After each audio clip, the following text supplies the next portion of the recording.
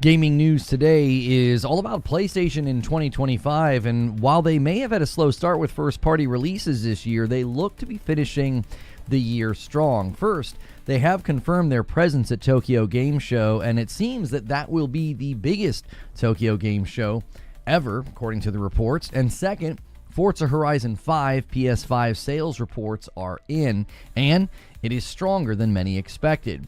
Third, the Ghost of Yotei reactions and state of play continue to make the rounds as Sucker Punch's sequel looks to add to PlayStation's strong finish in 2025. Now, we're going to be discussing this morning, and if you're looking for the actual timestamps of those segments, they'll be a little bit later in the show. We do sort of like to start the show and just start talking to the audience about these things, and then I'll sort of give you the breakdown and the talk about an hour in, so look for those timestamps. Also, if you're watching this later, hit like, hit subscribe, and if you want to get access to behind-the-scenes content, click join and pick Member Plus. So, just a word of housekeeping and PSA to the audience. We had a completely different show planned. We had an upload planned, but then there were some storms, and Creature lost his internet. He actually is waiting for the technician to come out and essentially get him back online. So our entire morning got disrupted. That's why I'm starting like an hour and 15 minutes late. I had to come up with a whole new thumbnail, title, description, and I had to type up a show open, which again, we're going to do the show open a little bit later, and then the timestamps will be there below for you. So, am I muted in Discord? No, I'm talking. I can see myself talking right now. If you can't hear me, maybe it's on your end. I can always reboot Discord. Sometimes that happens. Let me try that. I can literally see my mic working. So we could have done a waiting room for tomorrow's show. Yeah, we could have just done a waiting room for tomorrow's upload. So Han shot first, and so did you. Thank you so much, Joker Quinn, for starting the week strong. We are needing a bit of a bounce back on both platforms, both Twitch and YouTube. Let's see if we can't have a strong week of folks jumping in on their own, using their primes, and all of that. So, and then make sure you guys get us to the first 100 likes if you can on YouTube. That does help us out. Sweet Tat. Oh, I forgot that was there. My son did that with, they got these, what are they like? They're markers for your skin. And so they've been obsessed. They have been obsessed with, and I'm like, I only want them on my arms and I only want black. I don't want all these colors and stuff. So let me see if I can't reconnect here in the Discord. And give you speak on the stage. There we go. So we'll see if you guys can't hear me now in the it's still locked. Oh, sorry. I thought I locked that. I thought I ended that. There we go. And a 20 bomb comes in from Mash to start the week strong. Appreciate you, Mash. We have hit many of our week's goals because of folks like Mash and Pathalon Phoenix and others. So if you guys have benefited from that, be sure to say thank you to them, and appreciate that. You are never truly alone.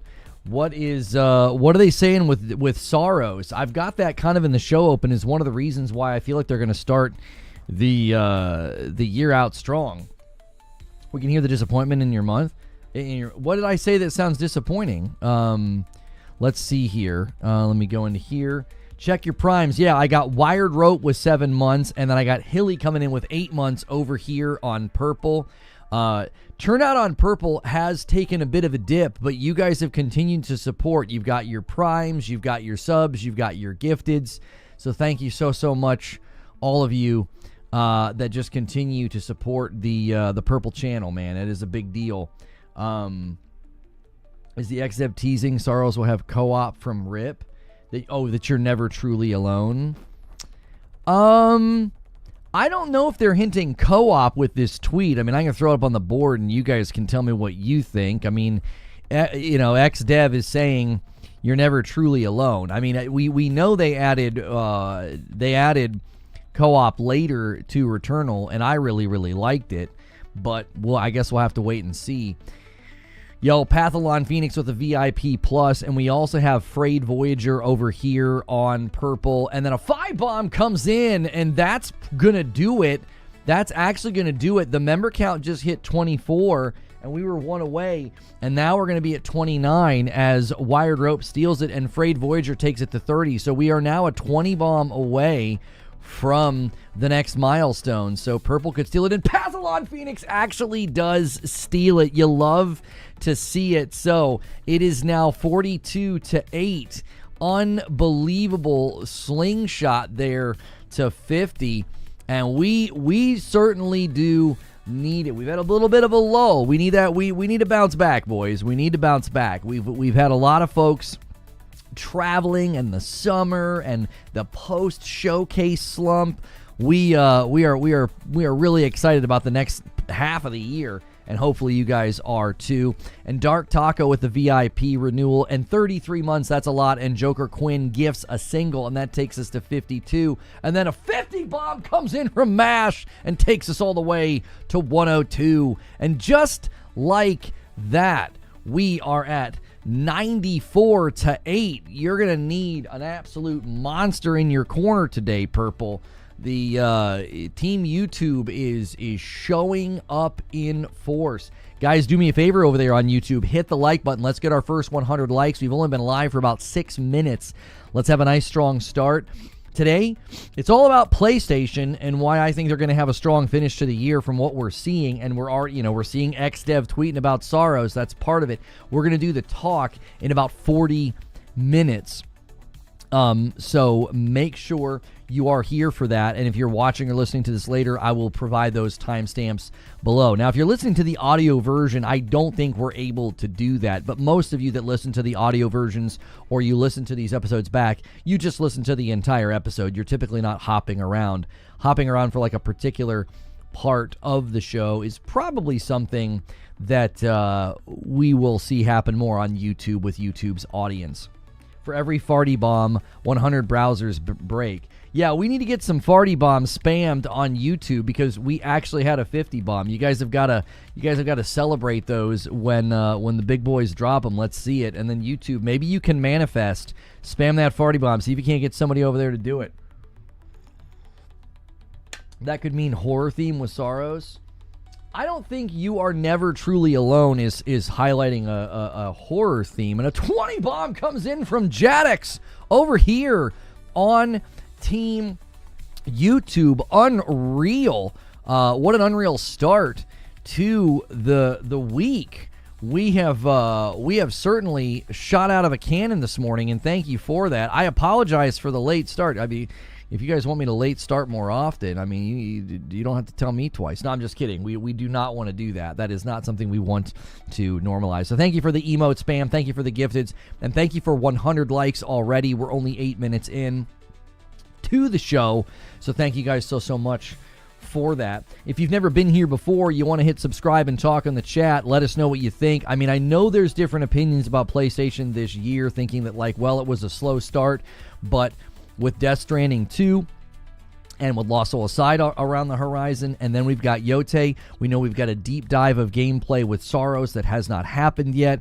That would certainly be a great way for my year to end, getting both Yōtei and the deep dive. A lot of commentary around Ghost of Yotei in the market. There's obviously people expressing some criticisms and concerns about things. I'll try to speak to some of that this morning as well. I definitely got sci-fi horror vibes from Saros trailer and even elements. No, I'm not saying that's not true, that there's not elements of sci-fi horror. I don't think that's why XDev tweeted, "You are never truly alone."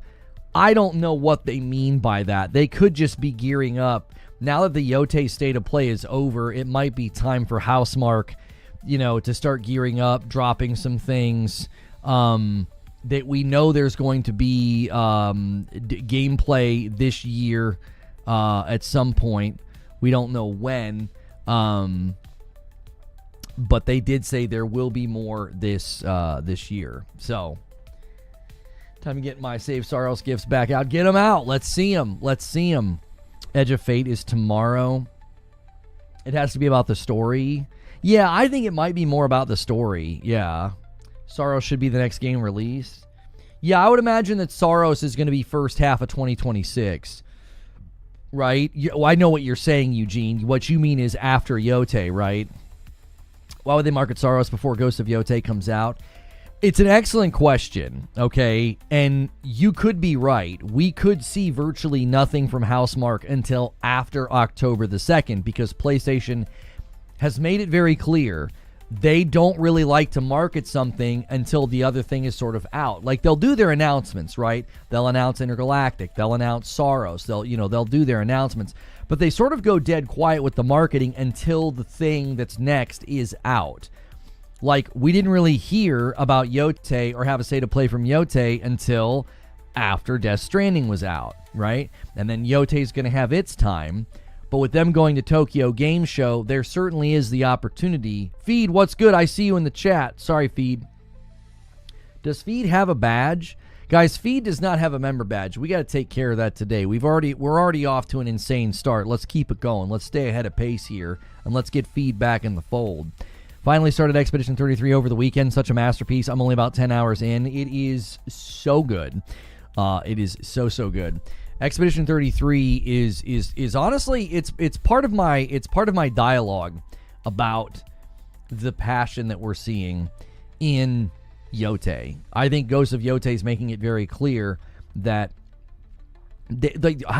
Sucker Punch is making it very clear that they poured an awful lot of passion into their game, and I think that that's what you want to see. The worries and the concerns about that game, I just think, are very unfounded at this point. I think we know enough to know that they did a great job and they built a great game, and people fixating on the story, we just don't know enough yet, Like, if a movie came out a couple of years ago and it was a revenge story, no one was like, oh my gosh, we've had enough revenge stories. You watch them and then you see if they're any good. This is why we have 4 John Wicks, right? There's plenty of games that have, not plenty of games. There's plenty of movies that have done similar things. So I actually don't think that, I don't think that that's an immediate indictment of something. Like, I think every story at some level is a stereotype of a stereotype. You've got the chosen one. You've got the unlikely hero. You've got the revenge stories. You've got the betrayal stories. Like, I don't know. I don't feel like we've ever necessarily played a story. I will say this is an Expedition 33's corner. It's probably one of the more original stories out there that we've ever had. It still has a lot of things in it that are common in other stories, like overcoming insurmountable odds, a team coming together. There's so many video games and movies now dealing with like post-apocalyptic themes. There are only so many stories to tell. There really are, and again, I think that's why you have to wait and see. Well, did they execute well? That's always going to be the question. Did they execute well? Because you're going to play and see movies and read books where there's like a chosen one, or there's like a revenge story. You've got Count of Monte Cristo and other stories like it. Well, how do they execute? How does it make you, feel? Santa Monica is currently working on a new IP, according to Jason Schreier. This is coming from Okami on Twitter. Cory Barlog's game is Santa Monica's next big thing. Last time I spoke to anyone about a month or two ago, it was going well. So it seems that actually will line up with a video that I have already made for you guys, and it should be coming tomorrow. That should be kind of the theme of tomorrow, unless the news completely disrupts our plans. I decided to kind of take a look at the next 4 or 5 years and make some predictions, and it sounds like we've got some things right here. It's like no one is inventing new musical notes. It's all about how you use them. Count of Monte Cristo, the remake was good. Never saw the original. Isn't there a TV show of that now, too, that's getting high praise? I think on the BBC. So make sure, as you guys are piling in, man, hit that like button. A slightly different change to format lately. Schreier said this 51 minutes ago? He said this on looks like he said it on Reset Era, that Cory Barlog's game is Santa Monica's next big thing. Last time I spoke with anyone about it a month or two ago, it was going well. Yeah, so I think given the phrasing there, that's not happening anytime soon. But if that's Santa Monica's next big thing, I would think we're probably still a couple of years away, because if it's a brand new IP, I don't think they're going to crank it out as quickly as they did Ragnarok. You know, Ragnarok came out and it took them about 4 years or so. So next year would be another 4-year milestone for them. I don't think that's when you'll see the next Santa Monica game. I think anytime you do the Spider-Man to Miles to Spider-Man 2, or Horizon to Forbidden West or God of War to Ragnarok, you're going to have quicker turnaround time because they're sequels. I don't think you're going to have that level of quickness with Santa Monica's next game. They've been working on that game for 6 years. Where did you it's Barlog, not Barlow. Somebody in your phone has that name and it keeps autocorrecting. Where have you got that they've been working on it for 6 years? Because 6 years ago would have been a year after Ragnarok, and that also, I'm assuming, would have been when they would have started. I'm sorry, that's 1 year after 2018, which I'm assuming is when they would have started on Ragnarok. 6 years ago is 2019. So you think they've had a small team working on it ever since? I mean, that would still be 6 years for a small team is not much time if they're accustomed to 4 years for a sequel of an existing game like God of War. You don't remember you saw that somewhere? Yes, I did get a chance to watch that Perfect Image. I saw the actor for Jin Sakai. I'm not going to put your question up on the screen because I'm going to clear the question command. We are going to start doing Q&A later in the show, so submit your questions now, and then I'll kind of do them all at once. So you're going to want to stick around if you submit a question, and throughout the show, you're going to want to submit a question to get in front of everybody else. New IP would require tons of reproduction. Right, and that would mean that even if you had a small team working on it for the last 6 years, it might not have even entered full production until after Ragnarok shipped. So when Ragnarok shipped, it's possible, they would grab other people from that project and from those, from those studios, from that part of the studio, I should say. I do owe Purple 5, and I don't even know what I owe. I don't even know what I owe. But the stupid Chrome keeps freezing on the gaming rig. I don't know what's causing it. It seems to be whenever I'm dealing with multiple windows open, I guess. You owe 20. Do I owe 20 on YouTube? I thought that's what it was. Okay, so the purple ones came through even though my... you owe 20 for purple? No, I don't. Everyone hit the like button? Yeah, everybody hit the like button. Everybody do it. Do it. Get it done.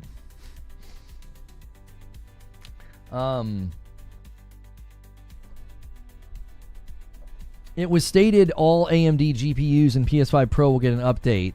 That's another thing that is coming.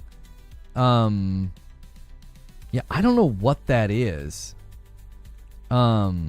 Jiminy Christmas. I mean, it's just every once in a while the Chrome on the gaming rig just completely freezes. It's so bad. I'm going to have to get into a different browser because we're going to go to cover things and I'm going to go to switch trailers and doing like a show open or something, and it's going to freeze on me and I'm going to not be able to do anything. I'm just going to be sitting there. Let them win, but you owe 20 for YouTube. Yeah. I don't think Purple can come back and win today. Goodness gracious, it's 114 to 8. Purple's going to need some big dogs to show up. YouTube and Chrome, I know what the problem begins with. Yeah, I mean, I don't know what they're running in the background. I've turned off I've gotten rid of so many extensions. I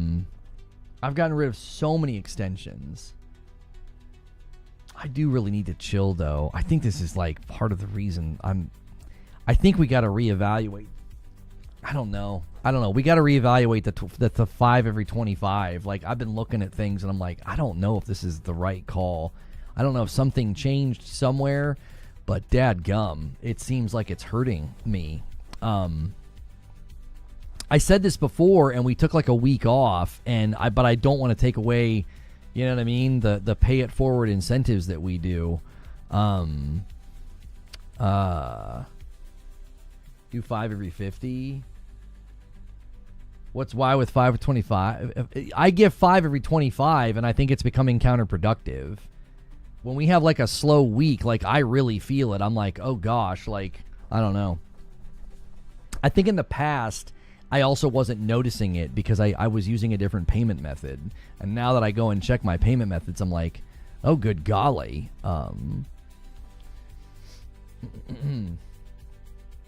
I've tried many Chrome, Mozilla, and Firefox over the years. Never had an issue with Edge. Been using for 3 years now.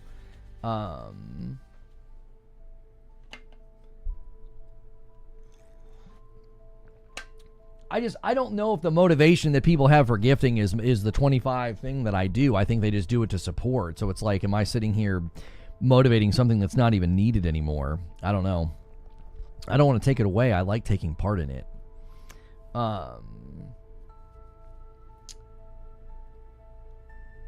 Edge is a Microsoft side. I mean, I think all browsers. I mean, I don't know. We don't need to discuss browsers right now.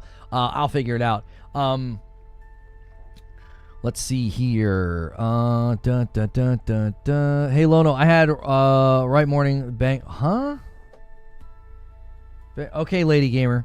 I support 5 at 50. That's reasonable. We could do 5 every 50 and see how it feels. 10 every 100. 5 every 50 is nice. I like people being able to steal. Never noticed. It's not a real tattoo. My kiddo's got these stencil like markers for your skin, and they insisted on giving me some.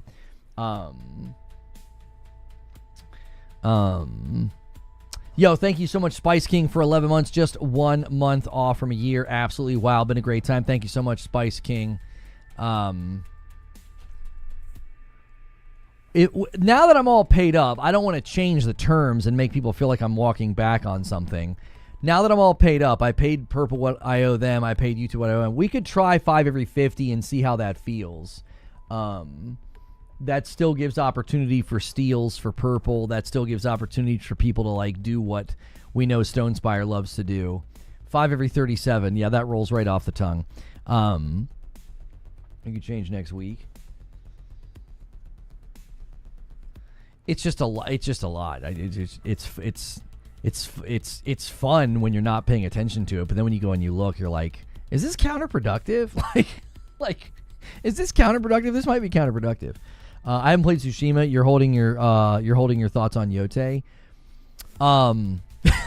Mash and a 50 bomb from Mash. He's like, let's take it for a spin.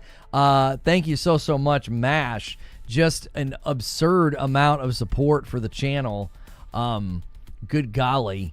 Let's get some farty bomb emotes in the chat for Mash. This guy's like, do 5 every 50, and then he just drops a 50. He's like, there you go. PlayStation will be at China Joy 2025. Not surprising at all.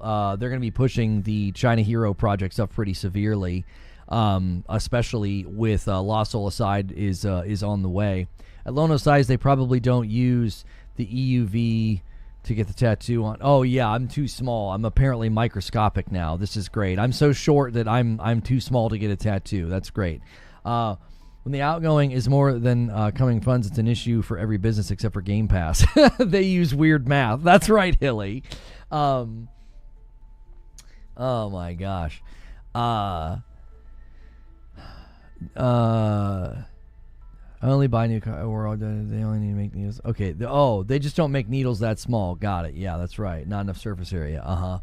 Okay. Let's get let's get back on topic. We don't need to talk about my browser or the size of my arms. Thank you so much for a VIP renewal, XCal. I appreciate it so much. That's going to put us at 174. Thank you so much. What do you think of Yōtei? I'm buying. I don't have a PS5, and this on I want. I mean, I've got a pretty strong bias for Yōtei because I'm an enormous Ghost of Tsushima fan, so I was very much looking forward to it. It's hard to stay on topic when people keep effing dropping farty bombs. This is true. Just be glad there's not an actual fight today. Sometimes somebody fights with MASH, and that makes it even worse. So just be grateful that nobody's actually having a battle with him. They've just let him win the day. So yeah, when it comes to Yōtei, I would say that I'm very biased. So if I try to look at the Ghost of Yotei state of play just as an outsider, right? Yo, XCal bumps the line to 175. Thank you so much. Real little single bump there. I appreciate it so much. Maybe I could just do a single every 25 and then the 5s on the 10s. I don't know. It's confusing. So if I imagine, right? I imagine the first time I saw Tsushima, okay? At the time, I was a Destiny guy and I was an Xbox guy. And the first time I saw Tsushima, I was like, I want to play that game right now. For a while, people referred to it as like Samurai Witcher is what people were referring to it as. I think they thought it was going to be more like The Witcher. It wasn't really anything like The Witcher at all. I think it was just like riding the horse in large open spaces made people think of The Witcher. Witcher 3, was fresh on people's minds. And so, for me, I go back to that, and I'm like, you know what? I was blown away by Tsushima when I had no bias at all. I was like, that game looks incredible. I want to play that game, right? So I have to imagine I'm reacting in a way that is laced with bias, but is also genuine. Does that make sense? Just because you're biased doesn't mean your reaction isn't genuine. If you have a bias and you really, really love a certain actor and they get cast in a movie and you're excited to go see that movie, your excitement is still genuine. If anything, your excitement being driven by the bias is sometimes justified. You're like, well, I really, really like XYZ actor. I can't wait to see, or director or whatever. So the way I look at it, I'm like, I think Sucker Punch and some of these studios have earned the right for you to say, well, yeah, I'm biased. I like their games, but I have good reason for liking their games. Bias has a certain connotation that is negative. It is like you have a predisposition to like it. But again, I think in gaming, sometimes that's okay. Like, let's say you really like fighting games. Well, then your excitement over Marvel Tokone Fighting Souls is justified. You've developed an affinity for fighting games. You have a predisposition to liking fighting games. You come to the trailer preset with certain settings, right? I don't think that's a problem. This is when I think bias becomes a problem.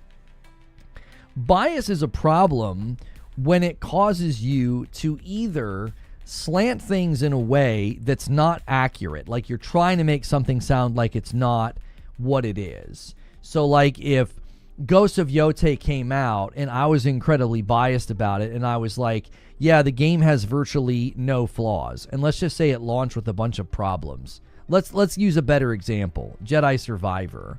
I'm a huge Star Wars fan. If my bias for Star Wars made me act as if Jedi Survivor was totally fine and like I denied that there were any problems and I gave really bad coverage and a really bad review, you could say, man, that guy's bias has really affected his content, right?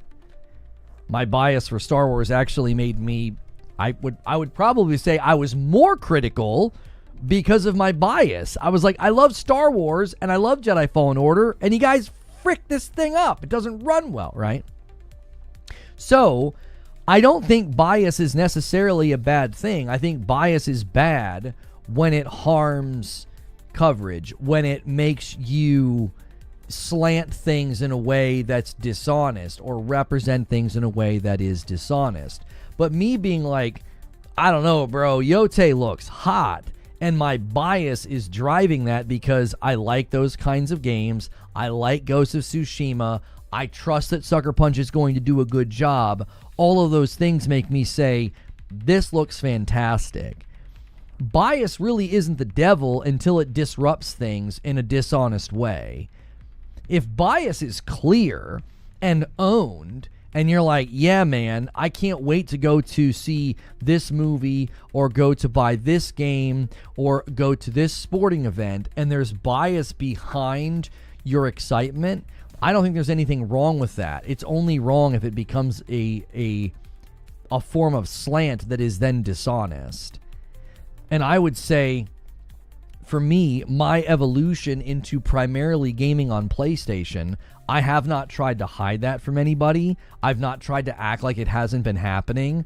I have been very forthright with, yeah, this is kind of where I primarily game now. And that wasn't something that I planned. It was just something that happened over time.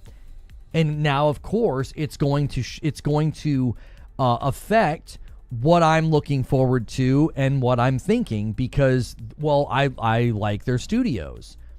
I like their platform. I like what Mark Cerny's doing. I like their vision for the PS5 Pro. I think it's going to cast a good vision and it's going to bring good things with the PS6. Well, why do I think those things? Well, they've done things to earn that level of confidence from me. Right? Like, what you've earned my level of confidence. It certainly doesn't affect me, criticizing. Like, I criticize PlayStation all of the time.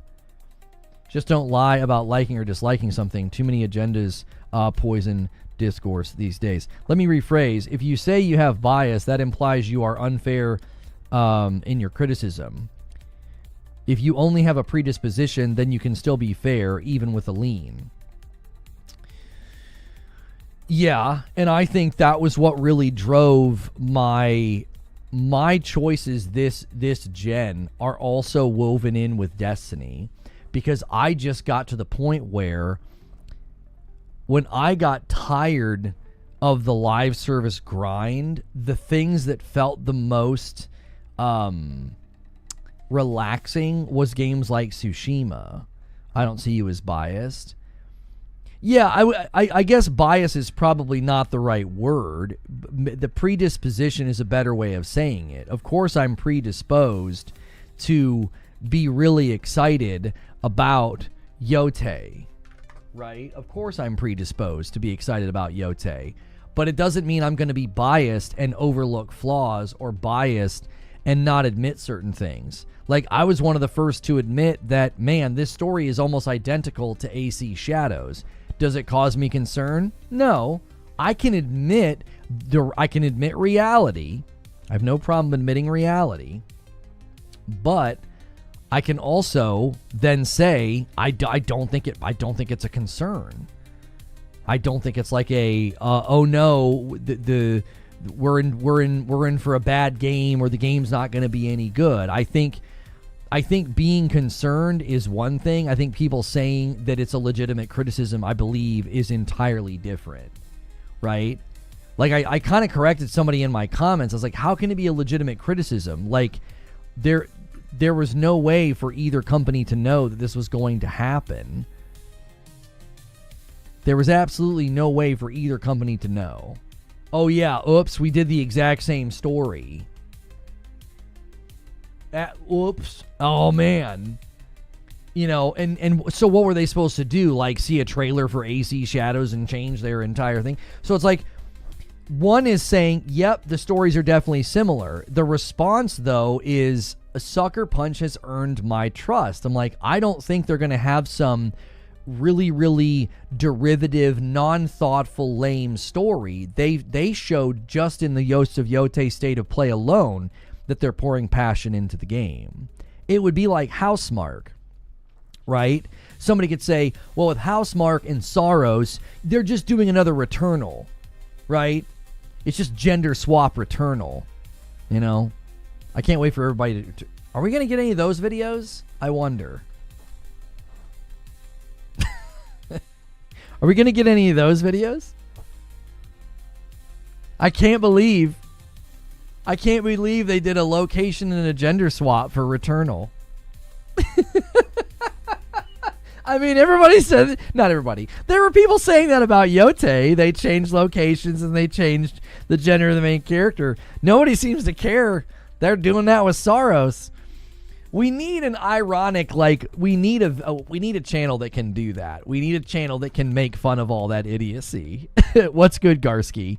I enjoyed your Friday night show with your wife. It's the first one. Oh, you had a good time? I'm glad you had a good time. It was fun. Javier says you disagree with what? Okay, what do you disagree with, Javier? Have you put it in chat? I can't find you now in chat. I saw you say that you disagreed with me. Hang on, I'm trying to find your name so I can click on you to see if you've put your disagreement anywhere. I can't find you. What in the world is going on? Here you are. I disagree a little bit with your take. It's not different from the first Ghost. The only difference is using a woman. This is completely incorrect. This is completely incorrect. No. It is vastly different from the first Ghost. Ghost of Tsushima is about the island needing liberated, and Jin has an internal tension point of, do I become the ghost and do what is right and liberate the island, or do I honor the way of the samurai and my uncle who adopted me? That is not even remotely the same as, this group of 6 people killed my family, left me for dead, and I'm coming for all of them. Those aren't even remotely the same stories, brother. You mainly have one big protagonist in Tsushima, and then you have some betrayal. You had the betrayal with your Straw Hat buddy. You're also navigating in Tsushima, helping your friends deal with their own revenge and their own missions in order to get them to join your team. It doesn't really seem like Atsu's like, well, I need a bunch of people to help me liberate the army. Now, she is creating a wolf pack, but it's underneath the guise of, she's a nomadic mercenary. There you go, Lono. That's why I love the Jin Sakai story. I think Jin's story has an immense amount of depth. Guess what? We didn't know about any of that depth until after we played the game. Seriously, think about it. If all you saw was the trailers for Tsushima, you could have easily thought the same thing. It's a generic story. It's just some guy. It's just some lone hero saving the day. We've all played that game before, where a bunch of bad guys show up, and then the one lone guy has to be the hero. It's not until you play Ghost of Tsushima that you realize, oh my gosh, this is a fantastic story. There's so much depth here. I trust Sucker Punch to do the exact same thing with Yōtei. It's like, I don't think it's going to be just some cliche derivative, go hunt down the Yōtei 6 and then roll credits. I just don't think so. I don't think that, I'm not concerned about that at all. They've earned my trust with Tsushima. Jin was essentially a folk hero, and the conflict had to do with upbringing versus tactics that would likely help him liberate the island. Tactics in direction opposite of his code. Right. In an honor-shame culture, he did something that was dishonorable. He took on dishonor in order to save others, which is a deeper, and I mean deeper level of sacrifice than just he didn't just put his life on the line. He broke a familial relationship with his uncle, and he lost his honor, and yet he became something so much more. He became legend. And he got there by sacrificing what was most precious to him at that time, which was his honor and his relationship with his uncle. And then you learn what about his father and all that, and it's like, it would have been significant. It would have been significant for Jin to do that. Explain to me her combat strength. I'm not sure what you mean by her combat strength. You have to elaborate. A $5 super chat from Street Shadow. Why do we need every sequel to be a revolutionary deviation from the first game? How much different was Halo 2 from 1, Gears, Uncharted? They took his name from him. That's what I'm saying. Gotta love the 360 cropped image certain fans keep using for this game. Oh, I saw that game, Riot. I saw the zoomed in picture of her face when they were showing off the outfits. I'm telling you, the number one thing people need to do is stop giving these people oxygen. I saw the clip rotating from the podcast of people claiming this looked like a PS3 game. Do not give these people oxygen. Don't. Signal boost the positivity. Do you want to know why I didn't engage with any of that? I just published pictures that said it looked great. The greatest way to drown out the darkness is just with light. The greatest way to drown out the falsehood is just with truth. It's just like, I just said, I think it looks great. Here's evidence that it looks great. Here's screenshots. Quit giving these people oxygen. That's literally their only currency. Their only currency is say something insanely outlandish, and then that's how you get reaction. Don't let those people get any attention. Yeah, exactly. No offense to the woman, but her voice hurts my ears. I'm going to play it in Japanese anyway. She's done lots of voice acting. It could be a preference thing, but I think in Japanese, Atsu sounds perfectly fine. Javier, did you elaborate on the strength thing? Hang on a second. Has Javier elaborated on his question? Her combat strength. I wasn't sure what he was asking.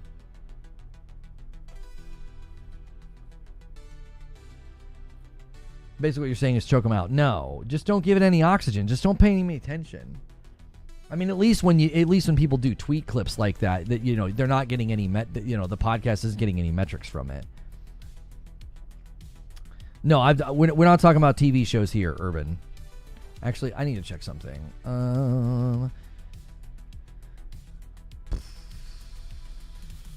Okay.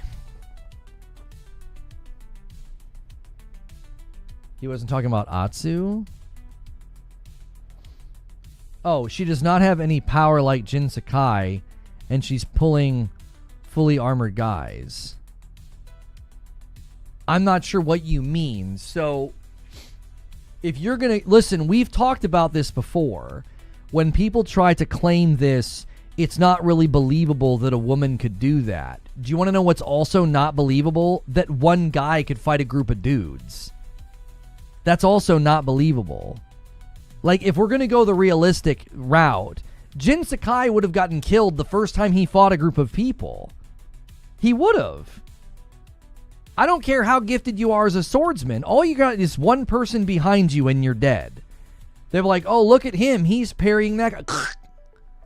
Dead. There was nothing large or imposing about Jin. He was a master swordsman. He was a samurai, so he's obviously good with the sword. So the duels all make perfectly good sense. Every single group fight is unrealistic. Every single group fight's unrealistic. Like, the guy takes out the entire Mongol army with a little bit of help here and there, like a partner comes with him. Like, we talked about this once with John Wick. People that were like, I don't know about Ballerina. I don't know if it's believable. Right, like, it's believable that John Wick can fight 75 guys hand-to-hand in a row and not just fall down from pure exhaustion. His heart would explode. It's unrealistic. That's the point. That's what makes it fun, is seeing something that seems basically virtually impossible, and then you get to do it. Whether it is a game where you play as a samurai, or like an Uncharted game where you're like hanging onto a cable and like a car's going 70 miles an hour and you're swinging over the water. Like, that's also really unrealistic. The average adult male couldn't do that. You wouldn't have the upper body strength to hold on to something that long, like that really insane sequence in Uncharted 4 that's been making the rounds, because Uncharted 4 was so far ahead of its time. Like, if you want to go down the realistic route, none of the games we play are realistic. Do you remember when the fight between Eric Bana and Brad Pitt in Troy, they opted to not use stunt doubles. They also opted to not take breaks because they wanted the physical exhaustion to be clear and authentic to the scene. So they're breathing heavy and they're panting and they're struggling. You know, Eric Bana is like getting weak throughout the fight. That's one guy versus one guy. And they get tired from just a couple of minutes.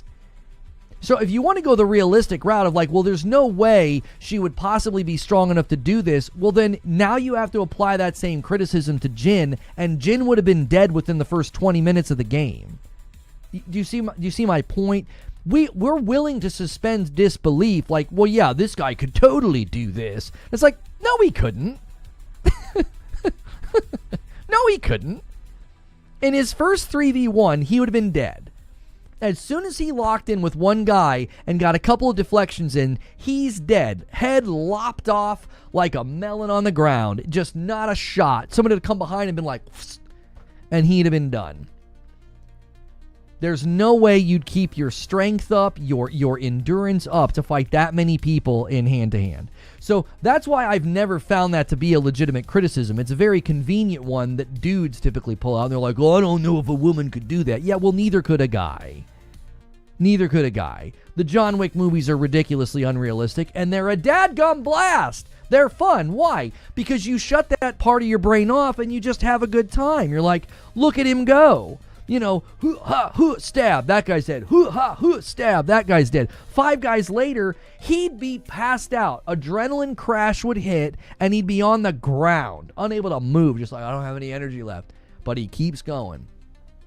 Fighting person after person after person after person. And it's a good time. I've seen all 4 John Wicks, and they're fun. How come the first unbelievable thing that they point to is not fighting with wolves and bears? Thank you, Paco, with 39 months of memberships, and that gets us to 176. We're going to try something new. We're blasting. We're hitting my card a little too often. I checked this morning, and we've done this before, and then I kind of shut my brain off, and we have a couple of big weeks, and I get really excited. But doing 5 every 25 is hurting a little bit. So I think we're going to try 5 every 50. I want to pay it forward. I don't want to stop. I like being a part of it. I like giving back, but it has to be reasonable. So thank you guys for the strong turnouts today. Do me a quick favor, smash the like button. Try and get us to 200 likes. I greatly appreciate it. If you've never been here before, it's a daily interactive talk show about the gaming industry. Make sure and hit subscribe so you can talk in my chat, and that way you guys can be a part of what we do here every day. You can be a part of these conversations. If you want to talk in the chat, hit subscribe, hit the bell button. Make sure you guys are subscribed to the channel, and then consider doing a membership. You get into the behind-the-scenes shows. There's a lot of shows you don't see if you're not a member. Just make sure you pick Member Plus. So you're telling me an Italian plumber can't go down pipes? People saying, Lono, that the game looks the same. Ghost one. Yeah, so the people saying Ghost of Yotei doesn't look any better than Ghost of Tsushima, this is just factually incorrect. I just, again, don't think a lot of these discussions are worth the time and energy. Objectively, they're wrong. It's not a matter of opinion. They're incorrect. It doesn't look any better. Yes, it does. Yes, it does. There's a whole new stylization that looks far more like a painting. There's far more detail in the world. Foliage looks better and softer, not so rigid, not so pixel-like, obvious attempts at photorealism. The world detail as well as draw distance has been significantly improved. Character details and lighting have been improved. This is the thing people don't realize. Let me tell you what they're doing when they make these statements. They're inadvertently admitting, number one, that they probably don't play games because they're just driving negative narratives because that's all they really deal in now. They don't really play video games. But the other thing they're admitting is that Ghost of Tsushima is an incredible looking game.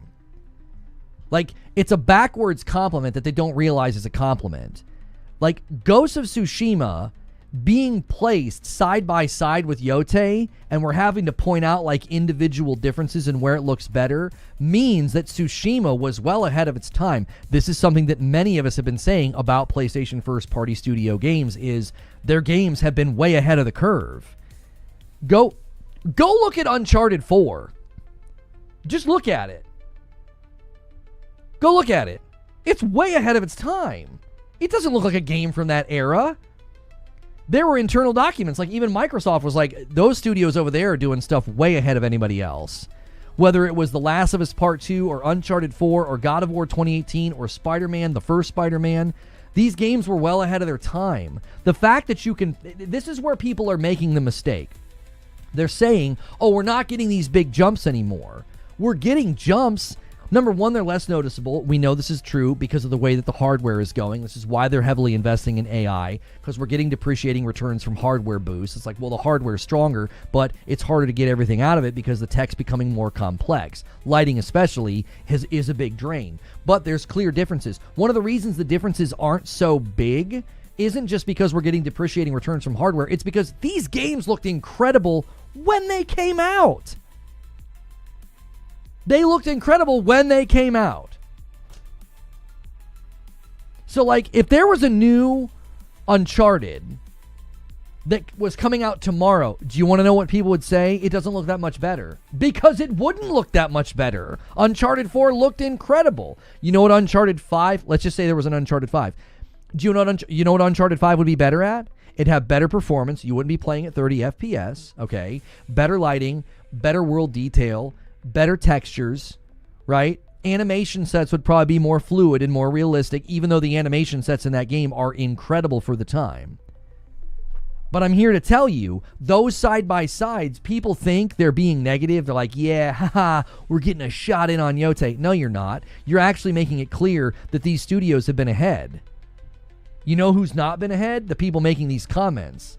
They're just now catching up to the reality that these PlayStation studios have been hitting well above their weight class for years. You're just now noticing because you're like, well, I got to come up with something negative to say about Yōtei, so I'm going to say that it doesn't look that much better than Tsushima. Well, thank you for complimenting Tsushima, a game from 5 years ago that looks like it could be on a system now.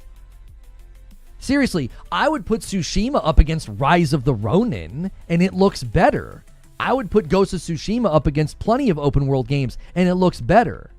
When you're comparing one of the best looking open world games to its sequel, you've got to remember that you're looking at one of the best looking open world games. The art direction for Tsushima and the implementation of like the way the foliage moved, the way the wind worked, the way the colors worked, I'm here to tell you, you're comparing to one of the best. So, of course, you're going to have to look for specific differences. You're like, well, if you look at foliage density, movement, as well as just the actual items themselves don't look as rigid. And then you look at shadow detail, lighting detail, overall draw distance of the world, the individual characters, the armor, all that.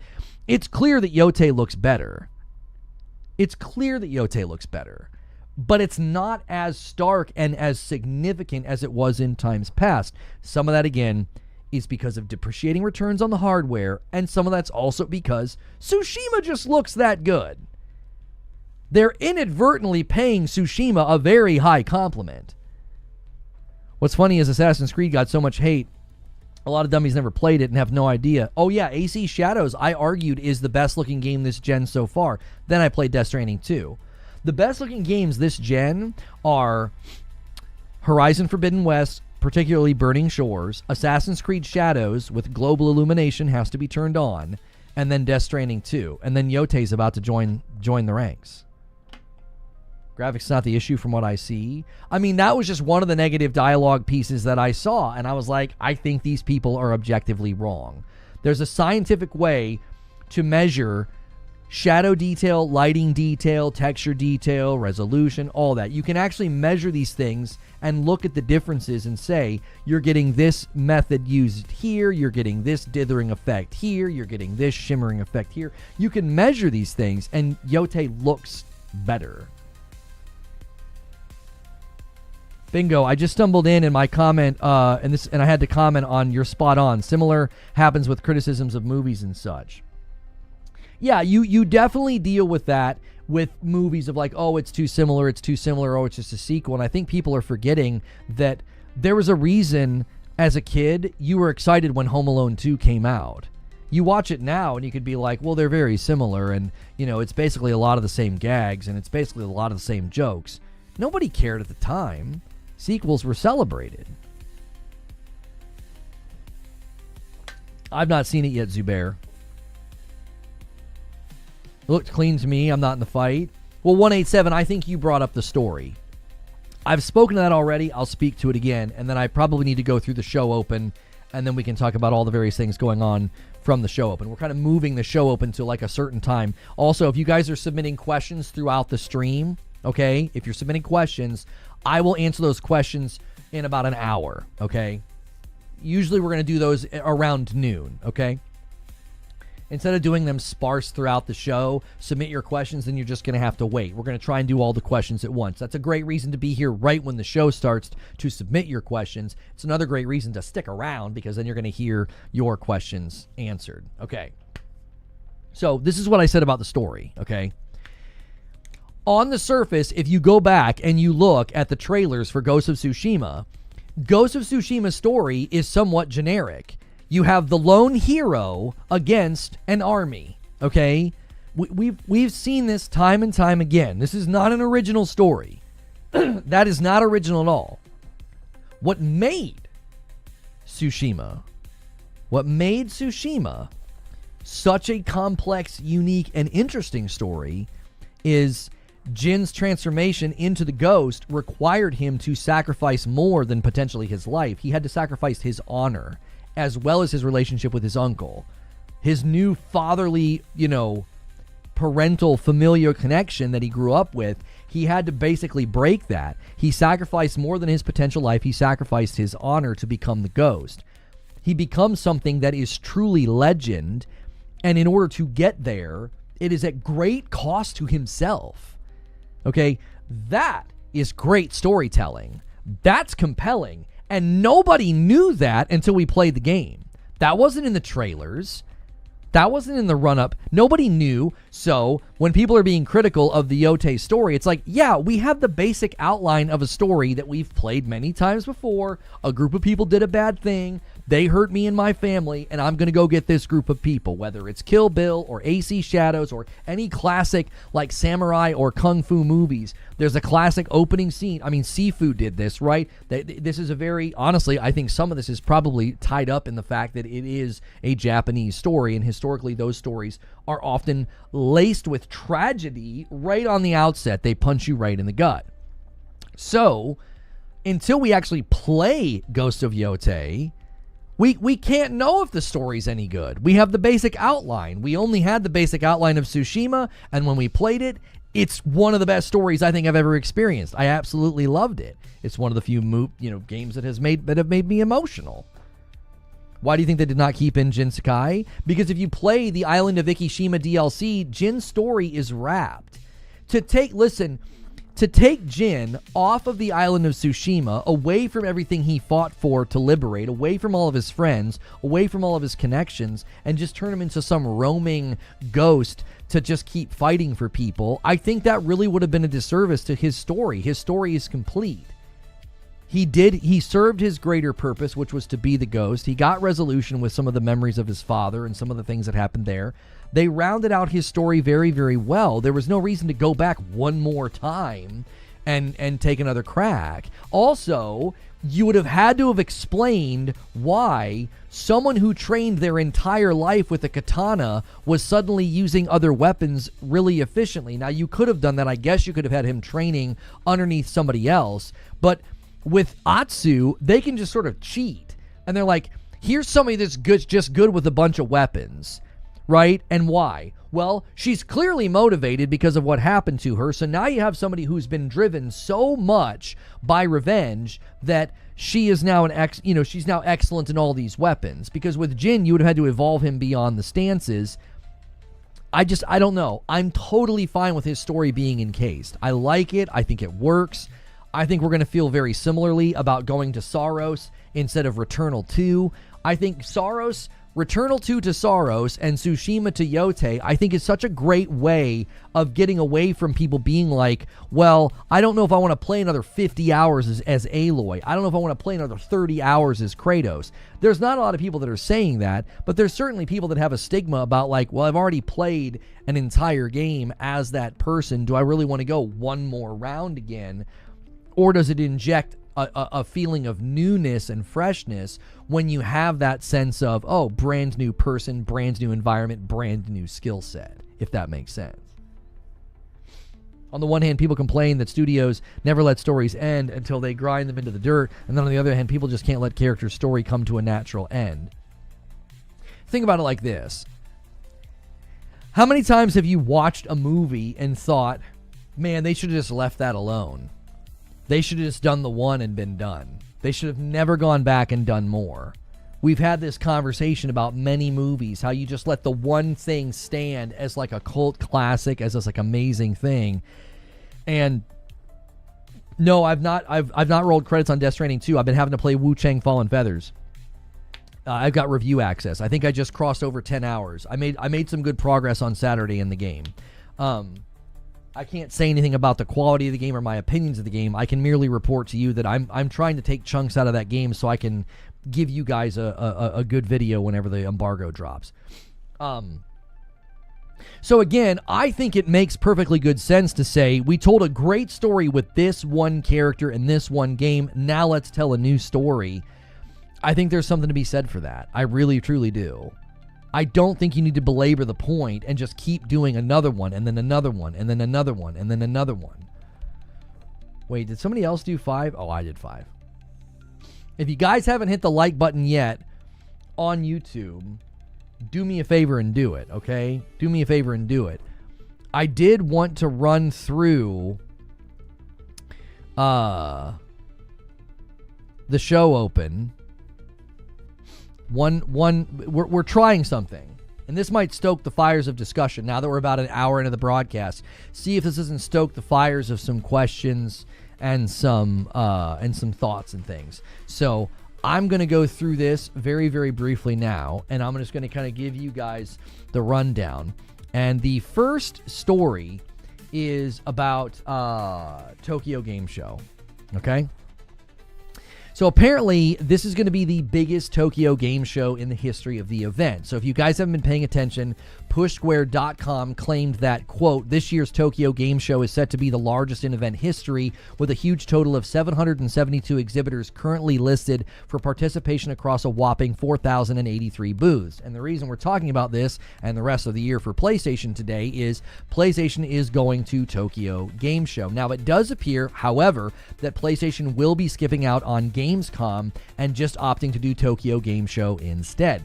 And the timing of the event is very close to Ghost of Yotei release date, okay? September 25th through the 28th is when Tokyo Game Show happens. Now, I expect a very big Ghost of Yotei push from Sony at the event, okay? Yotei's launching 1 week later, and we know they like to market roughly one game at a time.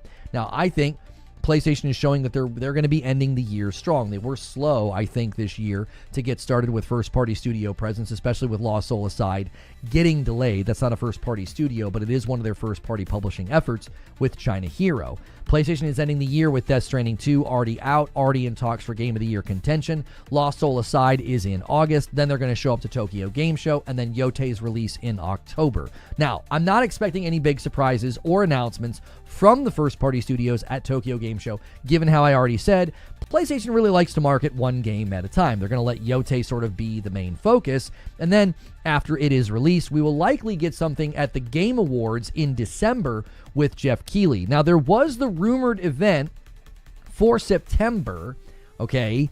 The event in September was basically apparently going to be, people thought maybe a showcase. We also heard at the time from one of the insiders that PlayStation wasn't going to do anything until September. And so many of us thought maybe that meant it was going to be a big showcase. Well, that ended up not being true, as PlayStation opted to do a State of Play for Summer Game Fest, and then they also did a State of Play for Yotei. So whoever said that, their claim was absolutely 100% false, that PlayStation wasn't going to do anything until September. Well, they've done 2 State of Plays since that rumor.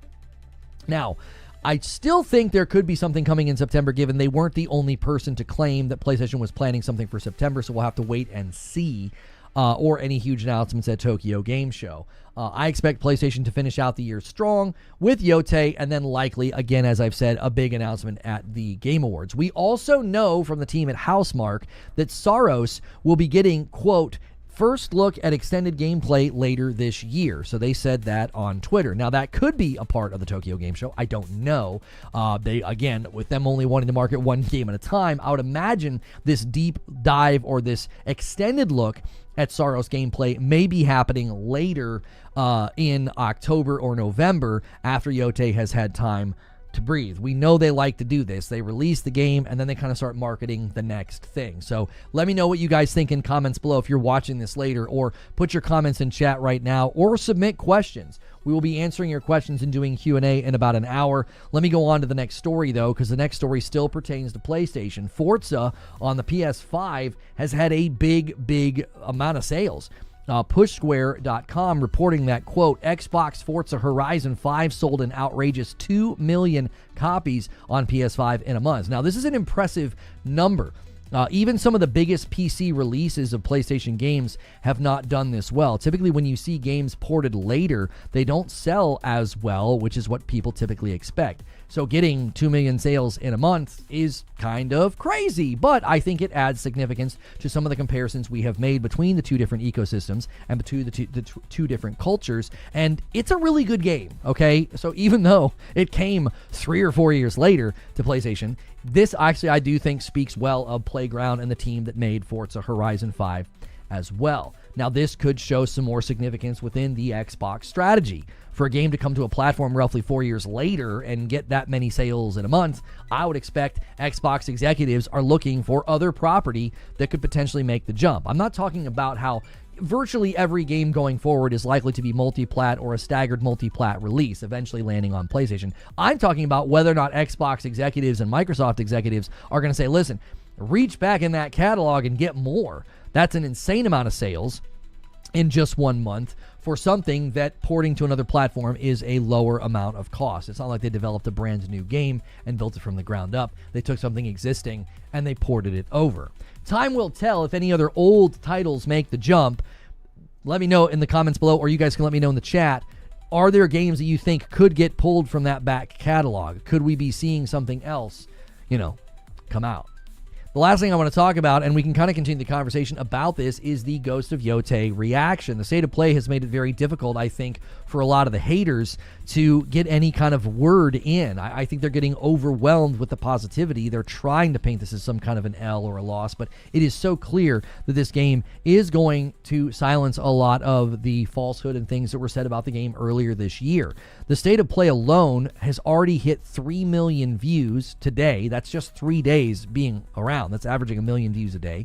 200,000 likes, only 11,000 dislikes. As a huge Tsushima fan, I love seeing the sequel set up to be another strong game. Now, many are saying that the story, it's a legit criticism to say, well, the story is basically the same as AC Shadows, right?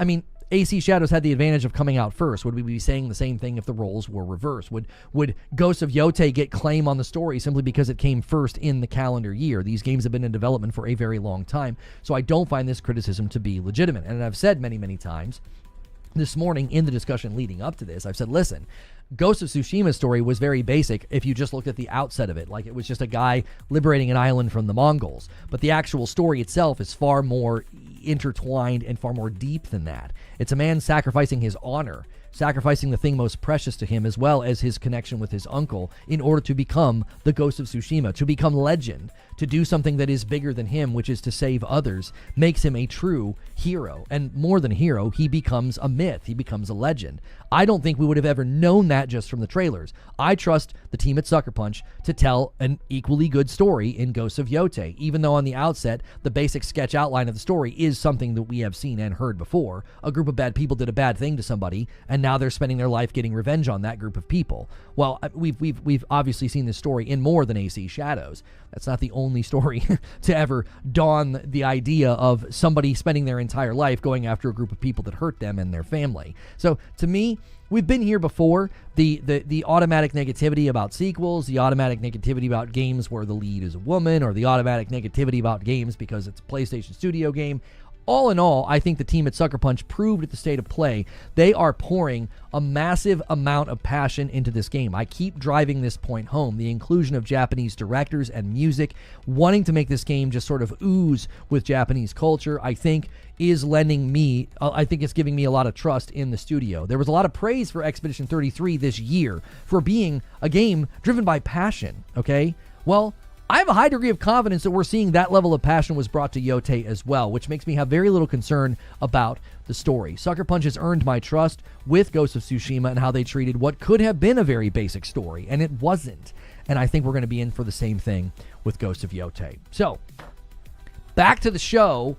Those are the main stories that I grabbed for us to discuss today. Do me a quick favor, if you're enjoying the show so far, hit subscribe so you can talk and chat. If you want to submit a question, you gotta be a member. So consider joining and being a member. Those questions will be answered in about an hour. Make sure if you hit join, make sure you pick Member Plus, all right?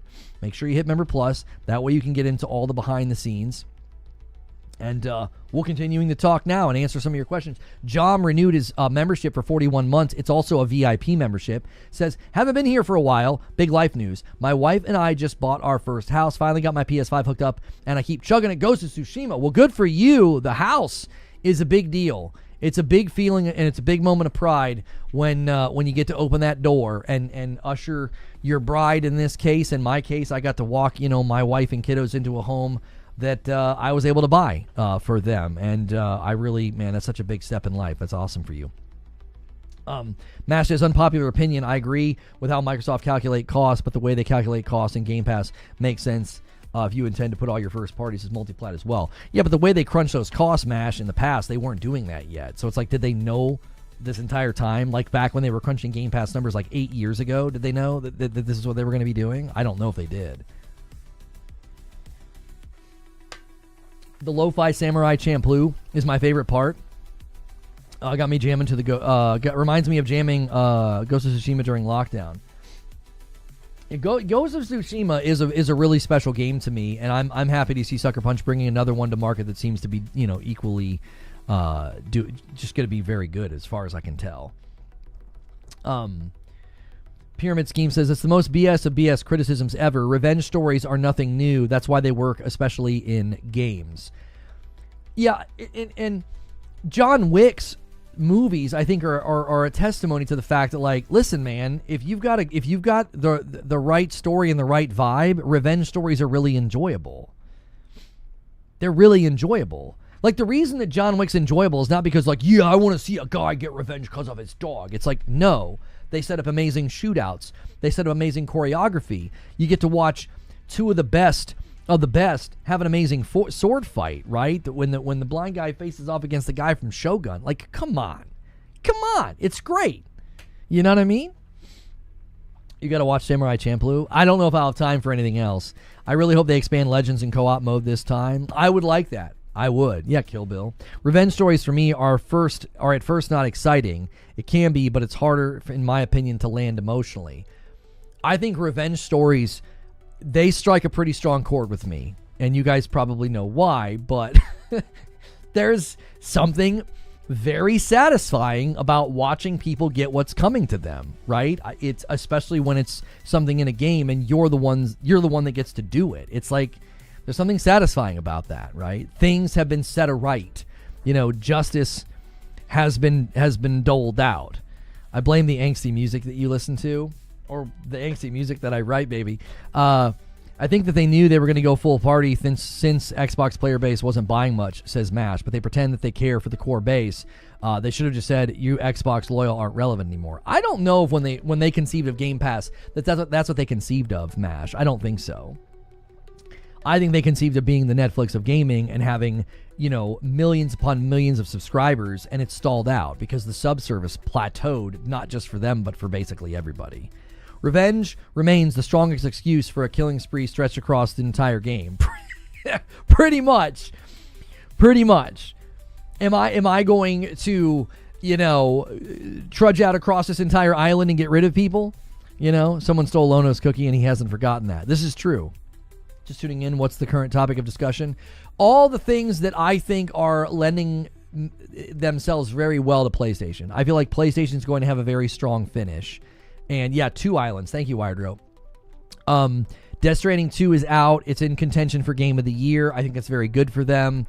We know Lost Soul Aside is coming, one of the first games in their China Hero project. I have a video that should be coming tomorrow. It was supposed to come today, but Creature had a really bad storm and it knocked his internet out, so he was not able to get the video uploaded. This show today, I slapped this show together, and you guys showed up in big numbers, which is kind of encouraging. So the upload in the show we had planned for today is now going to happen tomorrow, unless something major breaks in the news story and the news cycle. One of the elements of that video is that PlayStation has a secret weapon. You're going to have to wait and see what I think that secret weapon is. But make sure you're here tomorrow for that discussion as well as that video. But I think they're going to have a strong finish to the year because Lost Soul aside, and then they're going to be at Tokyo Game Show. That was something I talked about in the show open as well, which is now about an hour into the show instead of right at the beginning. We're kind of spacing things out to let the show breathe a little bit. We'll also be doing Q&A in about an hour, so get your questions submitted, and then I'll answer them at that point. Make sure that you're a member if you want to submit questions and have them on that form and have them be a part of the Q&A segment. Kind of trying to bring that back. That's what we used to do with our Destiny coverage, and you guys and the folks back then seemed to really like it.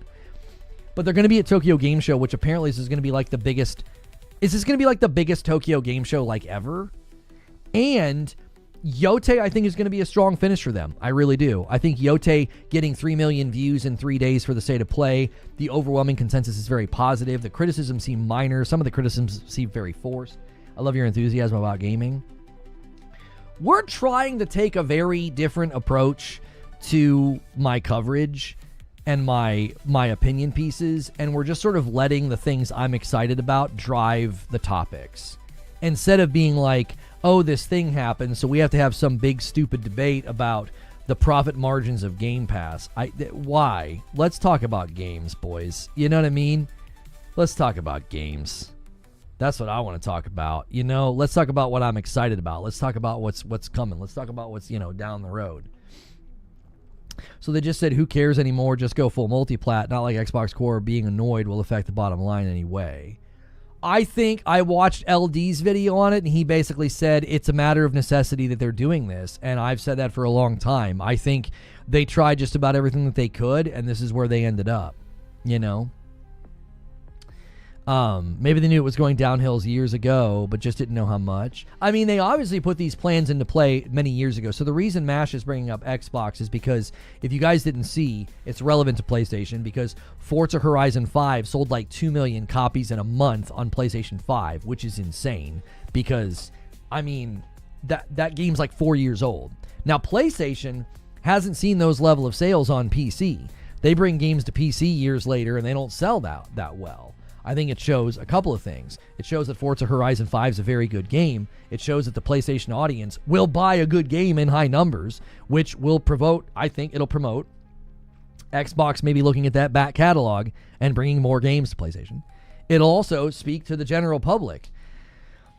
Hey, that platform buys games even if they're older. If you haven't, like right now, if you're a smaller studio and you don't have a game, if your game's not on PlayStation for whatever reason, you might be thinking, if you build a quality product and you bring it over there, man, those guys over there, they're buying games. Now, Forza might be in a privileged position.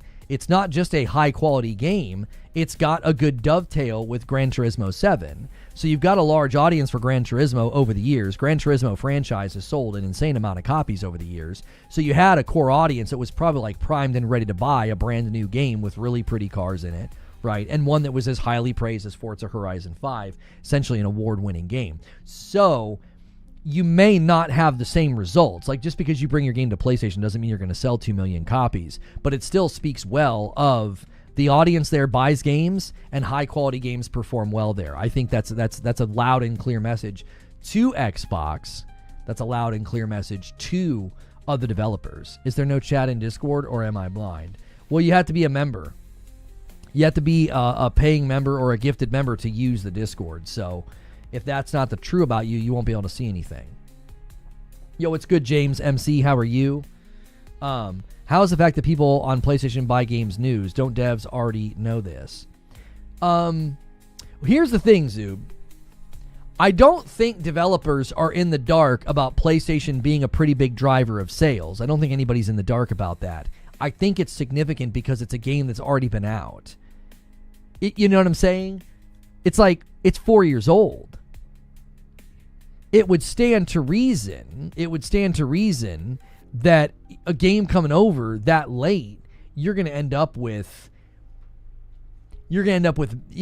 not a great turnout, because it's like people are going to be very quick to say, well, yeah, that game's old. This proves that's not the case. You can bring games to a platform, PlayStation most notably.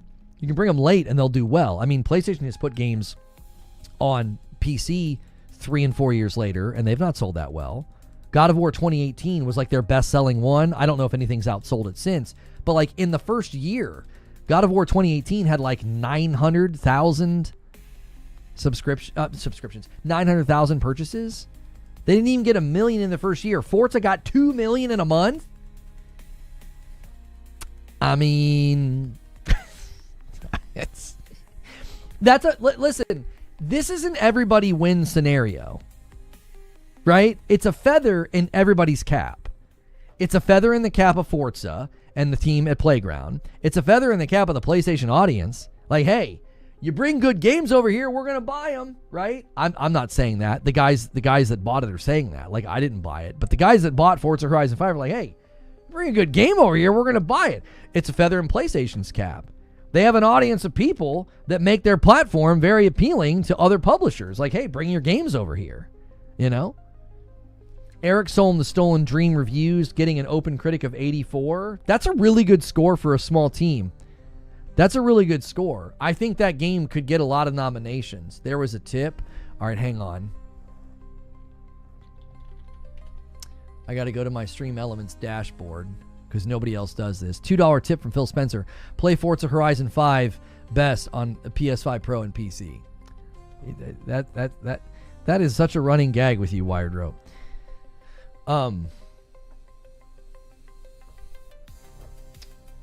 Satya says it's an L for Destiny. He mad? Why would anybody be mad? Wait, what are you saying he's mad about? How could anybody be mad? Horizon Zero Dawn and God of War sold the most on PC compared to the other PC ports. God of War 2018 didn't even do 1 million in the first year. Now listen, I've tried to tell you guys that the reason they're putting games on PC isn't because they're going to sell a ton. They're like, we're going to sell millions of copies and make a ton of money. No. I've said this so many times. Herman Hulst painted the picture. He was like, we put them over there in the hopes that they might want to get a sequel and buy our console. You can see it. Like, Forza Horizon sells 2 million copies in a month on PlayStation. Why do you think PlayStation would be so focused at getting people to buy a PlayStation? Because that's where they're going to make the bulk of their money. Because the audience buys games. Track with what I'm saying. A 4-year-old game from Xbox comes to the console of PlayStation, sells 2 million copies in a month. PlayStation takes one of their best games, an award-winning game, they take it over to PC. It doesn't even sell 1 million in a year. Why do you think PlayStation's so motivated to get people on the PlayStation? Because they make a lot of money there. That's the whole reason for it. People like PlayStation games are mostly on PlayStation already. This is just a net to see if they can capture a few more. Right. And I think in the most ironic way ever, PlayStation users buying Forza Horizon 2 million copies in a month, it just shows why their strategy is still centered around the box. 2/3 of the Helldivers were on PC. Yeah, I don't think that's demonstrative of a trend, though. That's one game, Rope, and that was a game that probably had a stronger presence historically on PC. Also, I actually can't guess as to why it did better so remarkably, other than the fact that, like, maybe live service game stigma is really strong with console users, and live service is not as strong of a stigma for PC users, given the long-standing games like Dota and CSGO. I don't know what the Fortnite breakdown is. I don't know what the Call of Duty... Well, the Call of Duty breakdown weighs pretty heavily in PlayStation's camp. So I don't know. I don't think Helldivers is demonstrative of, like, well, if you had a bunch of games launching day and date, you'd be getting more people buying on PC. I just don't think so. It's also a genre thing. Yeah, I definitely think it vibes less with the piece. This is why I think Gears of War is going to be potentially going to be huge for PlayStation, because it just seems as a genre to fit more like a glove onto what PlayStation gamers like. I don't know. I could be wrong, but I don't think Helldivers is an indicator of anything, because there's plenty of other trends that we've seen that have shown that PlayStation games sell the best because they're made for platform first and hit their platform first. No, it's not a real tattoo. My kids got these markers, and they come with like sticker stencils, and they wanted to put one on me.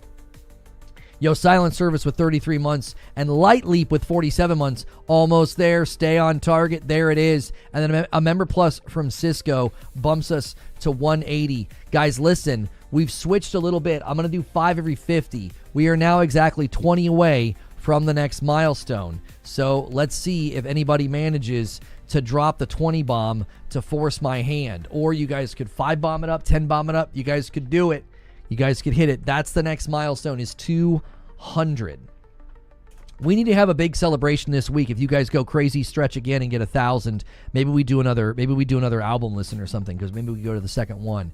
Let's have another monster. When you guys did that was incredible. It was incredible when we did that. It was such a fun week. Also, if you're like, man, I can't do any of those things, hit the like button. That is free. Hitting the thumbs up button is totally free. I wouldn't be surprised if PC and mobile continue to grow as percentage of the market share in gaming. Would it be surprising to anyone? PC and mobile? PC projections of growth are still very strong. I mean, that's why Capcom and PlayStation wanted to come over to the audience, because they saw, like, oh my gosh, the potential user growth is insane. Can we do another Steak and Bourbon stream? The Steak and Bourbon stream was to celebrate Member Plus. So we need about 50 people on YouTube to pick up their own membership. There's a couple thousand people every month that are on a gifted. We're right like in the 550s. I need 600 people at Member Plus and above, and I would do another one. How is PC still growing despite the cost going up and up? I think a lot of that market growth is in Asia, I thought a lot of the market growth for PC was predicted to be in Asia, and I don't know if there's a particular reason why it would be happening there and not elsewhere. I don't know. I don't follow that market closely enough to speak to it. I just know that both Capcom and PlayStation were like, those markets are about to blow up. We need to have a footprint there. It's another reason why PlayStation targeted China with the China Hero project. They're like, hey, that's a market we don't have really any presence in, you know. Makes perfectly good sense to say, if we're going to try to grow, this is the new front. This is not the new frontier. This is untapped frontier, I should say.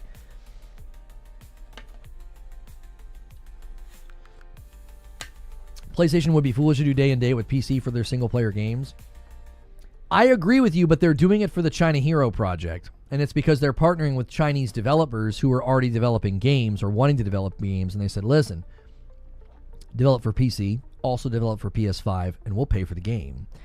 And then PlayStation gets to start to get a foothold, or at least a presence, get some market awareness within the Chinese market. And I think that is one of their many approaches to growing their footprint, because historically speaking, nobody's really there in the console realm.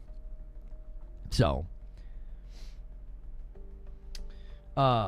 Spider-Man's going to Xbox? No, I don't think so.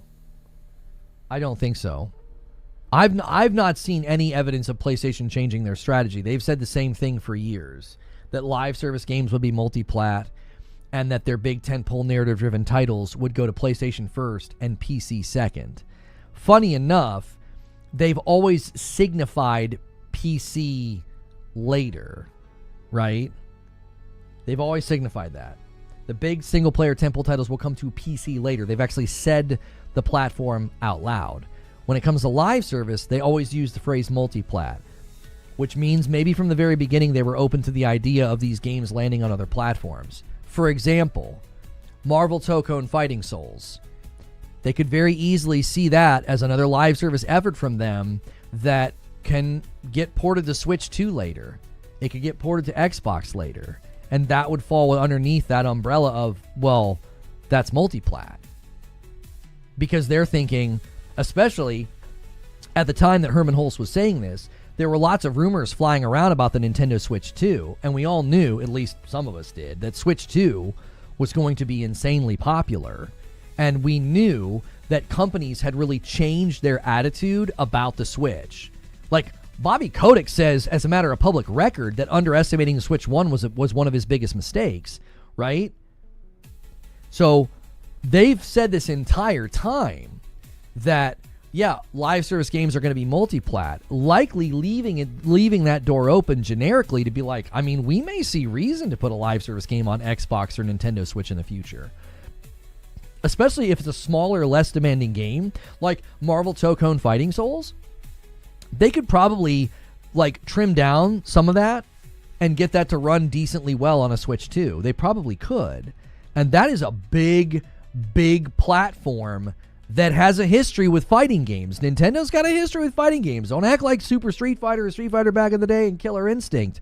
We're not hanging out on Nintendo and garnering a lot of support there. So you could certainly see them saying, well, yeah, we've always thought that live service, we should leave that multi-plat door open because we have reason to put games in as many places as possible when they're live service. But when it comes to their big single-player tentpole titles, they have always specified, anytime they've talked about it, it comes to PlayStation first, and we go to PC later, in the hopes that people try play one of the games there, and then maybe they come and want to get a PlayStation. And given their new user acquisition this gen, they've touted like a 20 to 30% of those who own a PS5, they're new to PlayStation. They have not even cracked into the Chinese market yet. That number will likely go up. It'll likely go up. I could see them getting close to a 35%. I don't know about 40. 40 seems a bit high, but I could see 35% of PS5 owners end of this gen are new. And a lot of it's going to come from China.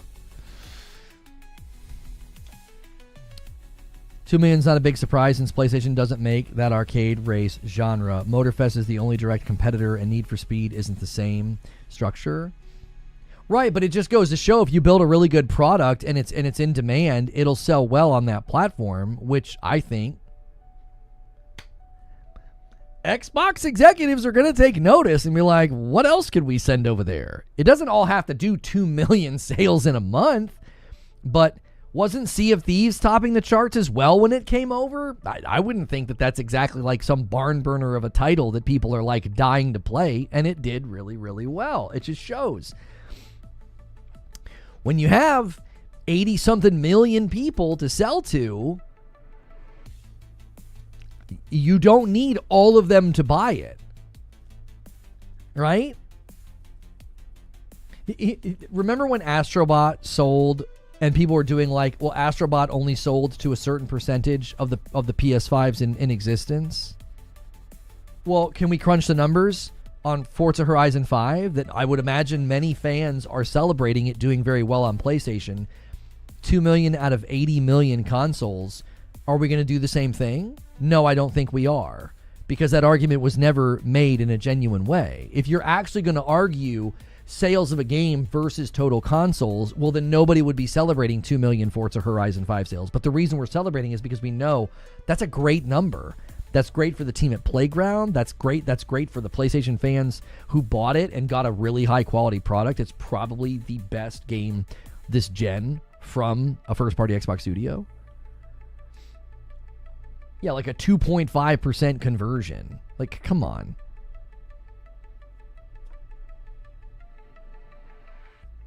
The amount of mental gymnastics people were performing to try to argue Astrobot failed. That's what I'm saying. Rather than always try to contort your body to claim something is a failure, it's clear that a lot of the times these games are doing very well, whether it was Final Fantasy XVI, Astrobot, or now Forza Horizon. You enable yourself to be more consistent when you're just willing to celebrate something doing well, like, oh yeah, that's an impressive number. That's like maybe 200 million in gross revenue for like maybe 10 million in work, says Eugene. Shuhei Yoshida talked about it. He talked about how, you port to another platform, it's like printing money. Cisco with 33 months. Thank you so much. Nobody took the 20 bomb bait. So now we're 19 away from the next milestone. Thank you, Cisco, for the 33 months. Hope you all had a good time last week. It's good to be back. Well, glad to have you back. Thank you so much for being here. If you guys haven't hit the like button yet, let's scramble. We have been well ahead of curve today, and thank you for the strong turnout. Let's scramble for 300 likes. Let's try to do it.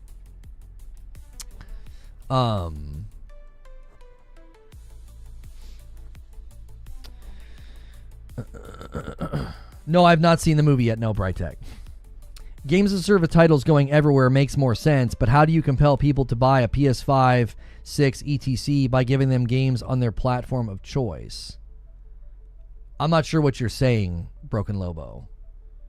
You're saying How do you compel people to buy a PS5, a PS6, etc., by giving them games on their platform of choice? Well, think of it this way. Let's imagine, Lobo, that in let's just imagine in 4 years, the PlayStation 6 is out. I think it's a fair assumption to make.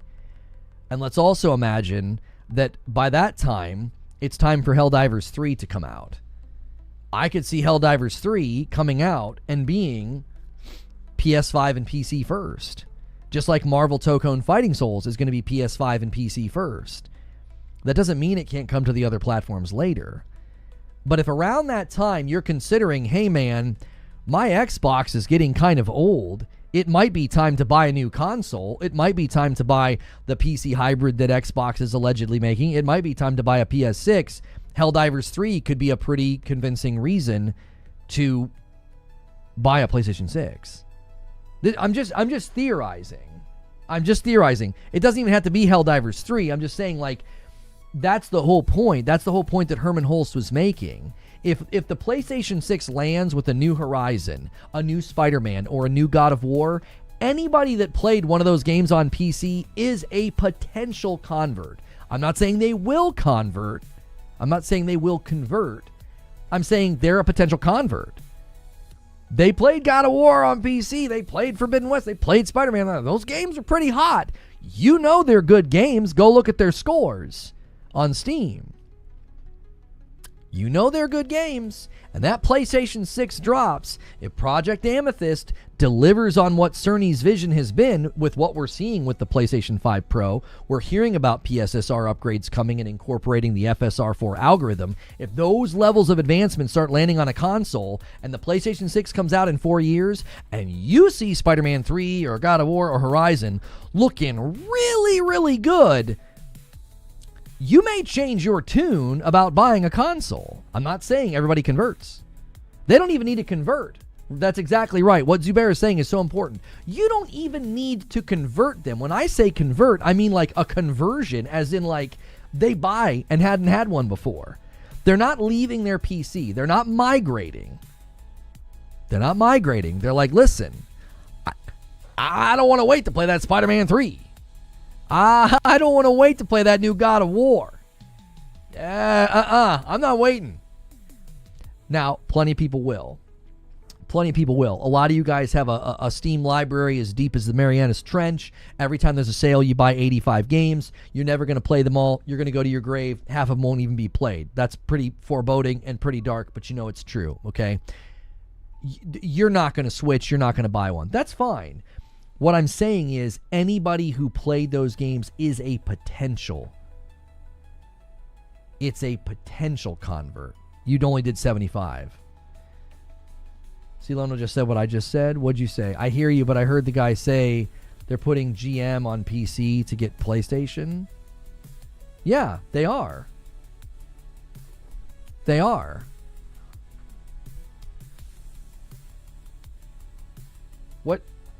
What about that is like, so do you think, let me just ask you a question. Do you think every single person who has played a PlayStation game on PC is completely opposed to buying a PlayStation? So I want you to think about this.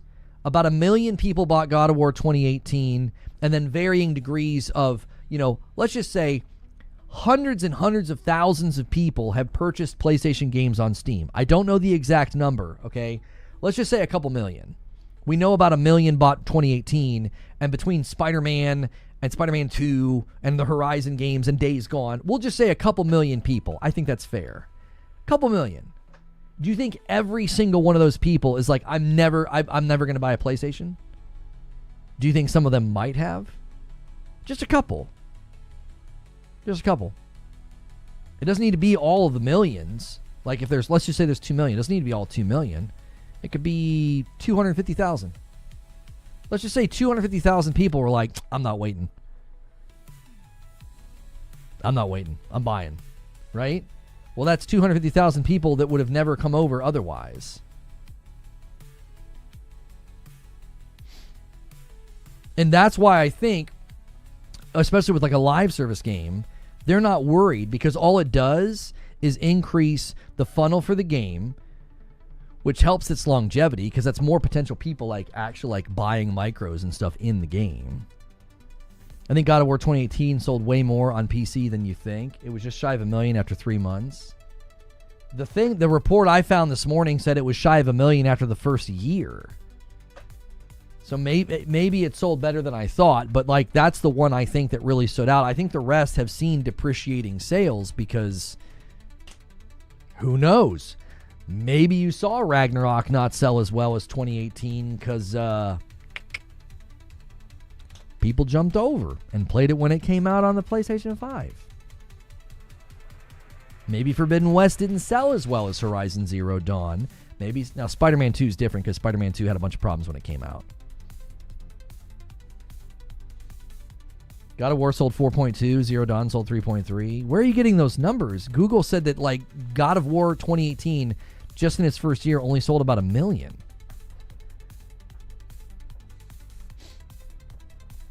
I don't agree, says MASH. I think for Nintendo, they are porting because most younger players, they get familiar with the IP, and as older, they will likely to move over. So what games do you think they're going to take over to Nintendo, MASH? By the way, if you guys are just tuning in, we're just talking about PlayStation. We're talking about how well Forza did. We've been talking about Ghost of Yotei. We're talking about the rest of the year. Make sure and hit subscribe. There's a lot of you here right now who may have not hit subscribe yet. Hit subscribe, hit the bell button. I do a show like this every day. We do uploads. It's very interactive. You can throw me on in the background of your day. I'm safe for work, you know. So make sure you're subbed. But also make sure you hit that like button. We're almost at 300 likes. And for PC, they port because China growth in PC, not so much console and just selling. I think China Hero is a surgical strike there. I don't necessarily think the PC ports are for China. I mean, you could be right. It could be multifaceted. Either way, MASH, they've said that they bring the games to PC hoping that people come to the console. That's what I kept trying to tell people earlier this year and last year. It's a console-centric strategy. It's not a publisher strategy, because if it was, they'd be pushing for day and date. They'd be training their studios and beefing up their studios with parallel development. It's a console-centric strategy. They've said this multiple times. Do you want to know why they say that to the shareholders? Because the shareholders know that's where all the money comes from. They know the platform makes them an insane amount of money, and it's like, well, yeah, you better be making sure you're centering everything around this, because this is where a lot of our money comes from. PC total estimates based on total sales of God of War after PC and before PC. I'm seeing around 3 million total for God of War 2018. Okay. So lifetime, it's done very well. The thing I found said it was like less than 1 million for the first year. Maybe what I found was incorrect. I just quickly scanned some numbers this morning and threw it in the open because I was like, Dad gum, Forza Horizon did 2 million in a month? That's insane. Like, I don't even think the best PC port for PlayStation did 2 million in a month. Maybe I'm wrong. I might be wrong. I think Sony does want to get some migration from PC to PlayStation, but they're also saying it to placate their PlayStation fans because they want to get PC sales of their games. What you just said just sounds like Twitter. That you don't say things to your shareholders because you're trying to placate your PS fans. No. You say things to your shareholders because they're actionable and provable. You would not go to your shareholders and be like, well, we're only doing this because we hope people buy a PlayStation. And in the back of your mind, you're thinking, I don't really mean this. I'm just saying this to placate the PlayStation fans. That is not a good idea. You would not say something to your shareholders to satiate people on Twitter. If there's one thing PlayStation's made very clear, they don't give a frick about what Twitter's saying. They haven't changed their strategy at all with showcases in the summer, and they have been eviscerated for that on Twitter and YouTube. They've never changed their marketing. They've never changed the way they talk or do anything, and Twitter's always shredding them and saying Xbox has got better showcases and PlayStation hold DL, and PlayStation's never once diverted course. They don't cater at all to the fanboys on Twitter that get really angry. Yeah, when has Sony ever catered to fanboys? I 100% agree with that. I don't think they've ever shown any indication of giving a lick about what people say on Twitter and YouTube. I've said this many times. They don't care about us. We're not the target audience. When they do a state of play or a showcase, it's never structured for us. Because we're always like, I want a bunch of first-party studios to be there. And PlayStation's like, well, we might have 2. Maybe. Oh, you want to hear about Ghost of Yotei? Yeah, we'll talk to you about that in July. Here's a game by another studio called Marvel Tokone Fighting Souls. Do you see? I'm telling you, there's no way Herman Hull sits down to talk to the shareholders and he's like, I better satisfy the fanboys, given that they do nothing in the realm of what the fanboys want to see. And I mean nothing. They don't give a frick. They don't. They don't care, bro. Because every time they end a showcase, I'm always like, that wasn't for us. That wasn't for us. They changed their mind on closing the PS3 store and Forbidden West upgrade. Right. That's called backlash that threatens revenue. People moaning and whining about a showcase doesn't threaten revenue. They know these people are going to buy games no matter what.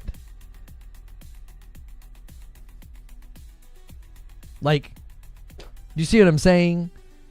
If something's a threat to their revenue, they'll walk it back. Just like the thing that happened with Helldivers on Steam. It was a threat to revenue.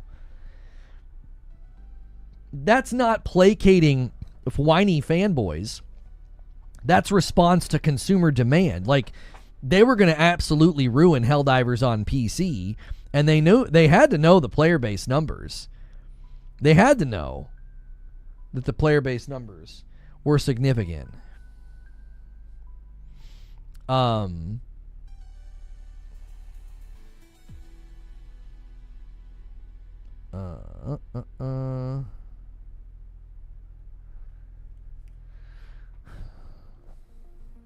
they do a state of play, it's for them 3 million that bought Forza. That's right. That's right. They do things for the general public most of the time. When they're doing like marketing, or they're putting together a state of play, or they're putting together like a showcase. And when they talk to the shareholders, that's all they're concerned with, man. They're not concerned with like, well, we better have a good reason for putting this, we better have a good reason for putting these games onto PC. No. Like, the reason they put it on PC, like, think about what they say to the shareholders, okay? It's centered around money, because that's what the shareholders care about. Does that make sense? Like, I don't think they're like, well, we better couch this in this way because of fans or what have you, right? They're not worried about that. The shareholders are thinking about money, and they know getting people to buy a PlayStation is a huge source of money. It's one of the reasons why in their reporting, they're highlighting their new user acquisition. That's a big sign of health to the shareholders that PlayStation's doing well and the growth patterns are good. Market saturation is then on pace to do well. It's why they have greenlit things like China Hero. So, all right, it's noon. I'm going to start pulling up your questions. So if you guys want to be a part of Q&A, start submitting questions. You do need to be a member to do this. So consider becoming a member right now. You need to be Member Plus. I'm considering setting chat to Member Plus and above for this section, just so those who are not gifted can enjoy. But I'm always hesitant to do that because I don't want to make it to where people can't participate. So, I don't know. Look, I'll just throw that out there for now, that I'm kind of mulling that one over. I really want to give that increased value to the people who are on Member Plus and above. It's a huge thing that we need, and people tend to not care, and that's fine. We need to be the ones offering the value. This is a way of doing that, right? Alexander Smith submits a question and says, are you expecting any surprises at Tokyo Game Show? From PlayStation, no, I'm not. I don't think you're going to see any big surprises from PlayStation at Tokyo Game Show. I think they're going to go there and they're going to go heavy push for Ghost of Yotei, because Ghost of Yotei comes out 1 week later, okay? I would expect the extended gameplay of Saros from Housemarque, sort of the spiritual sequel to Returnal, I expect that extended gameplay to come after Yōtei's release. I could be wrong,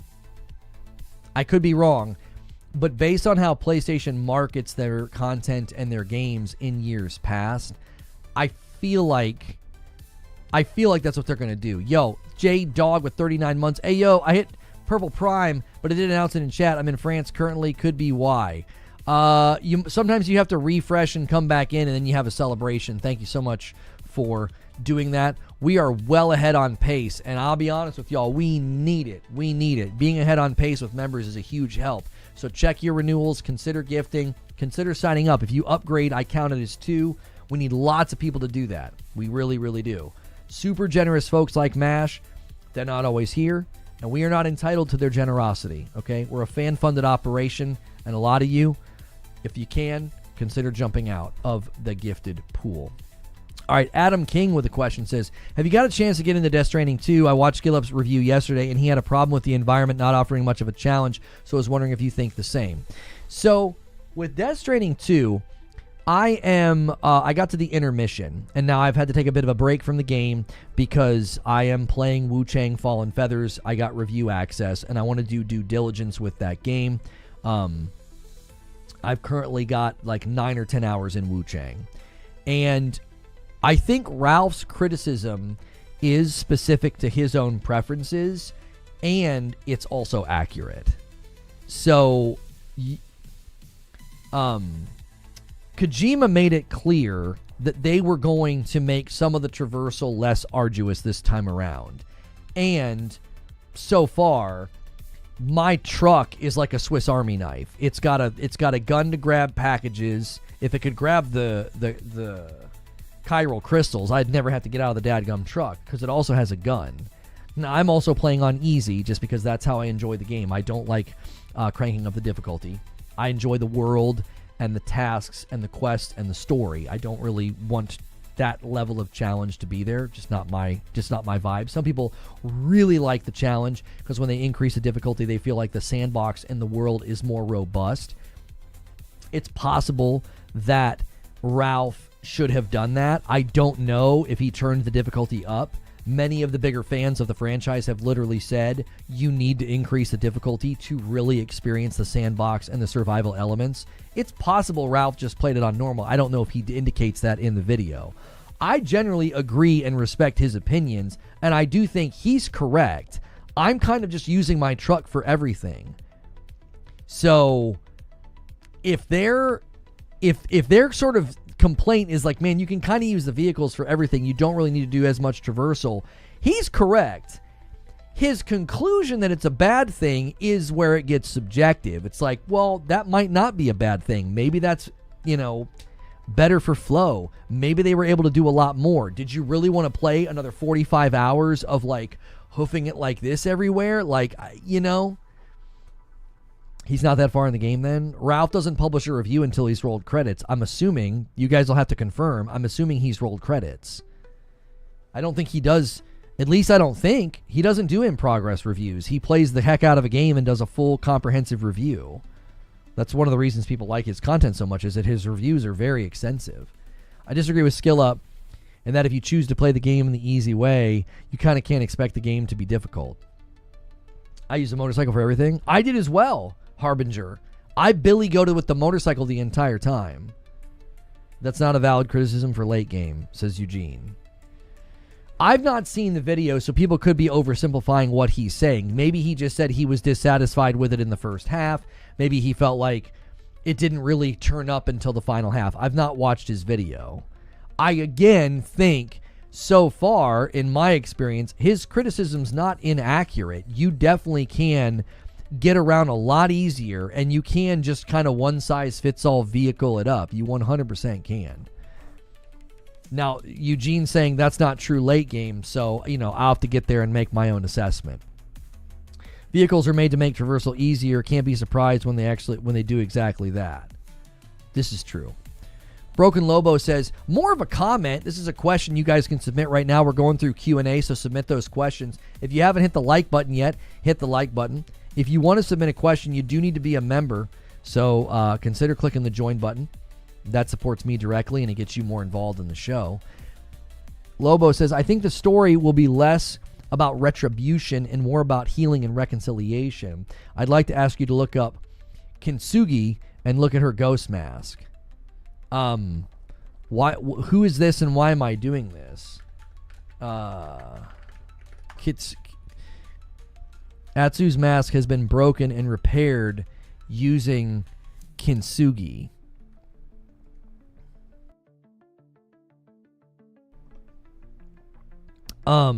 Any theories on how this will tie into the plot? It will probably be broken early in the game, and at some point we start a quest to repair it.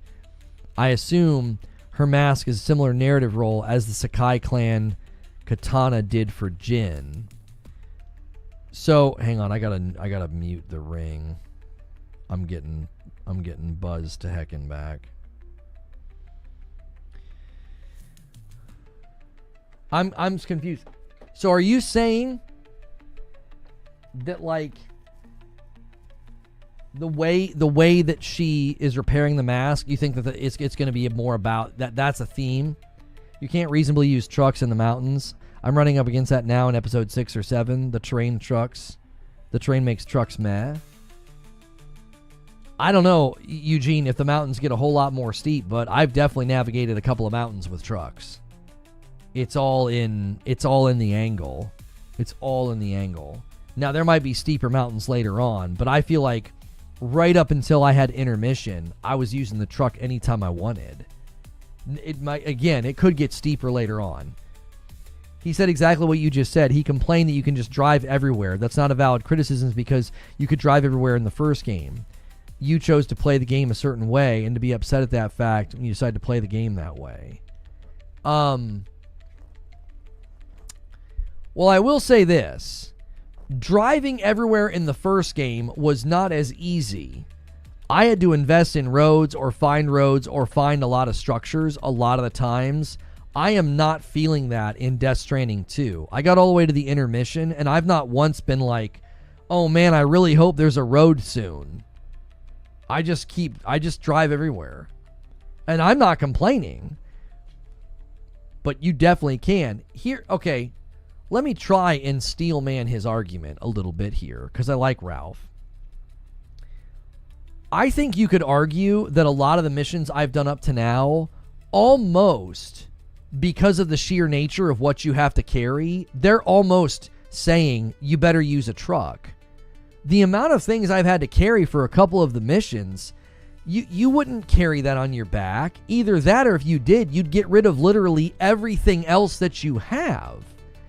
They have structured the game again, and I'm just in the beginning of I'm up to intermission. Up to intermission, there have been numerous orders that have all but said, you better use a truck. You're delivering way more stuff than you typically did in the first game. I mean, just piles and piles of boxes. And it really makes it seem as though, oh yeah, I should just be using the truck. His opinion, it sounds like, is it's better when you have to kind of rely on your instincts, your climbing abilities, your climbing equipment, navigating the topography, and to be readily and fairly regularly funneled to a truck is a very different experience. The batteries definitely don't drain as fast in Death Stranding 2. I also agree with Ralph that it'd be nice to have pain points unique to the trucks, like flats. Where is the new Naughty Dog game? I'm not sure what you're asking about. Intergalactic was already announced. It's currently slated for 2027 from what we've heard. And then there's another secret game that we know nothing about. And they released their biggest release was just 5 years ago with Last of Us Part 2. So I think their goal was to release Factions around this time, and we know that was canceled. So their cadence of delivery got screwed up. Schreier hints at Sony Santa Monica's next game not being a new IP. How is it a sci-fi game? What? Cory Barlog's new game was progressing well, and now he dropped a hint about it not being a new IP. Jason Schreier says, quote, Why does everybody think Barlog's game is a new IP? Because up till now, we've heard that it was a sci-fi game. What Santa Monica game would they be? What could they possibly be taking sci-fi?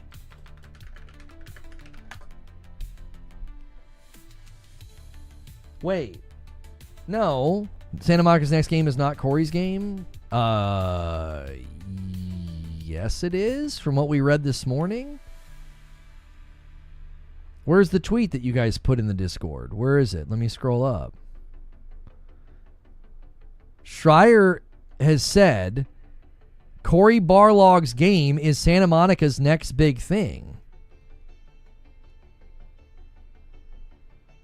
It would be that side scroller. Eugene, I mean, Schreier doesn't miss with his info. He said this today. Corey Barlog's game is Sony Santa Monica's next big thing. Next big thing's not equal to next big game. Santa Monica's next game is not Corey's game. It would be that side scroller. Wait, what? I don't even understand now. I don't understand what you're disagreeing with. It sounds like we're saying the same thing, but you're saying it's not his game. They have more games, yes, but the next big game is Corey's. Oh, Eugene said their next game is not Corey's game. So the next big game is Corey's game. You're saying the next thing to come out is like a side scroller? What's the side scroller? I can't even remember.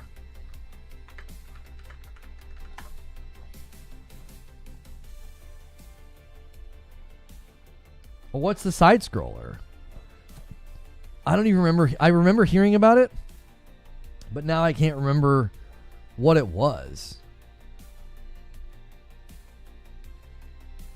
It's a God of War side scroller in Greece. Santa Monica's not working on the side scroller. There's a small studio in Pittsburgh working on it, says Scotty B.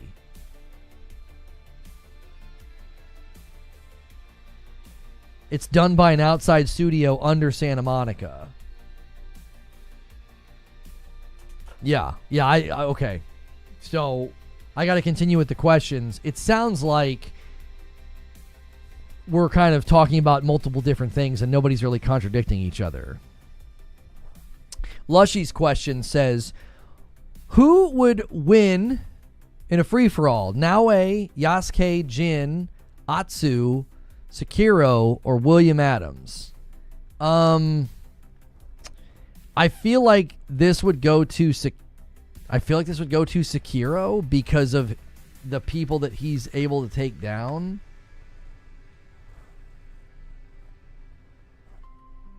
I feel like the challenges that Sekiro overcomes aren't even close. They're not even close to what like Naoe, Yasuke, and Jin face. Like Sekiro, he faces off against Ishin. I mean, I don't think Naoe, I don't think Atsu, Yasuke, I don't think any of these people are even close. Easily William Adams. What? Am I missing a meme or something?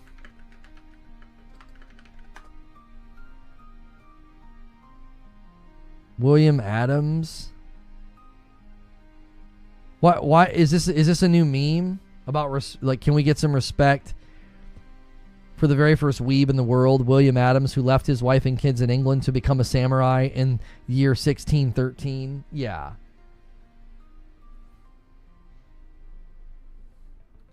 Starhawk would be a Santa Monica IP with sci-fi. The winner is the person who says all those names together like that without fumbling pronunciation. Didn't I get them all right?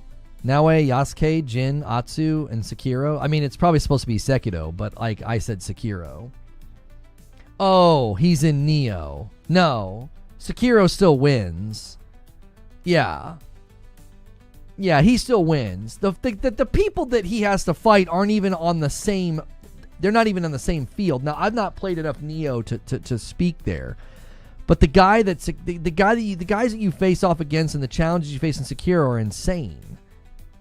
The headless ape and the owl, and then some of the demon fights that I didn't even do, and the frickin' Ishin at the end.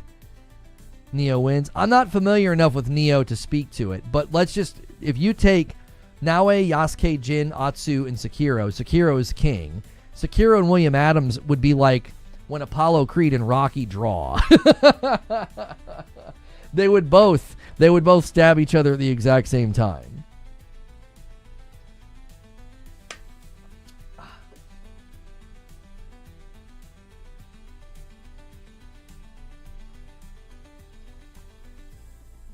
So, yeah. Question from Minch Tree says, Sony made $42 million on Forza Horizon without doing anything. Third party working well for both companies. Do you think? You're okay. I got it. How will Sony distinguish between Xbox Next Console, which will be a PC hybrid, and allowing their first party games being on an Xbox? I mean, I would imagine the way they have distinction is all in the timing. If it's an undetermined amount of time, like, again, imagine the PlayStation 6 hits, and there's a new Spider-Man, there's a new God of War, a new Horizon. All you need is trailers for those games, by the way. You don't even need release dates. You just need trailers for the three big dogs. Those three titles are huge and have huge pull. The franchises have sold incredibly well. Okay? All you need is trailers. And if you can't play them anywhere but the PlayStation 6 and the PlayStation 5 or the PlayStation 5 Pro, if one of them is a PlayStation 6, exclusive, and two of them are like cross-gen, let's imagine that they're cross-gen. I think that they will be. I think your next God of War, Horizon, and Spider-Man 3, I think they'll all be cross-gen. Given what they've been able to do with the Pro and given what the PS5 is capable of, I think that you would just have a lot of those things stripped out, and then the PS6 would just have much higher levels of like lighting and performance and frames per second and loading. Well, maybe not loading, but anyways. Those titles alone cement the difference. No, you can't play them on that Xbox. When can I play them? We have no idea.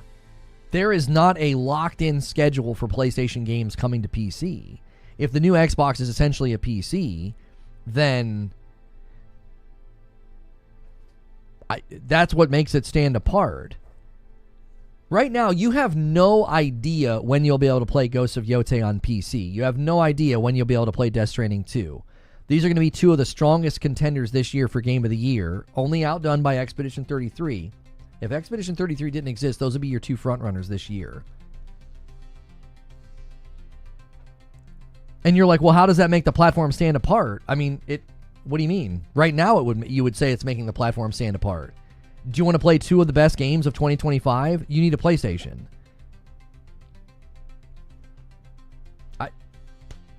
There's no debate there. It's like, if you look at 2025, especially now that GTA 6 is not landing, two of the biggest and best and most talked about games, you need a PlayStation to play them. Ghost of Yotei's State of Play has 3 million views after just 3 days. I really don't think people understand the power of when the first party studios finally come out and do something, or when these exclusives finally come out and do something. They're pretty significant. Like, it's not like Yōtei and what? Death Stranding 2. Death Stranding 2 is the only other game that's been talked about in the realm for Game of the Year as if it's an assumed thing that it'll be in the running, that it'll be one of the ones up there. And if you want to play that game, you need a PlayStation. Now, we don't know how strong Lost Soul Aside's going to land. That's another game coming this year that if you want to play it, you got to get a PlayStation, or you can play it on PC, but you can't play it on Xbox.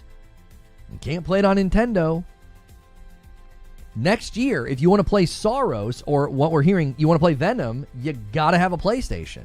When Intergalactic and Wolverine come out, you got to have a PlayStation. Oh, but I can wait. Okay, that's fine. But if you want to know what makes a platform stand apart, you can't invoke waiting an undetermined amount of time to be like, well, the platform doesn't really stand apart. I just have to wait 18 months to 3 years for the game to come to my platform, maybe. Because there's some games that haven't even made the jump, like Gran Turismo 7.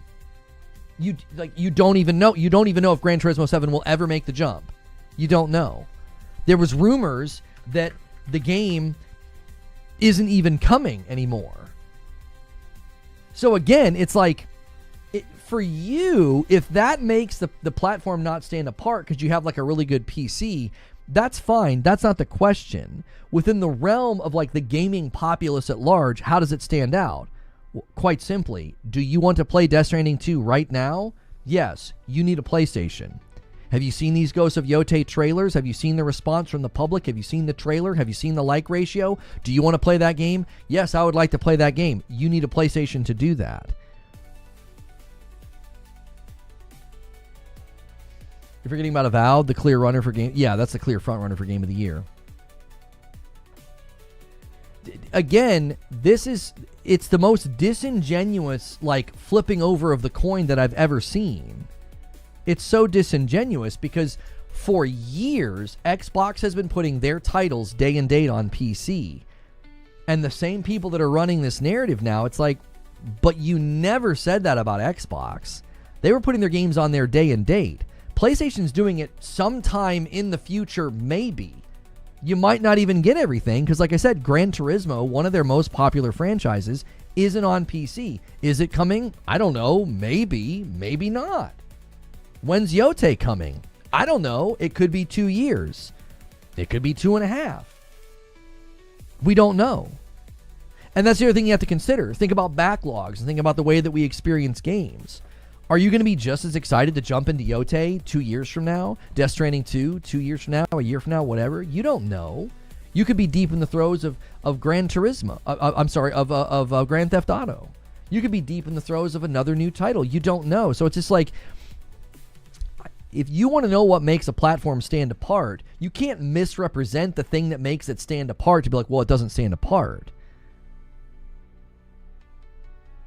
Like, you just change that. And you're like, well, you know, all the games are going. They're third party now. I mean, again, if that makes you feel better saying that, somebody super chatted and said, Nintendo's the only system that's not third party.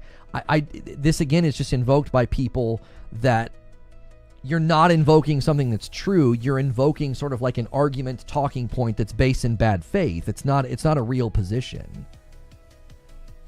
None of the people saying this now ever said that Xbox was third party when games were going day and date to PC. They weren't saying it. They're only saying it now because it's a bad faith way to argue to get clicks and to get traction. It's not rooted in facts. It's not rooted in observation of the market.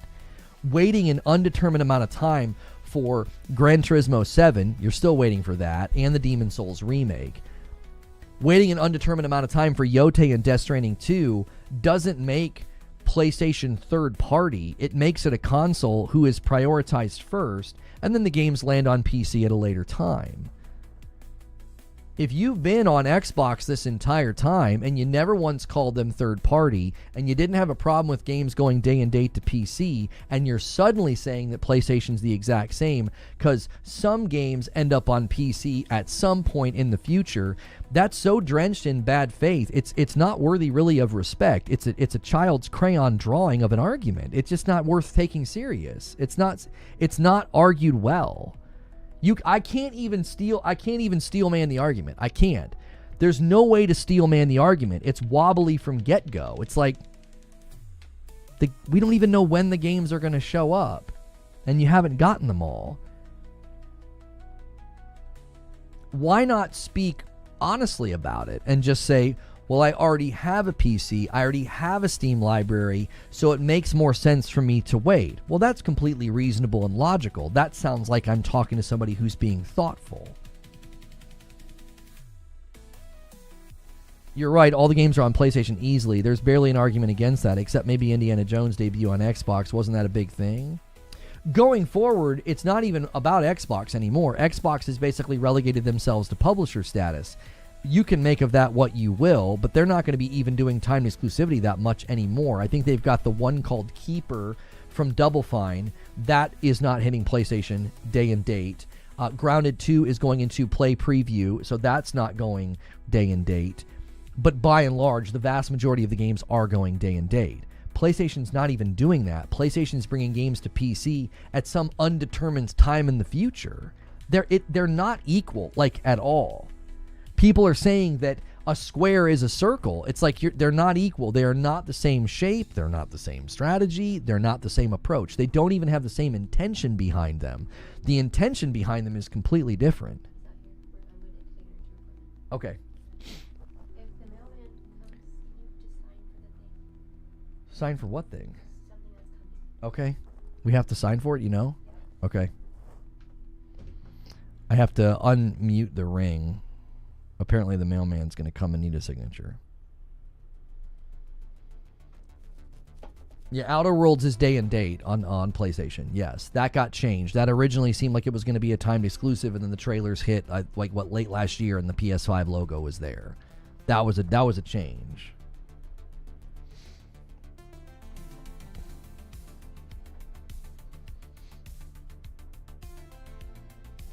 What Xbox games are going day and date? I think the question is easier. It's easier to say what games are not than it is to say which ones are. Jason said Corey's game is not a new IP. I know, that's so interesting. Tyler Johnson, thank you for 47 months of memberships. That gets us to 183. I am super interested in what in the world Corey Barlog's game could be. If it's a sci-fi game and it's not a new IP, is the sci-fi aspect a looky-loo? Is that a fake out? Are they making Uncharted? No, I'm sorry. Yeah, could they have been handed Uncharted from Naughty Dog? It has to be Skyhawk. What's Skyhawk? There was a rumor that they might have handed Uncharted to another developer. Santa Monica Skyhawk refers to either... What the heck is Skyhawk, Eugene? People are saying, oh, Starhawk.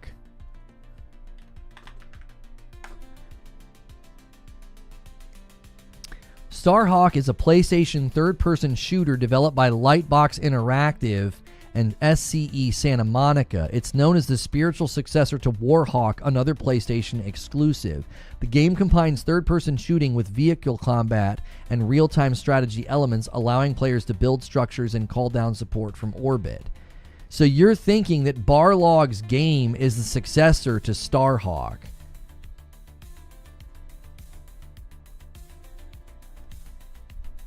This game here.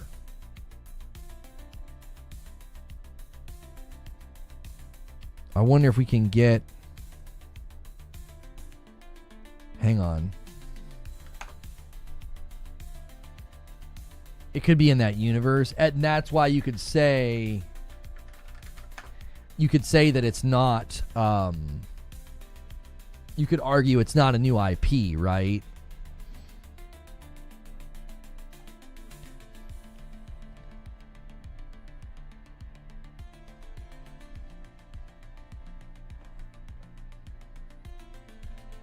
I mean, I can't help but see the way he's lumbering around. It seems very reminiscent into how they have Kratos lumbering around. The shoulder, especially, that shoulder animation seems a little familiar to me. Like the team that worked on this, some of those guys were still around when they started animating, 2018 Kratos.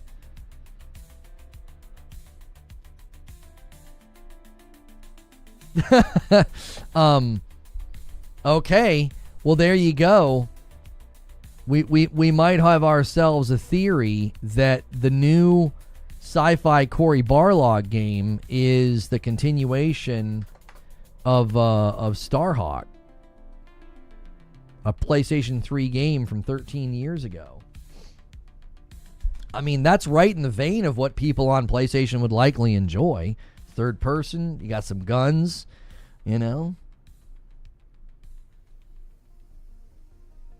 Starhawk with 2025 graphics could be insane. It could be really good. Yeah. Timing could be unfortunate, though. Timing could be unfortunate. Lumbering says Gears of War. There was just something about the way he was moving that reminded me of of the way he kind of lumbers around in God of War. See what I mean? Just watch this little brief period here. See his shoulder movement? It's the shoulder movement that it really is the shoulder movement that I'm noticing.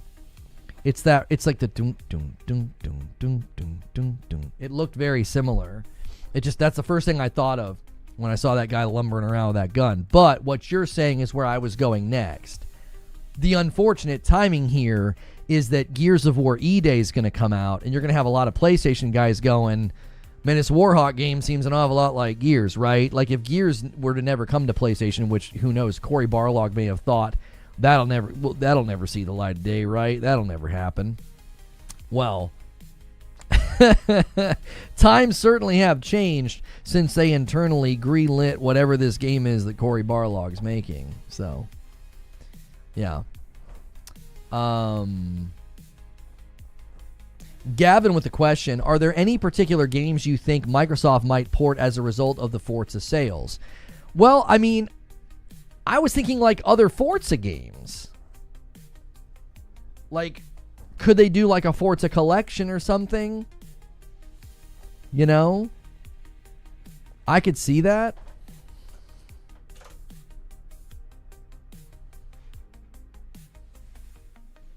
Like something poked me. It hurt.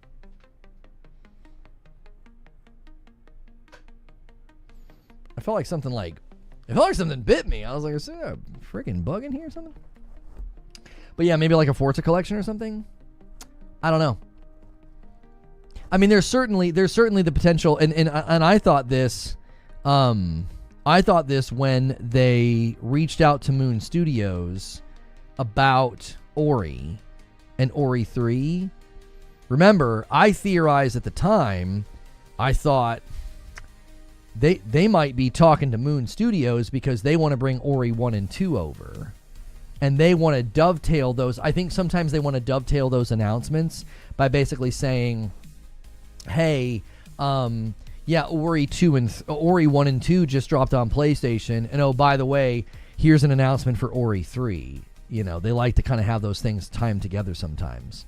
Not all the time, but I think they were combing through the catalog and they thought, well, if we decide to take Ori 1 and 2 to PlayStation, maybe we could time it with an announcement for Ori 3. Hey, Lono, tell Madam you have to go get something from Home Depot on Saturday and sneak away to see Superman. Well, I want to see it with her. I don't want to sneak away and see it. Master the question says, if the porting of Final Fantasy games to Xbox doesn't add much sales, even in subsequent games, do you think they go back to not porting or keeping doing so regardless? Okay. This is obviously a Square Enix decision. This is not a PlayStation decision, so this has nothing to do with PlayStation, okay? Square Enix is going to have to decide whether or not they think that the porting costs were justified in the return. That's what it's always going to come down to. It's a very, very simple decision. It's not a question of, are we happy? It's not a question of, what, oh man, Xbox promised us the moon. It's literally just going to be a number crunch. It's literally just going to be a number crunch. This is what we spent to port the game over. This is what we got as a return.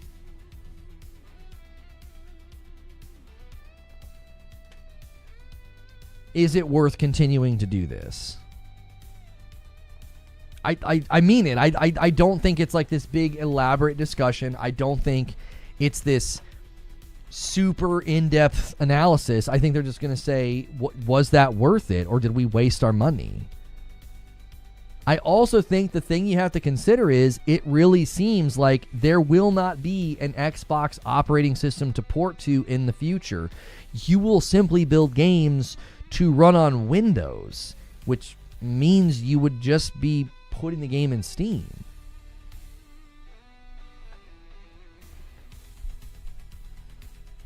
Currently, Ori 3 hasn't been agreed upon. between Moon and Microsoft. So if Ori 3 is real, either a new studio. No. You might have misunderstood what I said, Ginger. When they reached out to Moon Studios and they inquired about Ori 3, hey, could you guys make an Ori 3? Because he said that they had recently reached out, and he's like, no, we're fully committed right now on No Rest for the Wicked. I said when that happened, I thought that was evidence that internally Microsoft was combing through the catalog of what could make them money as a port. I think they got to Ori, and they thought, if we bring Ori 1 and 2 over to PlayStation, maybe we can have that timed with an Ori 3 announcement. Maybe we can get Moon to agree to Ori 3, because we all know Xbox likes to announce things well before they're even ready. They've done this with State of Decay. They've done this with Hellblade. They did it with Fable. They did it with Perfect Dark. They like to even show things that end up not being ready or end up getting canceled. So I don't think Microsoft would have any qualms at all announcing Ori 3 before even a single inch of production has started. They just get Moon Studios to agree, and then they can be like, hey, we know you guys are really enjoying Ori 1 and 2 over there, and we're excited to announce that, Ori 3 is going to be made by Moon as well. The pattern with Microsoft, in my estimation, is they really, really like to announce things. It's like their favorite thing to do. It creates this mirage of there's lots of good things coming, and it keeps people on Game Pass. It keeps people loyal. Yeah, it looks like Eagle Eye spotted here by somebody on Twitter. So we've got this is in Ghost of Yotei. We've got melee, we've got range, we've got quickfire. So you've got like kunai, smoke, flaming blade, and some kind of like a, I don't know, maybe like you jump down or something, or you smoke. Maybe this is something different. Anyways, we have some kind of a flintlock pistol, looks like. So it looks like she's going to have more than the rifle. It looks like she's going to have some kind of a firearm as well, because we know what these are, right? Katana, dual blades, spear, kasurigama, and the odachi. So we know what these 5 weapons are. So that looks like a flintlock pistol.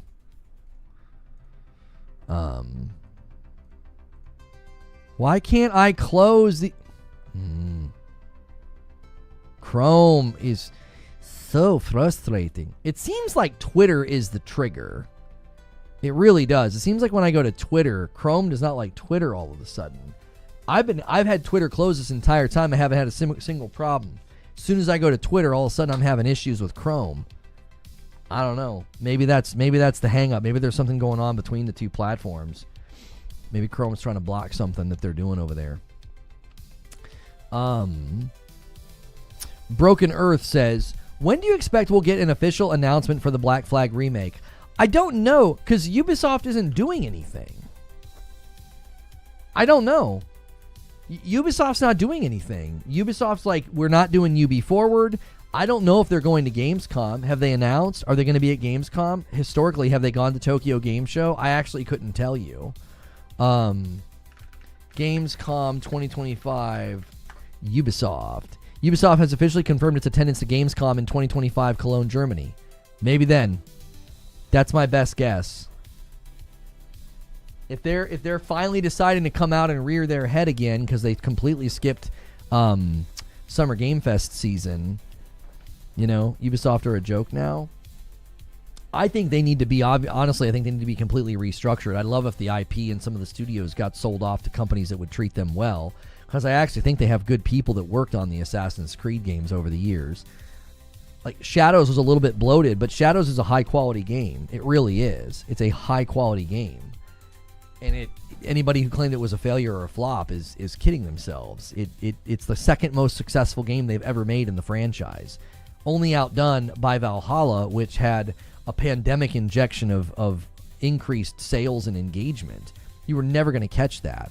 Kind of like how nothing was ever going to rival Doom Eternal. You get that bump from the sickie. I mean, you're going to really, really struggle to outpace that with your next game. That was an unusual time.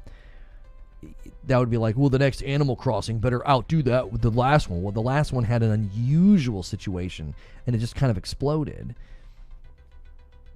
So, yeah. I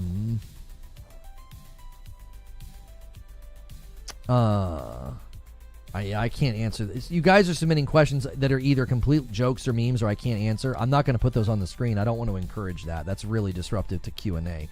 Perfect Image says, why are people forgetting Directive 8020 from Supermassive?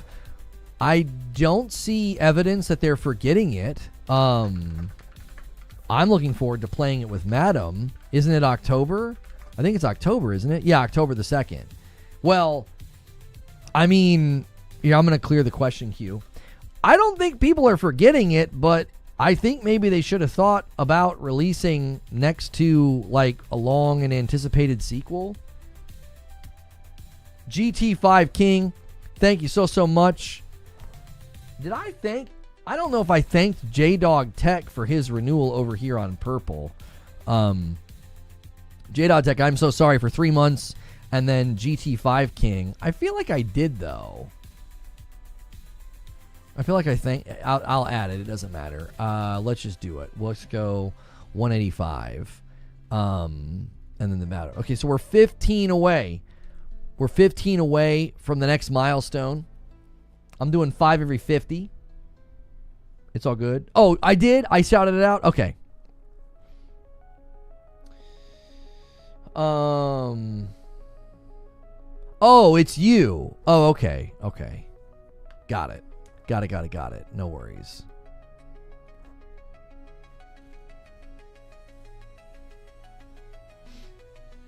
Got RE2 from Walmart Friday for $20 and got both RE3 and 7 come today from Amazon, both $20 each. Love me some RE. Yeah, they had that big sale recently. If Shadow Cinematics matched Tsushima, the game would have easily been a 9. Yeah, the cinematics were rough. Naoe, sometimes she would look so good. Her hair, her face, she's beautiful. And then other times, like her mouth and her teeth were like super awkward. I was like, I don't know what y'all did. But there were times where she looked like I don't even know what. It was something with the way they did her mouth. It just didn't, you know what I mean?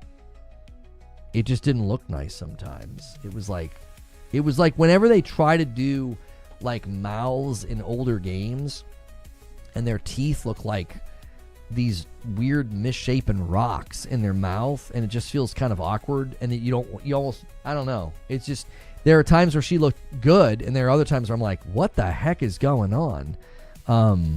Yeah, Ubisoft doesn't do great with faces. They just don't. I think some engines just really struggle, and I think a lot of it comes down to lighting.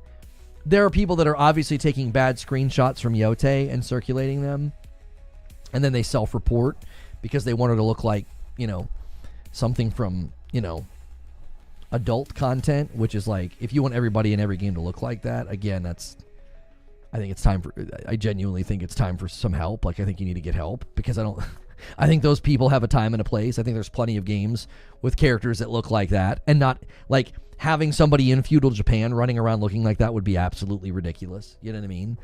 Like, did we want Jin Sakai running around, you know, in a belly shirt? You know, we want to see his six pack, right? That would really make for a better game, wouldn't it? No, it would look stupid.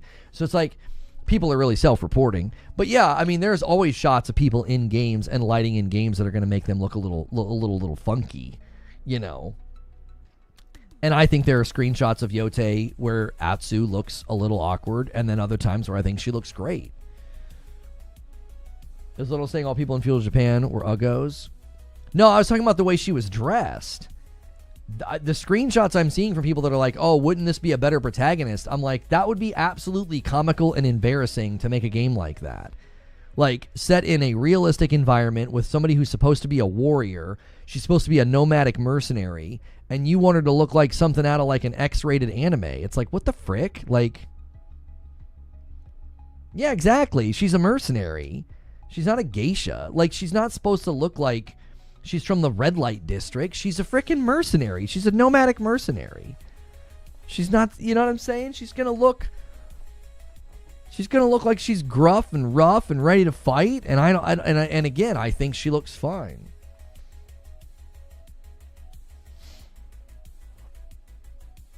I'd wager most feudal Japan. If people are going to argue realism, you would argue that somebody who grows up and looks like significantly attractive would get put into a particular role during that time, and it wouldn't be very nice. You know what I mean?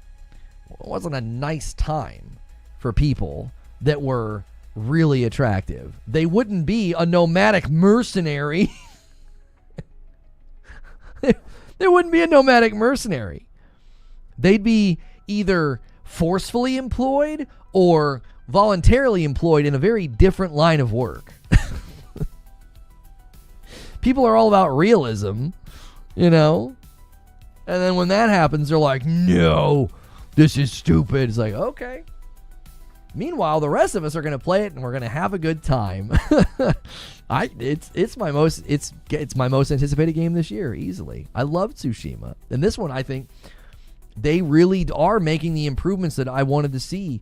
You know, when I had my concerns about the open world, I was like, please don't do that thing where you're like, well, the sequel's got to be bigger. And because it's got to be bigger, man, something is getting me. It must be in my shirt.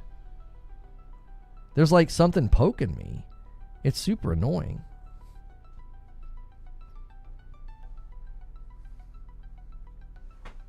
Superficial beauty through all the ages is significantly impacted by wealth. Yes, because wealthy people would be able to buy the most attractive bride and then subsequently make attractive children, right? They would pass on those genes, right? Yeah, bathing, makeup, nice clothes. Again, not only that they look more attractive, but wealth would empower you to get the pick of the town or the city. You would end up married to like the most attractive of the people and then have a baby with them, and then the baby would inherit those genes and be well fed and be pampered and be protected. So yes, it wouldn't make sense for some nomadic lawless mercenary to look like a supermodel. It would be stupid. It wouldn't make contextual sense. It's like she barely survives death. She's seemingly from like a pretty, a family that's not made of means. And she's going after the people that killed her family. And you want her to look like a supermodel? Like, what? Cream of the crop, literally? Yeah. That would have an enormous impact on where you would see a lot of your more beautiful people landing. They would be in the more privileged parts of society. That's still true today? Of course it's still true today, because we're visual creatures and we elevate visually attractive people. Newscasters are attractive. Hosts of shows are attractive. Actors and actresses are generally attractive, right? It affords them greater opportunities. They're more trusted. People find them to be more trustworthy. Yuna wasn't ugly either. Yeah, I thought Yuna had like a crazy lady pretty thing going on. She was a little nuts. She was a little nuts, but she was pretty. The thing that I liked about Tsushima, and the thing that I like about everything that I've seen for Ghost of Yotei, is everybody looks real. Nothing looks exaggerated, right? I've got a couple of games coming where things are exaggerated. Like there's my video, tomorrow, where I highlight some of the China Hero games. It's exaggerated, and I think there's stylistic place for that. There's stylistic precedence for that. Didn't we just argue it doesn't need to be realistic? She's killing hundreds of people. No, but that's what I'm saying, Zubair. I'm invoking their realistic critique of her being able to fight and saying, well, if you want realism, it wouldn't be realistic for her to be a supermodel. Like, they can't have it both ways. They would be, if she was running around half naked and super hot and looking like she belongs on the set of an X-rated anime, they'd be like, this is great. They would abandon all concern about realism at that point. They wouldn't care that somebody in a bikini is taking out hardened warriors with armor. Why? Because they're able to goon. So it's like they only care about the realism as so far as they're able to say, well, it's not realistic for her to fight all these people. As if they were consistent, they would say it's not realistic for Jin Sakai to do it either. He'd be worn out after like 2 people. Like, he wouldn't be able to stand. He'd be so tired. Let alone you'd get overwhelmed and they'd kill you.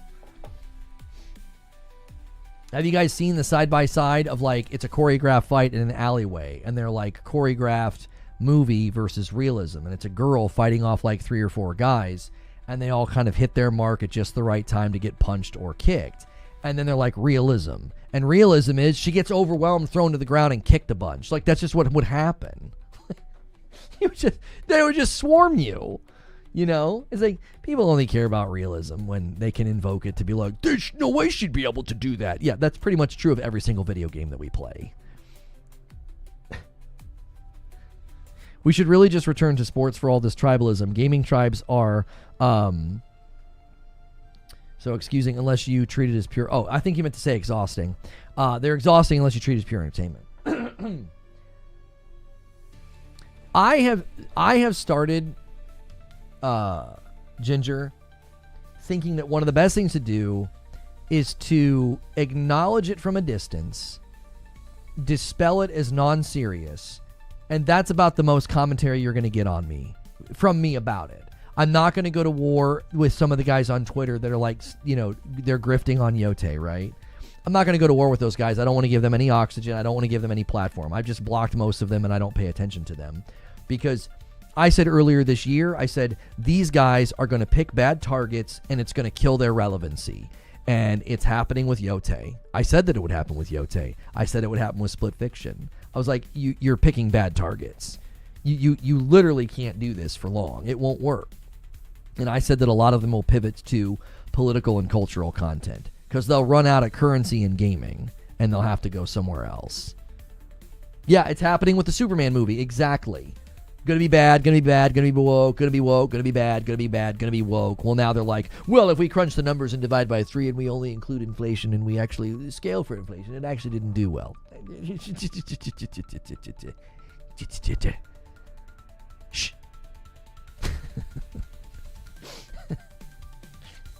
It's the same thing every time. It's the same thing every time. When you got to move the goalpost to a new stadium to claim victory, then let's just not really take any of this all that seriously anymore. It's not worth it. It isn't. We shouldn't even dignify it. We shouldn't. We should speak about it from a distance and be like, that's foolish. This is foolishness. This game looks great. The story looks great. The quality of the graphics look great. Yeah, just ignore all this foolishness. Well, yeah, we can reference it from a distance. We know people are saying it, and that's okay. I think what we've done and what we're trying to chart is if we're going to go counter narrative when nonsense is being stated, I'm just going to focus on the positives and be like, there's so much good to say about Yōtei.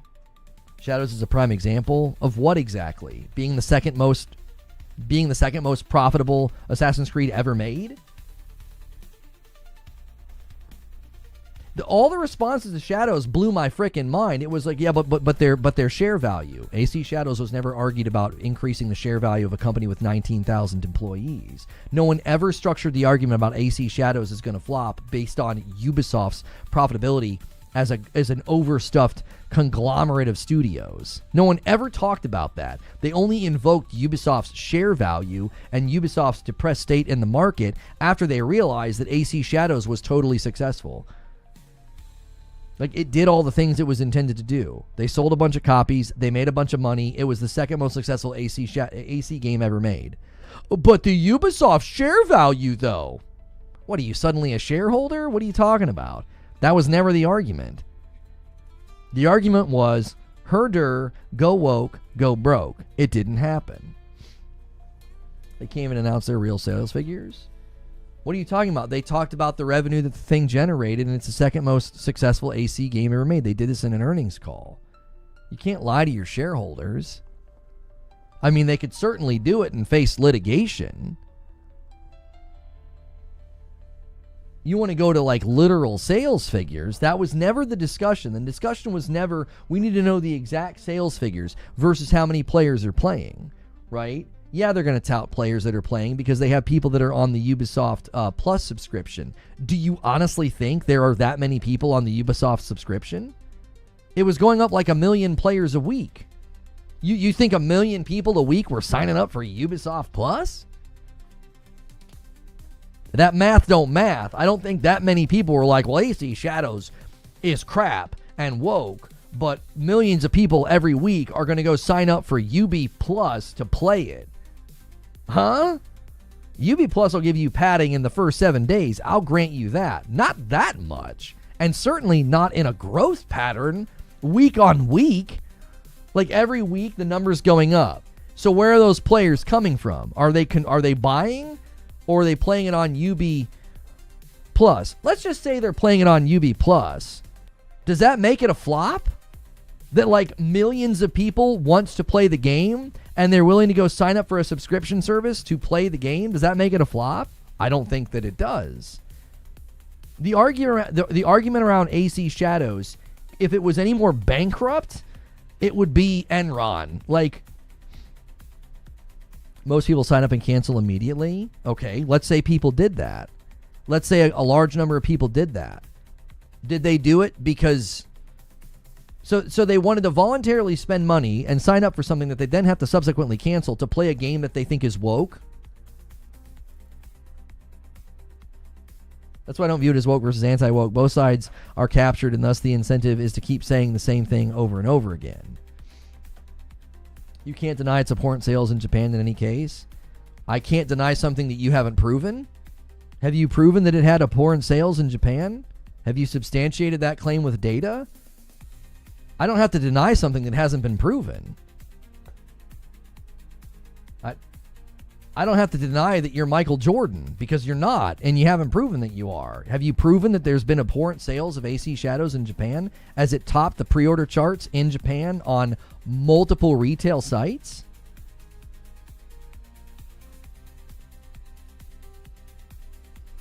How do we know that people are signing up and canceling? We don't know. That's the thing. I said, even if people are, it doesn't justify any of the claims.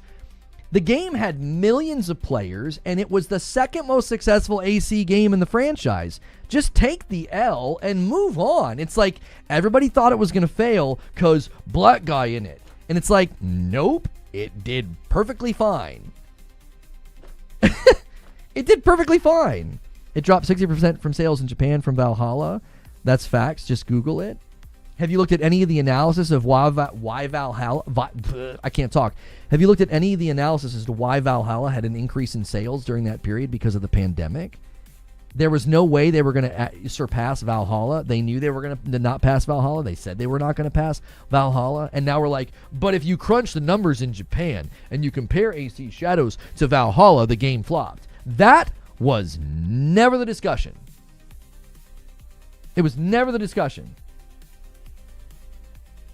The discussion was not game going to do worse than Valhalla in Japan because woke. No, that was go woke, go broke. And the game does well, generates a ton of revenue for the company. It's celebrated in their earnings calls, and millions of players are playing it. And then it's, but we don't know who bought it. They might have been playing on UB and canceling. And it didn't do well in Japan versus Valhalla.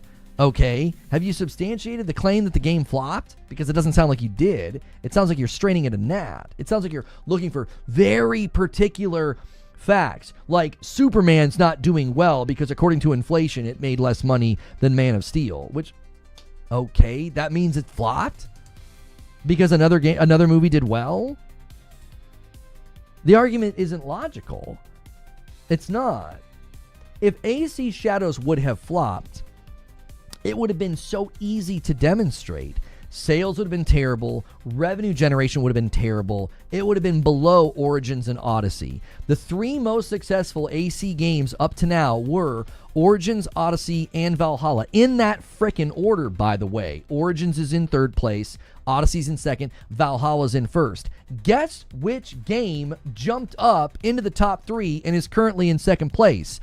AC Shadows. So how could you possibly argue in the history of the franchise with a straight face that the game flopped? If 60% is a flop, you have really low standards. You're running to one particular market and comparing it to a title who had astronomically higher sales and revenue than any other AC game to date. You're running to one particular market, and Valhalla, they admitted multiple times that Valhalla had a massive amount of surge of sales that was not expected, and it was because of the pandemic. AC Shadows wasn't on Switch. Any non-Switch game isn't going to look like it has good sales in Japan. But is AC Valhalla on the Switch? No, it's not on the Switch, so that wouldn't matter. He's saying, in particular, Valhalla sold better in Japan. And he's claiming that makes AC Shadows a fail, like a flop. You can't call something a flop when it's in second place in the franchise history. That's not illogical. It's foolish. You're being foolish. That's a foolish thing to say. It's the second most successful in the history of the franchise. You're like, yeah, but it flopped because it didn't sell as well in Japan as the previous title. So the frick what? What's that have to do with the prediction that it was going to flop?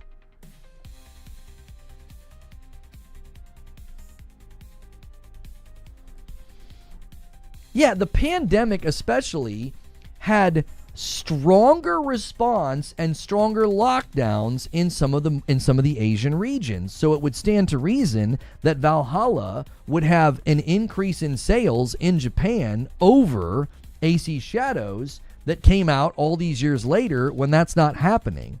Plenty of tech companies and gaming companies have responded rather strongly to the fall off that happened post-pandemic. They're downsizing, they're laying people off. They thought that growth in sales and that growth in users per month, per week, per day, they thought that was going to continue, and it didn't continue because people aren't stuck at home anymore.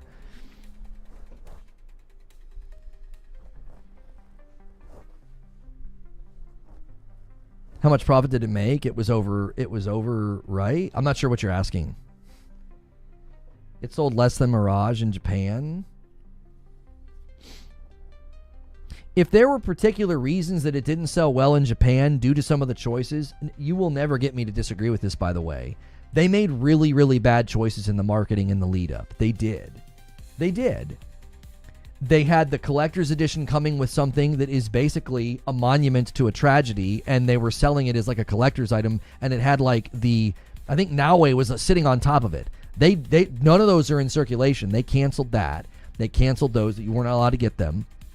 I think they had like symbols in the wrong places for the wrong clans or something. That was bad. And then they played the hip hop when Yasuke was on the screen, and it made everybody kind of roll their eyes. You will never get me to argue that they didn't do a really poor job in the run up to that game's release, making the game seem like it was a little out of touch.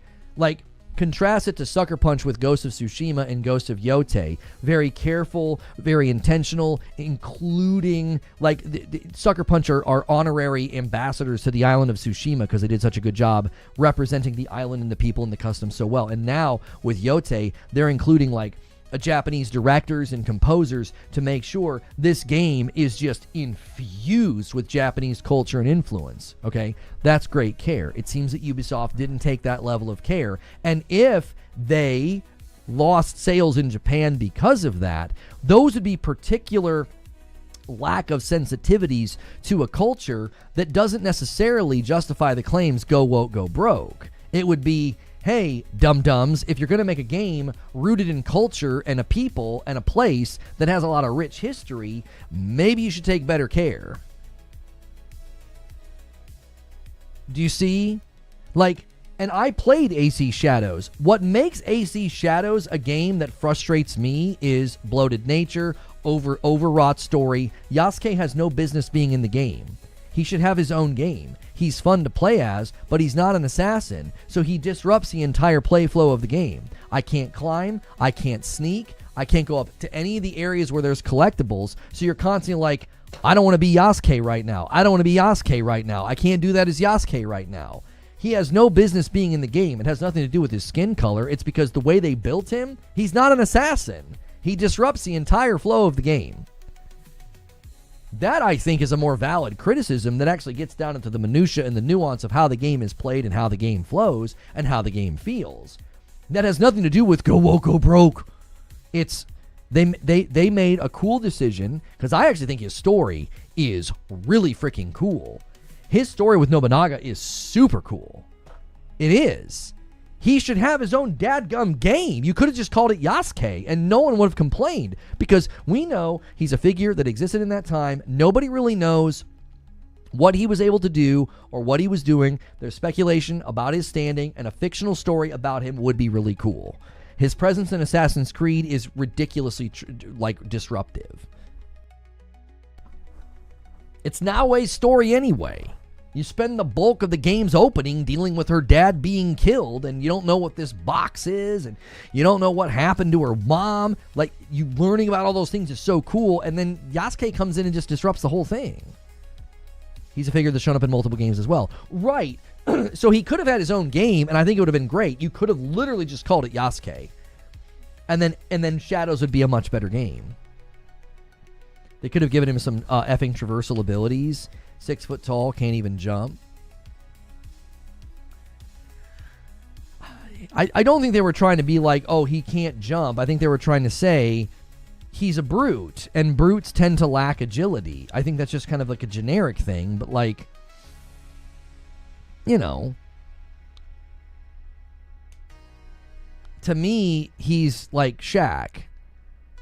Shaq's big and lumbering, and he has his abilities and he has his skill sets that he brings to the court, but you know what I'm saying? Shaq wasn't going to be zipping around the court like Jordan or Kobe. He had his purpose. Like, Yasuke to me is like Shaq. Like, he's not going to be like jumping up and grabbing the edge of a building and pulling himself up and clambering up to the top of a building. That's just not going to happen. It's like, yeah, it's like Chadwick Boseman, versus Winston Duke.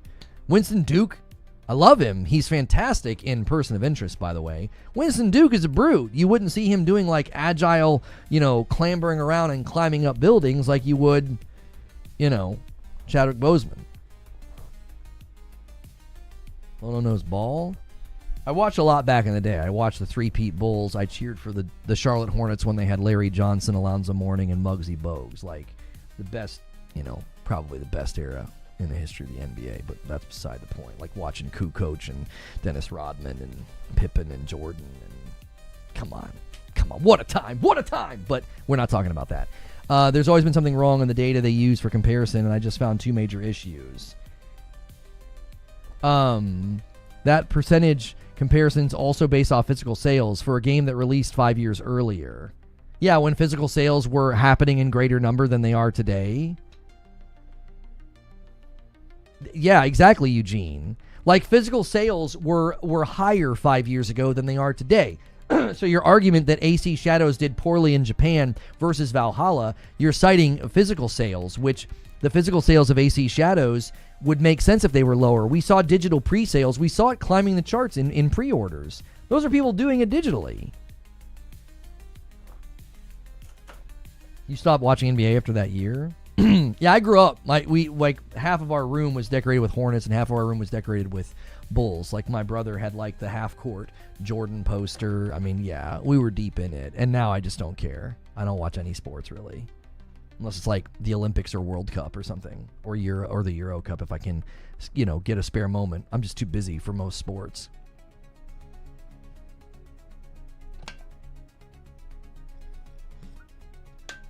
Valhalla was at the end of the PS4, and Shadows was mid-gen PS5. The player bases aren't even remotely the same.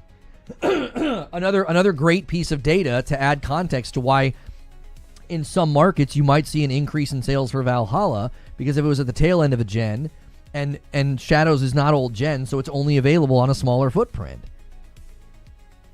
90s Bulls was a treat to watch. What's good, Brap? I mean, what a time, bro. What a time. Like, watching live when Jordan played and wasn't well. You remember that? Remember when he grabbed the ball and he cried and it was Father's Day? That's iconic. I'm not even a fan anymore. And I'll never forget that. I'll never forget watching that live with my family. That guy was special. They don't come around that often. And when you're around for it, it's special.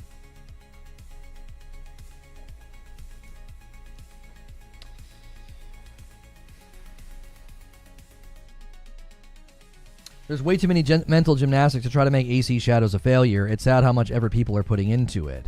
It's the third most sold game of 2025. Right, Corey? We don't even need to compare it to Valhalla. It's the third most sold game of the year. You don't chart in the top 3 and get called a flop. I see people are not having nuanced conversations as it relates to sales. Well, what got us here, Brap, is I said this at the beginning of the year. I got a lot of heat for it, and I don't care because it was a conviction that I had, it's a belief that I have, and I believe it's coming true. I said the folks who are going after everything in gaming and they're basically just calling everything woke, I said they're going to pick bad targets and they're going to lose their credence and their relevancy with people. People are going to get sick of listening to them because 2025 is going to be a year full of great games, and these guys are going to pick bad targets. They are. You're not going to keep getting delivered up, kill the Justice Leagues and Concords that make your job really easy. You're not. You aren't. And they pick Split Fiction. Well, they looked pretty dumb on that one. They went after Kingdom Come Deliverance 2 and Monhun Wilds. That didn't work out, you know. You're not going to get a Dragon Age Veilguard every 6 months to pad your YouTube numbers. You're going to need something else to rage and rant about. So what'd they go after? AC Shadows? Nope. They had to bend over backwards and contort their body through the eye of a needle to claim that game flopped. And now they're trying to do it with Yōtei. And guess what? They tried to do it with Yōtei when Yōtei first came out. They did. You had guys lying, claiming they had inside information, they had gender swapped, which isn't true, completely bogus and completely made up and false. And then they were trying to call the game woke. And I told people, I said, this isn't going to work. These games and the studios behind them, they're too good at what they do. They are way too good at what they do. These games are going to come out, and all these dudes are going to look like buffoons. And then what are you going to do? What are you going to tell your audience when the games come out and they do well? You're going to lose a lot of your audience because they're going to be like, you don't know what the frick you're talking about. And do you know what the best antidote for people that are sort of miserable and angry and they think every game is bad and every game is woke and every game is a flop? Do you know what the best antidote for that is? Playing a good game. And I think a lot of people are going to get shaken out of that stupor and they're going to play a good game like Expedition 33 or Death Stranding 2 or Yōtei or Blueprints or Split Fiction or Kingdom Come Deliverance 2 or Monhun Wilds or any other great games that have come out this year. And you know what they're going to say? I think gaming's actually pretty good right now. They're going to get woken up. They're going to be like, man, ironically, they'll be awake. You know what I'm saying? They don't love gaming, period. I'm talking about audiences, Brap. I'm talking about audiences. There's a reason that the content gets a lot of views. I think there are angry, disenfranchised folks. I think there are people that, you know, there are a lot of people that are just upset and they're watching the vids. And I'm here to tell you the antidote for people feeling that way is playing a good game. And when they play a good game, it's going to like rattle the cage and shake the dust off. And they're going to be like, you know what? Gaming's actually in a great spot right now. Maybe gaming isn't dying. Maybe gaming doesn't suck right now. I don't have enough time to play all the games I'd like to play. I'm dealing with the same problem, Eugene. Just a huge backlog.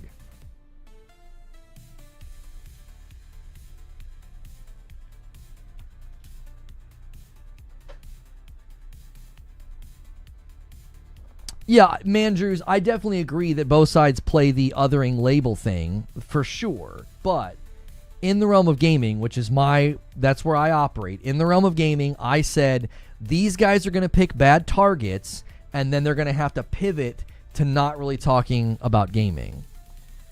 Who's complaining about Yōtei? I'm not giving them any oxygen, and I'm not going to highlight them or talk about them. I will speak about it from a distance so that people know how foolish and bankrupt it is, so that way when you see it, you know to reject it. I don't need to call out individual people and pull up individual tweets and start all that nonsense. I will just tell you right now. Listen, how absurd does it sound that Yōtei's woke and it's going to flop? It sounds absurd, doesn't it? They were saying it after the first trailer, brother. You know why they're not saying it now? Because they always back down when the tide turns. They always back down. If the movie comes out and suddenly does well, if the game comes out and suddenly does well, if all of a sudden the narrative can't be, haha, told you so, go woke, go broke, you know what they do? All of a sudden they start dialing it back. And they're like, well, they must have listened to our criticism and completely changed the direction of the game in 6 months' time. Like they did with The Witcher 4. So, listen, I'm here to tell you, don't give it oxygen, don't engage with it. Don't screenshot it. Don't signal boost it. You talk about it from a distance and you say, that stuff's foolish. The game looks great. The game looks fun. Post your screenshots. Post your clips. I'm telling you, the way to win a fight like this, if you feel like it's a fight, if you feel like that stuff's taking over, the absolute best way is to give it no oxygen and put out positive stuff. Put out screenshots, clips, and takes that are positive. And you know what you're going to do? You're going to find people that are drawn to that. And then what that can start to do is it can suck all the oxygen out of the room. And eventually, they're going to be in a room full of shadows and people who still think like them. And everybody else is going to be elsewhere. The worst thing you can do is interact with it. That's by design. I'm telling you, that's what they want. They want you to rage and yell and scream and screenshot and put their name in front of people. That's what they want. I know you think you're being like slick when you screenshot a tweet or you take a video recording so they don't get the metrics. They'll take it. Their name, their face, their username is being seen by more people. You're giving it oxygen. That's why if you look at my Twitter feed, my approach, I've had a complete shift in philosophy about this. Hang on, I got to get on the right profile. This is what I did. I retweeted this guy, right? He's not calling anybody out individually. He's showing, look at how well this is doing. It's at 3 million views, by the way. Look how well this is doing. Don't believe any of these weird narratives you're seeing. My man Synth Potato talking about how the exploration is going to be improved. I put up my own screenshots. 33,000 views. Potato's got 1.5 million views on this tweet alone. Then I got this one down here, 67,000 views. Me just being like, here's the best part of the state of play. Listen, I mean it. That's the best thing you can do. I didn't need to say, here's this person saying this. I can't believe they're saying this. Here's a screenshot. Here's a clip. Oh, it's so da-da-da-da-da-da-da. It's like, no, just I'm saying the things that I think are positive. That's it. And if everybody else does the same thing, if people truly commit to a disengage and just say the positive things, you will shift the tide. You will. That's basic human behavior. People will just start to say, this is not worth our effort. This is designed to upset and provoke negative response and angry responses. That's their currency. If we don't give it to them and we instead are like, game looks great, game looks positive, here's my favorite clip, here's my favorite screenshot, that makes it a lot harder. Because other people are going to be like, the screenshots do look good. The gameplay does look good. I think this game looks good. I'm not even saying that you block them and you put yourself in an echo chamber and like don't listen to other opinions. I'm saying you don't give the obvious grift any oxygen. Don't give it any oxygen. Now, I'll sit here and I'll talk about it from a distance, but I don't name them. I don't show you their tweets. I don't show you their usernames. I talk about it from a distance, hoping slowly but surely more and more people will be like, man, these people are full of crap, dude. These people don't know what they're talking about. Gaming's great right now. Yo, what's good, Suede? 33 months, thank you, sir.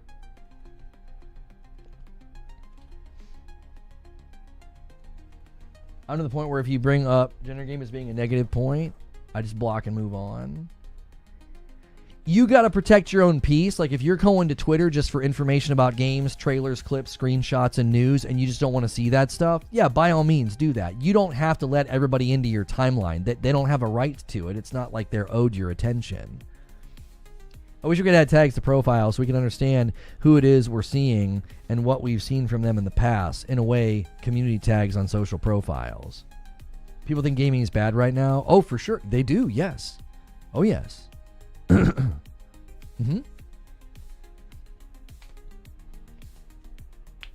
We literally have committed here. If we're going to go counter narrative, I'm going to run counter narrative with positivity. I did that on Friday. I said, listen, this is not more of the same on the thumbnail. So what am I doing? I'm going counter narrative. Now, what I could have done is I could have pulled up a bunch of tweets, a bunch of bad faith nonsense, and I could have railed against it.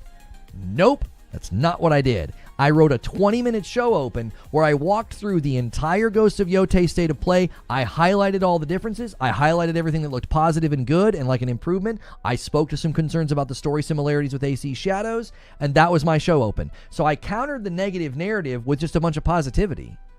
It's like, can you really go against a 20-minute breakdown that looks at all of the things they've improved, all of the things they've made look nicer? Do you really want to do that? No, you don't. What they deal in thimbles of lava. That's what they deal in. It's a little thimble of lava. Ha, whoo. It's like, ah, and it burns everybody. And they all go, hey, that's wrong. The game looks great. The game's not what, and that's what they want. There's no depth to it. It's a thimble. There's nothing there. They're not going to go do a breakdown of a 20-minute video where somebody's walking through and showing on screen the side-by-sides, all the good things, all the new things. They're not going to do that. That's not the currency that they deal in, right? They're not dealing in that deep, depth of analysis and nuance. They deal in thimbles of lava. Why do I have a crown? Oh, did we finally get the feature? Do we have the leaderboard feature? Yes, we have the leaderboard feature. Top fans for the day are Zero, Dejin with 100 XP, Digital Dude, and Sven. Okay, you guys should be able to see if you can navigate top fans. I believe super chats and gifted should affect it. So Mash should be at the top as biggest gifter today. It might not have been turned on when I started the stream. I don't think it was on. I don't even know if I can toggle it off. I think it's just there. I'm not seeing the ability to turn it off.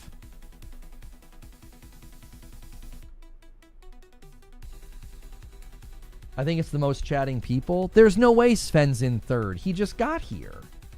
Have you been here chatting this whole time, Sven? I don't. If you have, I haven't seen you saying much. You must all bow to me, says Sven. Not at all. Yeah, the guy in the lead position, I don't think I've seen him say a single thing. Zero Dejin 94, Digital Dude 27 is in second place. I've not seen either of those people say anything. Are they blocked on the channel and they're just actively chatting away?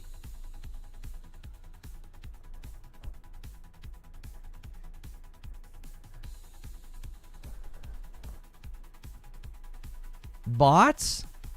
Yeah, they're not talking.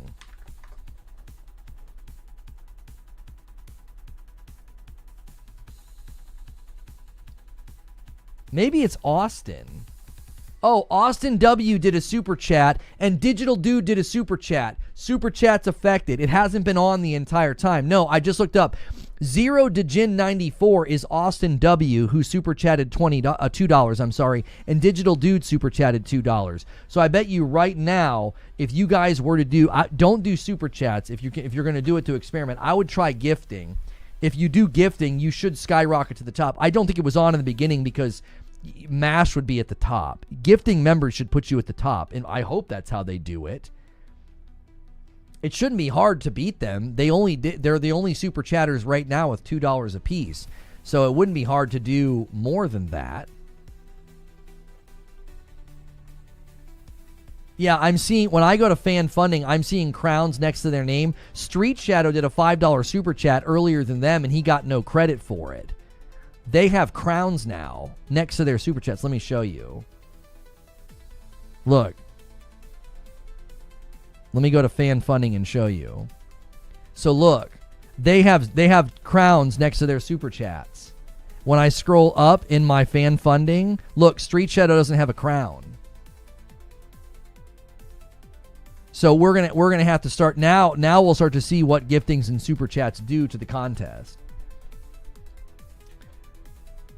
Crown this, says Eugene with 46 months. I don't think renewals get a crown. You guys are going to have to experiment. Nobody's done a super chat or a gifted since. And there's a VIP from Trill. Yeah, it looks like renewals don't count. Thank you so much for the renewals. I mean, they count towards this. That's why we have our own goal. After you answered my comment last week, I'm so happy that I switched to PlayStation. I agree with your comment that we do need Xbox to thrive for the other companies to stay true. Wilbur says only super chat. That will not be, that'll be so not helpful. That'll motivate people to do super chats instead of gifting. We gifteds do better for us because we're growing the community. Gifteds do nothing. Why do they keep implementing features that are counterproductive? Send live chat messages, send super chats and super stickers to get points. Yeah, Digital Dude just did another $2. That should put him at the top. You got no XP for chatting? Well, it just started tracking it. I mean, just recently. Yeah, Digital Dude's now in the number 1 spot with that super chat. I mean, it supports me either way. When you super chat or gift, you're supporting me directly, and I greatly appreciate it. But gifteds go to the community. If you're going to spend $5 and you gift a member or you do a $5 super chat, it's exactly the same for me. It's exactly the same for me. Lost Scotsman with 10 pounds says, I got nothing. What the frick? Is it only counting American currency? Am I doing it right? Stone Spire gifts a member and gets us to 189. Yeah, Lost Scotsman didn't get any credit. Oh, no, you did. Lost Scotsman, you're in number 1. You're in number 1 right now. It counted you. Yeah. It just took a second. It just doesn't show it on his super chat for some reason. But he got credit. And another one comes in from Stone Spire. I know what Stone Spire's doing. Stone Spire is baiting the 10. We're going to do 5 every 50. He'd have to chat, and he sees the badge. So when they chat, do they have a crown as well, or just at the top? So I need Lost Scotsman, Omar, or Digital Dude to talk in chat. I'm not seeing anything next to their name. Oh, now I do. Omar's got a crown next to his name, a number 2. What on earth is happening? It's a brand new feature called Top Fans. Yeah, Lost Scotsman's now crown's number 1. Listen, at some level, if people start doing super chats instead of gifting, maybe people will start to feel like, I'm not getting gifteds like I used to. I have to pick up my own membership. It could inadvertently help the one thing that we've been trying to get for a very long time, which is people who get gifteds to consider converting and picking up their own membership. You know what I mean? I specifically put 50 cents more than Sven, and it gave me number 2. Yeah, you took his crown. OnlyFans or Top Fans? Why not both? Sven didn't gift anything. Yeah, Sven was just chatting. Excuse me.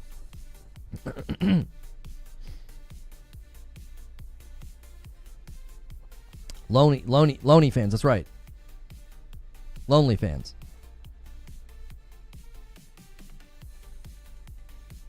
Unfortunately, I can't see your rankings. Thank you so much, JB Port 87, for using your Prime over here on Purple. Make sure you guys check your Primes every month. We've lost a lot of points over there on Purple, so whether you guys gift or sign up brand new or use your Primes, it all helps.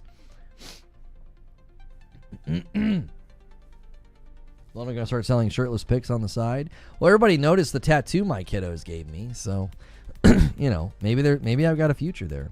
Thank you so much, Solo Man, for 2 months over here on Purple. Whoever hits it gets it, by the way. Whoever makes this hit 200, that's the platform that gets the 5 gifted members. So Purple, it's up for grabs. YouTube, it's up for grabs. A 10 bomb to secure it right now. Corey's game is probably under God of War set in Egypt or something. No, it's a sci-fi game, Digital Dude, and we had a pretty good theory today that it's going to be one of the games they made in the past called Warhawk, because Jason Schreier seems to indicate that it's a it's not a new IP. Let's see how much XP I get for one message. I'm assuming you get like 10. Did you get like 10 XP?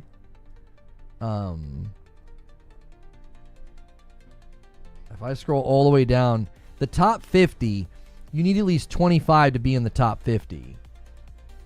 So I don't know if you're even listed, Unwound.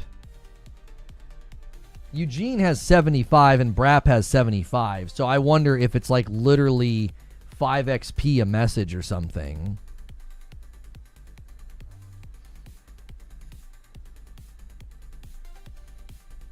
So the more I look into this guy in D2 that looks like Lono, his name is Lodi, and he's connected to deep state conspiracy that he's trying to uncover and find the truth for. It's Lono, dude. I don't know. There's no way that they would do that. There's no way that they would do that internally. I still don't buy it. What's the point of the crown? So I appreciate that YouTube's trying to do this. They're trying to do some of the monetization, like community-driven things, where the more you chat, the more you super chat, the higher you'll rank. I love that. What would really be best for us is a leaderboard for gifteds. But Creature said the other day to me on the phone, that wouldn't be that great because it would be like the same 2 people every day. It would either be Mash or Pathalon. And I was like, yeah, but when they're not around, people could compete. And he's like, but would anybody want to? Would anybody want a gift if they know one of the big guys can come in and steal it? So maybe it being primarily based off of chatting and super chatting, maybe that is better. I don't know. It all supports, like whether you hit like, chat, subscribe, super chat, or gift, it all supports. Which, by the way, the like count really slowed down. Let's make a run for 400 likes, guys. If you haven't hit like yet, make sure you've done that. That really does help out the video, and the likes slow down. And another gifted comes in from Joker Quinn, and that gets us to 193. Thank you so much, Joker Quinn.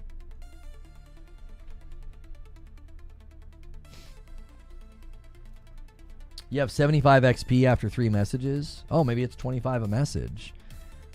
I felt like Eugene and Braps had a lot more than 3 messages, so I don't know. I think they're just trying to create that momentum. Like, if people are chatting and engaging, it's why we do Q&A, right? It's like, well, you're more likely to enjoy yourself and feel like you're part of something. Like, you're not going to feel like you're just this untethered thing where, yeah, Ginger's been chatting quite a bit, not just, maybe it's the length of the message.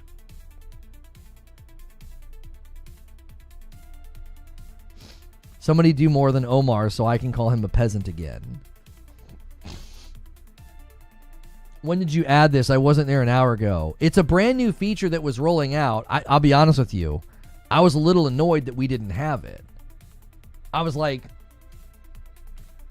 I've got a partner manager. I've gone to the headquarters in Atlanta. Like, we're supposed to be getting these features right on the front. I've helped test new features. I've done calls with them. I've done surveys for them.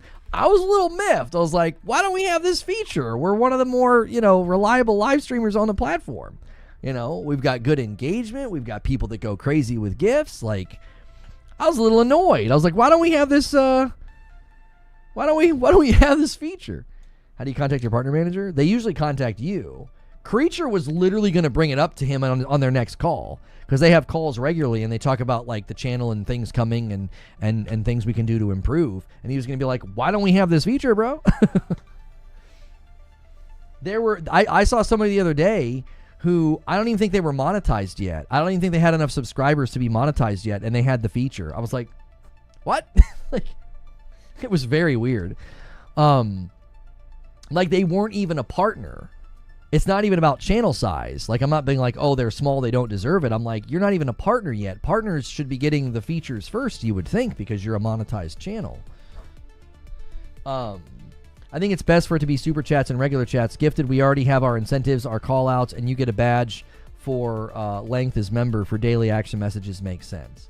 Well, Mash, as long as you feel like, you know, I just would never want like you or Pathalon or anybody else to feel like, you know, a new feature doesn't really put a spotlight on you guys. Not that you do it for a spotlight, but it is nice to be celebrated when you're that generous. I mean, I don't know.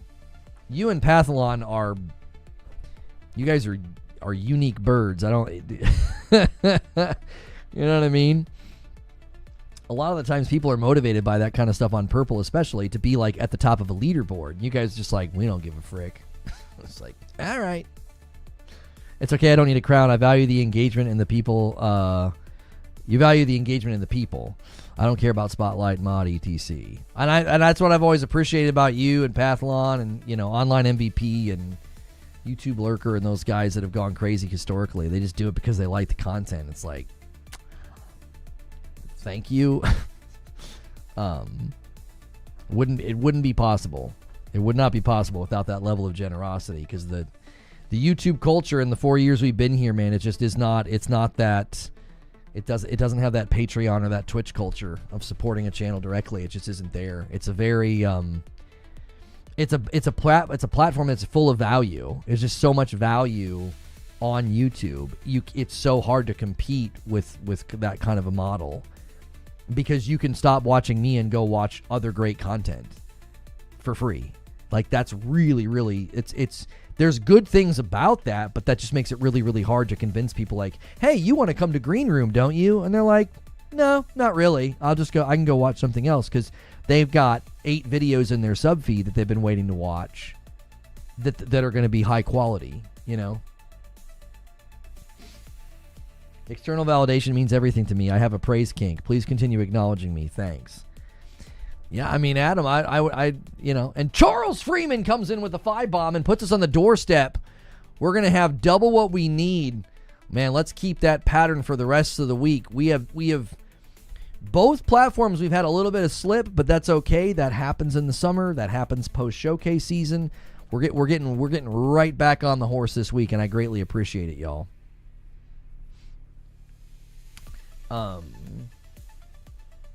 Only for vertical live streams. Gifting counts in the ranking.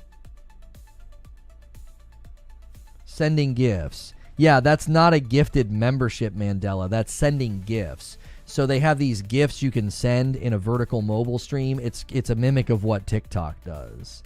That's not saying gifted members. It's saying gifts. So I absolutely love that. I'm going to report this account. This account is impersonating this guy. Report account. Pretending to be someone.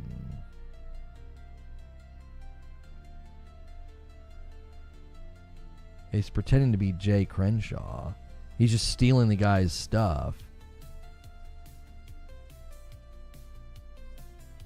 If you guys haven't seen Chit on, what's Jay Crenshaw's like at? I want to report this account for impersonation. Oh, it's Jay Renshaw, not Crenshaw, sorry. Report account, pretending to be someone. Jay Renshaw. Do it, lady. What's his at? It's still not finding him. I don't understand. Is Jay Renshaw's at not Jay Renshaw? Seen what? Chit. C-H-I-T. Oh, it's Renshaw J. There's nothing more annoying than seeing these content thieves on these platforms. What the frick?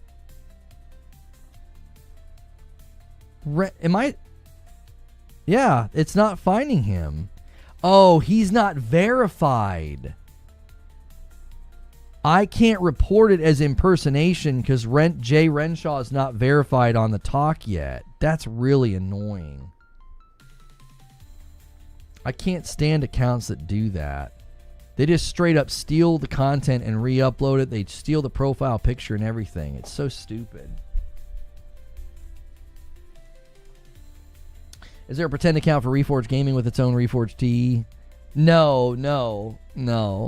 People will typically only do that with somebody like Jay Renshaw, who's kind of blowing up.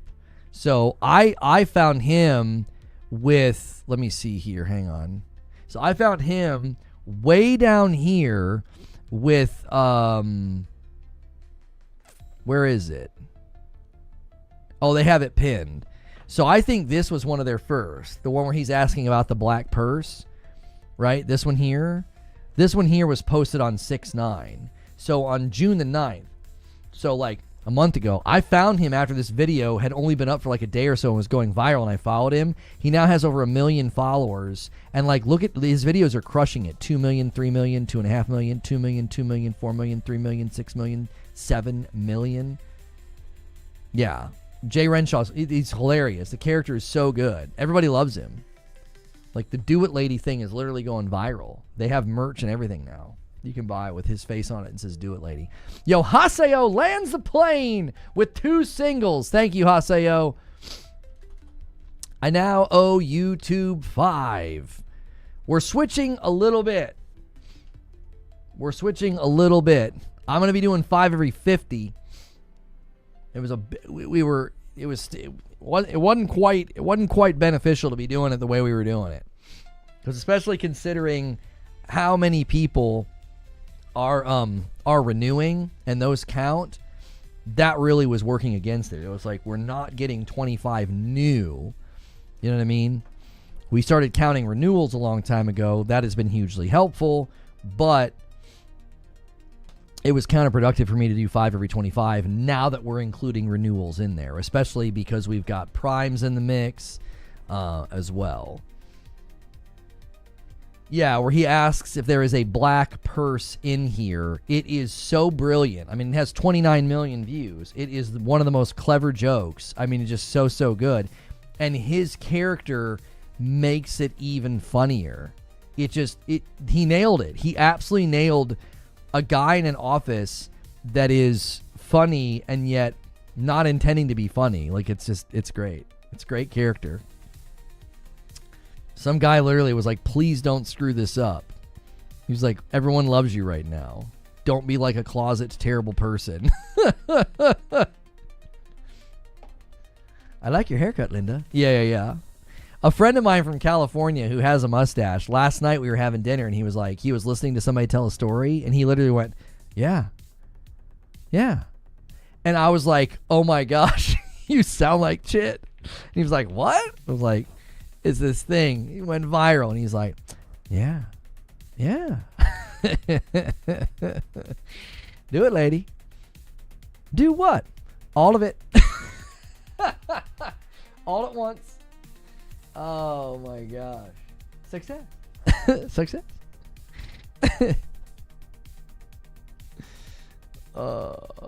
She says there's a white person here too. And he's like, I don't need one of those. Oh my gosh. It's perfect. It's just good clean comedy. There's no malice in it. It's not offensive, you know? And a 5-bomb comes in from Dodevas. Well, back to it then. Yeah, he's so good. Thank you so much, Dodevas. And I forgot to add the singles here. So 176.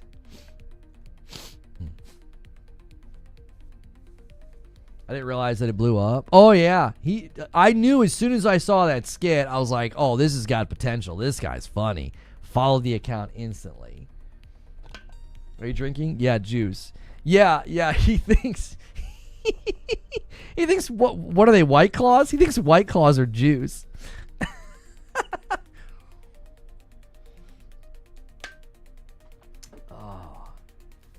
And a 5-bomb comes in from MASH and gets us to 210. Thank you so much, MASH. Puts us The new milestones are now every 50, so we're 40 away. You pre-purchased Wu Chang on sale. I know you have been playing it. It looks like a faster Wukong with deeper combat. Interested to hear your thoughts. I have now hit 10 hours. I made some pretty good progress. It is a game, if you've noticed from the trailers, I'm only going to speak about the trailers right now. If you notice from the trailers, there are really fast and challenging frenetic boss fights in the trailers. So naturally, you know, I'm going to have to make sure I'm making good progress in order to be able to speak significantly about it. It's roughly a 40 to 50 hour game, which I don't think I'm going to be able to clock between now and next week. I don't think I'm going to be able to get another 30 hours in. I'm hoping I can get to about the halfway point so I can speak definitively. I think I've got a good POV right now in what I want to tell people and what I want to say. I just want it to be full of useful information and insight and not just like, well, I played it for 2 hours and I died a lot. Like, that wouldn't be helpful. So, because you could make that about First Berserker, Kazan, or Sekiro, or any game like that. Yeah, it's a big game. Yeah. Yes. That was officially stated by Google, and then I reached out to my contact who gave me review access, and they said 40 to 50 hours is the completion time. Now, obviously, people might do that faster or longer depending on their skill threshold, because if you're really, really good, obviously, you know, you may be able to clear certain bosses faster than another person. It's just going to be one of those games. Because there are people that are probably clearing, like, First Berserker Kazan faster than other people. That doesn't mean that your clear time in that game is necessarily dictated by what others are doing. Game of the Year potential based on what you played. I can't give you any feedback or opinion about the game. I'm being very generic, and I'm only speaking about what's publicly viewable because I'm under NDA. So it's why I said, if you look at the trailers, you would understand why some people might take longer than others, because it's not one of those games. It's described as a Souls-like game. So when somebody brings a Souls-like game to the market, everyone's completion time is going to vary. Because you could one-shot a couple of bosses, and the guy next to you could take 6 hours per boss. Well, your playtimes are going to be drastically different. Like, I beat Sekiro a lot quicker than other people, because I remember I'd get to a boss fight, and people are like, oh, this boss fight took me, 3 days. And I was like, the frick? I was clearing bosses in Sekiro in usually about an hour or less until I got to Ishin.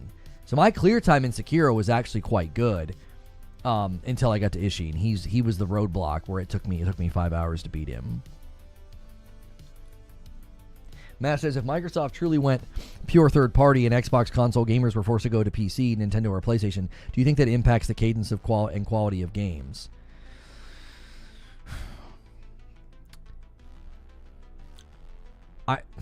So I watched a Legendary Drops video on Xbox, and he was really, really close to a point that I've made. He and I don't see eye to eye on this. I think that's fine. I think people have different opinions here.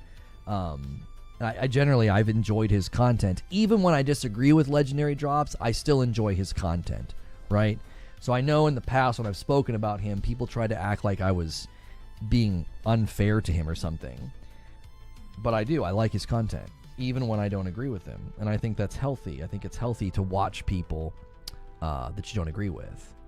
So his video on Xbox, he got on this subject and talked about, he thought of them as being very pro-consumer. He thinks multiplat is pro-consumer. But then he had the realization that they were only really going multiplat out of necessity because they bought all this stuff and they need to sell the games on other platforms. And he did touch on the fact that their game quality has not been good. And I was like, I said it to Creature this morning on the phone. I was like, he was right there to really landing the plane and agreeing with me. I'm not saying he has to. I'm not saying I'm right and he's wrong. I'm just saying my perspective is when you task developers with broad buckshot multiplat, I think it will affect quality. I think we can demonstrate that with games. I think we can demonstrate that with games built for PS5 first versus a lot of the multiplat games that hit. Because you got to think, multiplat games, their budget's going to be higher. The publisher's going to want that game to hit the market eventually, like what we saw with Jedi Survivor. Jedi Survivor was trying to do what Disney wanted, which was they wanted a new Star Wars game like every 6 months. And so I have said for a very long time, I think that affects quality. If you went to any studio in existence and you said, we want you to build your game for Switch 2, PS5, throw in PS5 Pro enhancements, build it for Series X, build it for Series S, build it for PC, okay? And you told them that was the game they needed to build. And then you went to the same developer and you said, actually, instead, we'd rather you build the game just for the PS5. The difference in what they could do with the game, with innovation, with systems, with graphical fidelity, with really pushing the game to the limits, the difference in the game would be dramatic. It would be dramatic. Denying this, I think, is denying something that is so demonstrably obvious in the market. If you're building a game for Switch 2 and the PS5, and you want those PS5 Pro enhancements because you know that's important to a subset of the community, and you got to build for Series X, and you got to build for Series S, and you got to build for PC, you're going to end up with limitations in the game. Immediately, you're going to be limited because, well, now you got to get it to run on the Switch 2. And now you got to get it to run on the Series S. And now you got to decide where the baseline for optimization is and just how weak of a PC do you want the game to run on. It's going to affect the game. It's going to affect how fast the game can come to market. It's going to affect how expensive the game is, which is going to affect the timeline of deliverable, because your publisher is going to say, we want the game out. We want to make money on this thing. You're going to get a game that would be, I think, dramatically improved if it was built for one platform first. PS5 first party have insanely high budgets, though. We only know of Spider-Man having a pretty inflated budget, and a lot of that probably has to do with some of the licensure in Marvel and some of the marketing as well. And the money and the dollars spent there is not demonstrative, I don't think, of what the rest of their budgets are. Some of the highest in the industry. What was the budget for Horizon Forbidden West? Establish your claim with facts. So you think that Housemarque, Santa Monica, Naughty Dog, Bend, Guerrilla, you think their budgets are some of the highest in the industry? Higher than a multi-plat release from like a big giant company like Ubisoft? I don't think that's true. I think Spider-Man 2 was anomalously high. I don't think Spider-Man 2's budget is representative of like all of the first-party PlayStation studios.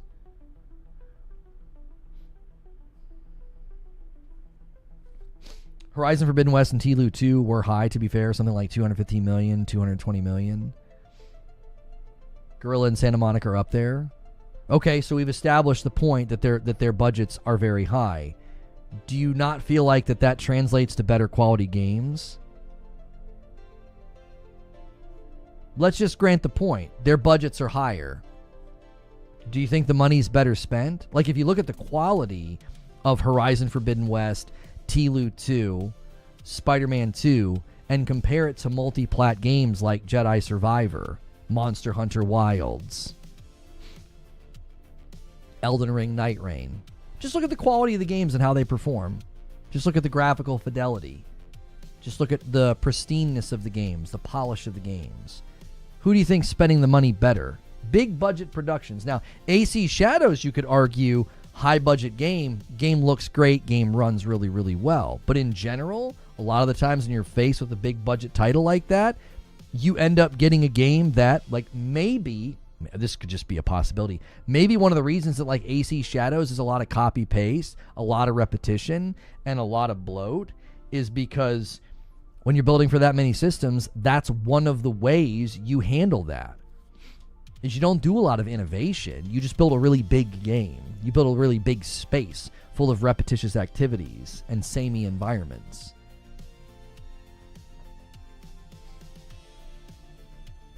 Look at the final mission in Burning Shores, all running real-time, silky smooth performance.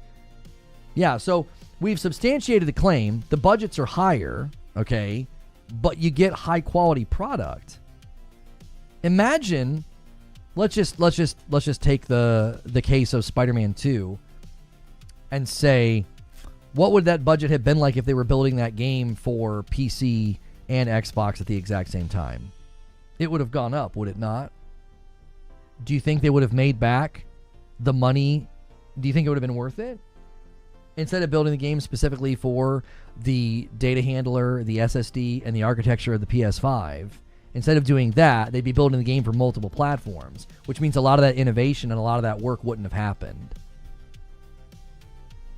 So you'd have increased the price to make Spider-Man 2 even higher than it already was, and then you would have lost a lot of those things that they came up with.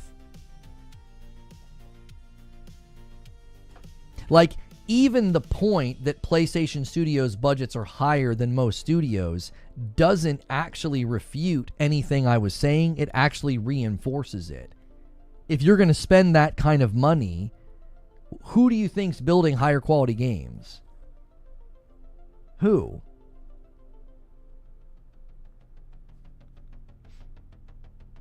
People think that, like, Expedition 33 is this example of like, oh, but you could build a game with 30 people and look at the quality. Expedition 33 is nowhere near the scope and quality of a Spider-Man 2, a Forbidden West, or Ragnarok. Not even in the same ballpark as far as size and scope, and they're not even close in the realm of quality either. The cinematics, the animations, the cutscenes, the dialogue, the voices actually syncing up. Expedition 33 is not in that hemisphere of quality. It's not. I argue that it's AAA quality, but it's not at the level of excellence that you get from studios like Santa Monica and Guerrilla and Insomniac. It's not. They're not a match. Also, Expedition 33 is a very, very linear, very, very structured game. It's not some big, giant open world like Forbidden West. It's not some seamless, no camera cut, tour de force, elaborate combat system, God of War Ragnarok. People act like Ragnarok's combat and the game is like a movie game, but you have ever seen actually any breakdowns of the combat? Like, Expedition 33 is excellent, but people act like, oh, well, anybody can do this then. And it's like, but Expedition 33 doesn't even stack up against some of the best AAA games that are out there. So acting like, oh, but why do we need these big studios? Why do we need these big budgets? Well, you wouldn't get some of the games that come out. Now, you might.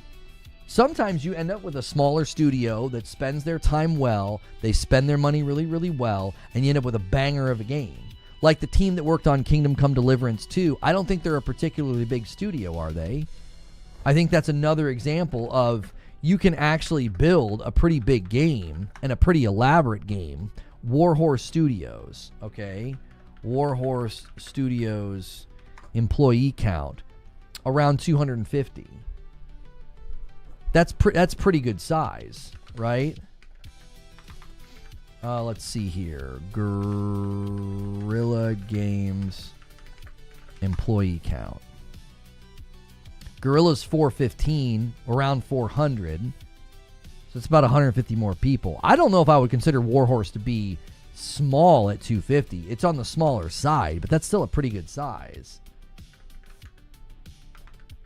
Santa Monica studio around 250, it says on Wikipedia. So even the team that built Kingdom Come Deliverance is in the same ballpark size as like a Santa Monica.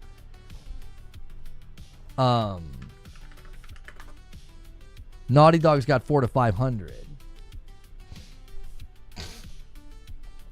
So you could certainly, I think the sweet spot is 500 and down. You will consistently get agreement with me on that. That I think the employee size of these studios should start staying 500 and down. I think once you get beyond 500, it can get a little absurd.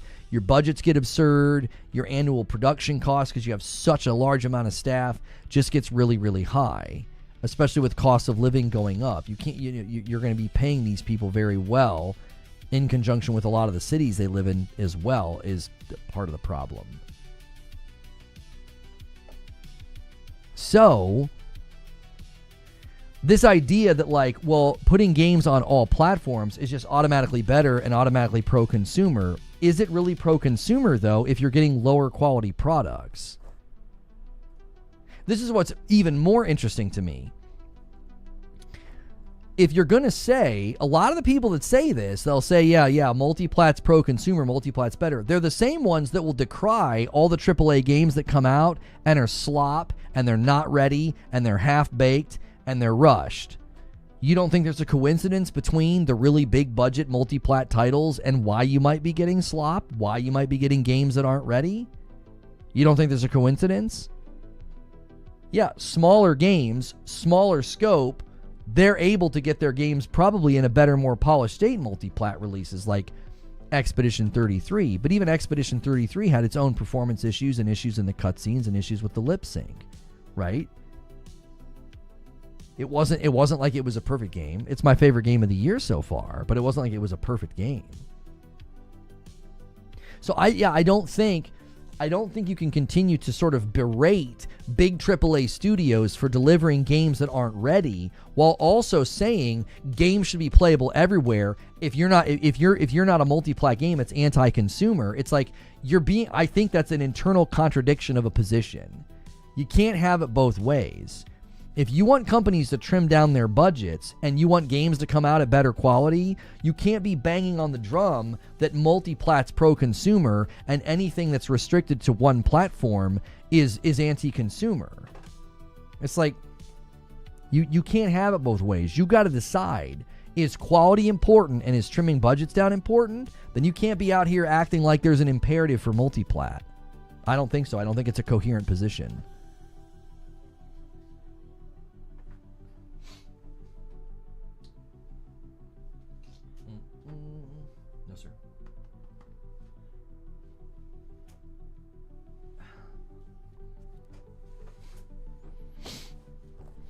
Gamers don't want perfect big budget games. They want good games that give them a great experience that they never had before. AAA's been failing that OBJ for a while now. You don't think there's a correlative relationship between big AAA budget games and trying to build a game for multiple platforms? You don't think there's a relationship between the budget and how many platforms they're building for? You don't think there's a relationship between the two? Like, if I look at, like, people are saying, like, well, Guerrilla's and Santa Monica's budgets are some of the highest in the industry, that could be related to how much talent they have at the studio. You don't think that has a direct relationship between why their games come out and are so good? Because they've got a lot of high-paid talent underneath the hood? I mean, see Kingdom Come Deliverance 2 and Clair Obscur Expedition 33 as examples of what? What are those examples of? Because Kingdom Come Deliverance 2 is a pretty sizable developer. It's about 250 people.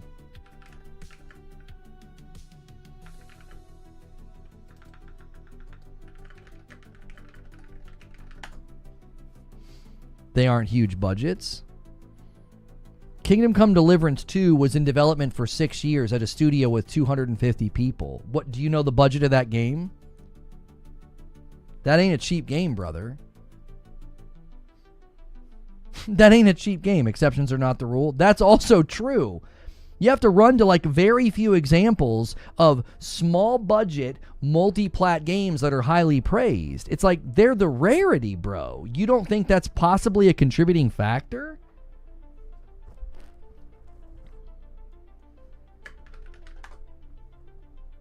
The Kingdom Come Deliverance 2 budget was reportedly $41 million. Early reports suggested a budget around 1 billion Czech crowns, which translates to approximately 41 million. Yeah, but see, you'd have to analyze where it was developed and cost of living relationship there. The fact that they have over 200 employees and for 6 years it only cost them 41 million, like in the marketing budget, I don't think it was huge. I don't think they like over marketed it. I think some of these games spend a lot of their money in marketing, right? You got a big publisher that want to see the name in lights and on billboards and stuff. But you'd have to look at cost of living of people that are basically being, you know, in a currency of Czech crowns. Like, you'd have to look at that. Like, that's going to be a contributing factor of the budget being smaller, which is why you would probably be able to say, oh, well, their operating costs were so much lower than everybody else. That doesn't mean that everybody else can do what they did. Not everybody can have 250 people build a game for 6 years for $41 million. Space Marine 2 was made at quality and not for a crazy budget. Space Marine 2 was also a pretty short game, bro. It was like maybe a 10-hour campaign. And then the all the additive stuff they did after is great. They've done great support. It's a good game. It's one of my favorite games that I've played as of late. But again, there is a very common theme of big AAA multi-plat games coming to market that were not ready and not polished. That's more common than uncommon. That's more common than uncommon. Let me say this another way. I think Assassin's Creed Shadows can demonstrate something I want to say about this. I think commonly, one of the reasons we get really big games, but they end up not very polished, like Monster Hunter Wilds, big game, lacking in polish, because that's one of the best ways to increase value when you know the actual value of the game is going to be in not the best shape. It's like, we'll just make the game bigger. You're not worried about the polish. You're not worried about the optimization. You're not worried about performance. You're not worried about bugs and glitches. You just make a really big game. Like AC Shadows actually runs really well, looks really well, and also happens to be very big. But again, I feel like that's rare. I feel like when you get these really, really large games, these really, really large budgets, it's why these guys make videos left and right, and people complain left and right that AAA games are slop, and they're not ready, and they're broken, and they're glitchy at launch. And it's like, I wouldn't be surprised if some of that has to do with the fact that they're building these games for so many systems that eventually they're just like, we've just got to ship the game. It's not going to be ready in time for what the publisher wants. Or the parent company, like in Disney's case with Jedi Survivor, they want those games out at cadence. They don't give a crap about quality. If Jedi Survivor was only built for the PS5, I'm very strong in this belief. I don't think it would have launched in the state that it launched. Because it would have been very easy from early on to make sure the game was optimized because you're building it for one system.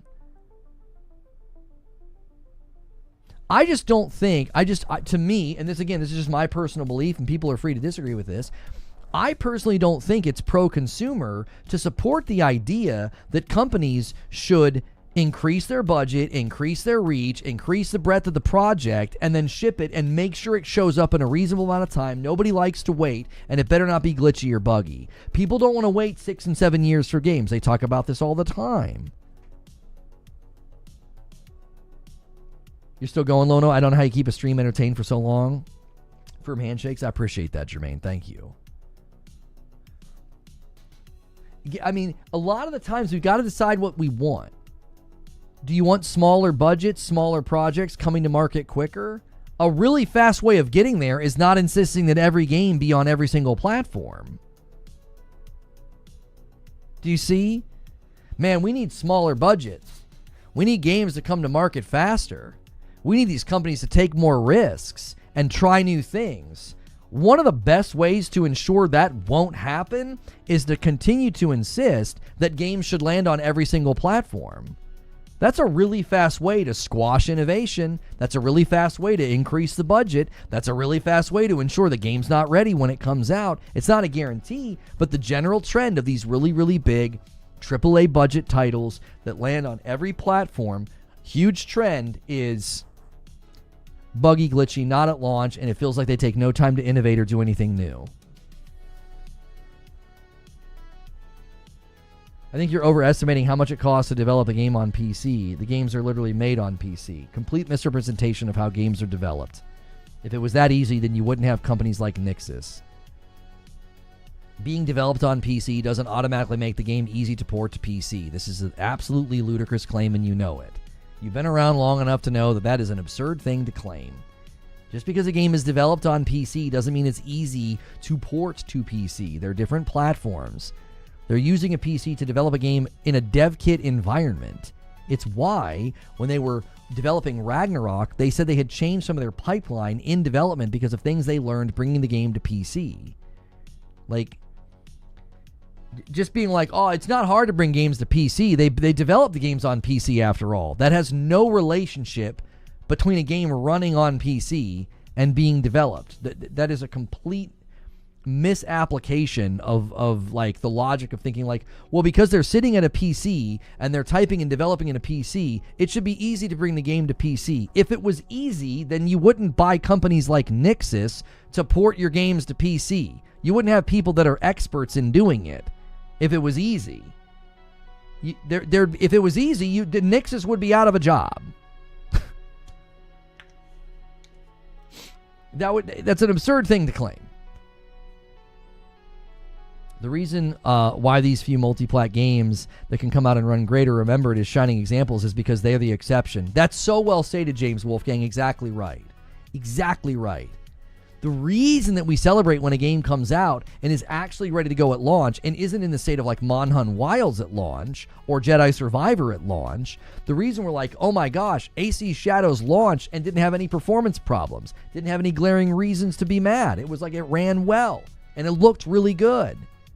The only real glaring performance criticism you could make in the beginning was when you went to the hideout, it dropped to 30 FPS. They patched that within like a week or two. And but again, because the norm is you see the big titles drop and they're not ready. Or maybe they are ready and somebody might criticize AC Shadows and say, you really didn't innovate on the formula. You really didn't take any risks. Well, when you're making a game for that many platforms, it's going to limit innovation. It's going to limit risk because you don't know if some new... Okay, let me give an example with Phantom Blade Zero. It ran great on my PS5 at launch. I don't agree with you. I'm not going to repeat all the problems with Monhun Wilds at launch with respect to performance and image clarity and all the bugs and glitches that were present on PC as well. It's not really worth revisiting. That game was in a terrible state at launch, as was Dragon's Dogma 2. I mean, we don't need to revisit Capcom's egregious launch of games and how poorly optimized they have been, okay? It's a matter of public record. We don't need to retread that. That's not worth our time right now. Those games were in pretty bad shape when they launched. Phantom Blade Zero, when people saw the game and how great the fights looked, they were in sort of disbelief as to why when we saw all that great stuff in 2024, they're like, why is the game not coming out until 2026? Somebody told me there are teams in that environment and in that sort of culture, they develop games differently. And what they do is they develop a vertical slice first. And they go nuts in the vertical slice. Because within the vertical slice, they can just try crazy stuff. Like, I don't know, what if the player can do a front parry and a back parry, like really, really fast simultaneously when fighting two targets at the exact same time? Do you think that would be possible? Do you think we could build that? Right? Well, you're going to be able to try that out in that vertical slice. That's less doable when you're building a game for multiple platforms. So like with Phantom Blade Zero being developed for PS5, right? So they're building this vertical slice within the PS5 dev kit environment, and they're going crazy. They're turning everything up to 11. It's just a vertical slice. It allows them to just ask the question, could we do something crazy with the combat system? Could we do something crazy with the attacks and enemy aggro or whatever? And they're like, well, yes, let's try it. We're in a vertical slice environment. So if that's an example of how a developer can really go nuts and really go crazy and really experiment, the antithesis of that is multi-plat development for a bunch of platforms at the same time. You're not going to be able to do that as easily. You can do it, but you're not going to be able to do it as easily. Some engines are going to be different as well. Like you're saying, Crimson Desert's engine can be developed for multiple platforms at the same time. Yeah, we'll see. We'll see if their breakthroughs with their engine are real. We'll kick the tires. We'll kick the tires when Crimson Desert comes out, because I got news for you. My spidey sense was tingling when I saw those Mind's Eye trailers, and I said, that doesn't smell right. And when I see these Crimson Desert trailers, I'm like, this seems too good to be true. This seems too good to be true. I don't know how they're going to do any of this on a console. This looks like something that would be chunky on a beastly PC. So we will see if their breakthroughs with their engine, we will see just how significant those breakthroughs are. Well, I'm not being negative. I'm just very skeptical. I'm very skeptical. I've watched a lot of trailers. I've watched a lot of gameplay debuts. And I told y'all that Mind's Eye stunk. I said something isn't right here. And I was spot on. I did the same thing with the day before. And with Crimson Desert, it's different. With Crimson Desert, I'm like, this looks too good to be true. This looks like, it looks like trickery. People just played it and said it ran awesome. Yes, people playing in vertical slice environments typically say that the games run awesome. We've run into that before as well. That's not compelling to me at all. You can take me, fly me out, set me down, let me play a vertical slice, and it's probably going to run amazing. That's not the game in its launch state. It's a completely different environment. This has happened many, many times. You also told us that it was going to be a hit. Never said that. That's false. If you're going to represent my content, do it honestly or don't come back. Again, it's about scope. If you scope for multiplat and handle it realistically, you can do well. But if you try to push one platform and then try to port everywhere else on the back end, problems are likely. The relaunch for Mind's Eye will be pure cinema. This is true. Their engine already looked really good, like Black Desert Online. It's unbelievable on PC, and it's optimized on console. Like I said, we'll see. We will see. It just, the thing I keep coming back to is it just looks too good to be true. There is so much going on the screen. There are so many NPCs. It looks insane to me. It looks like something that you would see as a launch title for like the PlayStation 6 or something. It looks to me like a showcase of what the thing 5 years from now was what we'll be doing. We had a whole debate. I never said it would be a hit. I said I thought the game was going to be good. My argument was based off of the passion from the studio, their history with making good games, and I thought the game looked fun. My 20-something hour playthrough with my wife was actually enjoyable. And then we got to the live service mechanics, and I said, this game has no legs. I never said it will be a hit. That's simply false. I don't talk like that. Semantics? Yeah, they're awfully important when you're going to summarize somebody's position, and the nuance of my position was, I think the game will be good. Here's why. I never was like, it's going to be a hit, guys. I never said that. There's an enormous difference between what I actually said and saying that I thought the game was going to be a hit. If you can't see the difference there, I can't help you. Those are pretty significant differences. I acknowledged that the game was going to face challenges and it might not do well because of how poorly it was being received. I can't imagine a conversation where I was like, this is going to be a hit. I might have said, this has got potential. This could actually work. This could take people by surprise. But I don't think I ever was like, this game's going to be a hit. I thought it was going to be good. I did. I thought they were going to pull it off because of how passionate they were in those interviews. I really, really did. I thought, dude, they're too passionate about this. They believe in this project. You know what they're a demonstration of? They are an exact demonstration of why PlayStation should have never had single-player studios trying to do live service. They had no freaking clue what they were doing, and it's so demonstrated by Suicide Squad Kill the Justice League. It's like there are really smooth animations, smooth mechanics. The combat actually feels good for what it is. Like if another studio would have made a game like that, like a knock-around looter shooter, people would have been like, this feels great. The story, the cutscenes, the voice acting, it was all like at their level of quality. You could disagree with what they did in the story, but I'm talking about like the actual cutscenes, what the characters looked like, the fidelity, the voice acting. It was all at their caliber. They don't have a clue what they're doing in live service. Why? They're a single-player studio, and it showed. It showed. You literally said chat never forgets. You wrote that check. Right, you can't like misquote me. It was over a year ago. I don't remember verbatim. Like Zubair said, you said chat never forgets. Well, my position was never it's going to be a hit. I was like, I think it's going to be good. And it had, I think, a lot of good parts. I do. I think it had a lot of good parts. If it would have been 4 no-name characters and it would have been made by another studio, like a knock-around looter shooter, I think people would have liked it. I think people would have liked it. But because it was from a studio known for the Batman Arkham games, and they took characters that could have been fun to play as in a more melee-based environment instead of shooting all of the time, it was understandably highly criticized. And, you know, having characters gun down Batman in the street on a bench was probably not going to go over well with fans, even though it wasn't the real Justice League, and I thought that was clear from the very beginning, but that's beside the point. That proves, I think, rather clearly that you should not have single-player studios trying to do live service because they don't know how to do it. It's not their area of expertise. You can't just take, like, oh, well, we know how to build combat systems and a loot table. Okay, that doesn't mean you can make a live service game.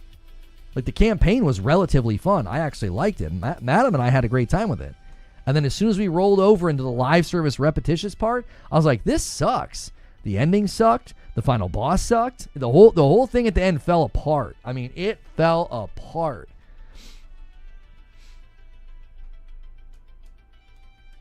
And that's not quite the same as looking at a mind's eye trailer and saying something isn't right here.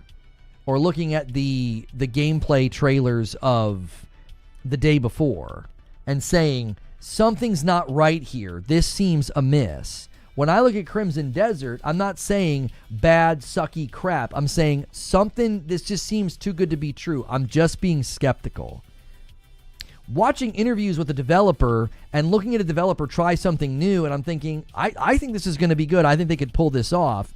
I never once said to you guys, well, if you look at the trailers, clearly there's going to be a massive amount of live service longevity and really intelligently built live service systems. I didn't know any of that. I just said from what we're seeing, I feel like these guys made something that's going to be good. I think they believe in their project. And I think they did, and it didn't matter because they didn't know what they were doing. Another example of this is Naughty Dog. Naughty Dog thought they had something special with The Last of Us Factions 2 or The Last of Us Online, and they didn't know what they were doing. The Bungie walked in the room and said, you guys don't know what you're doing. You guys don't have a clue. You don't, to support this long term, you'd need the whole studio. You'd need all hands on deck.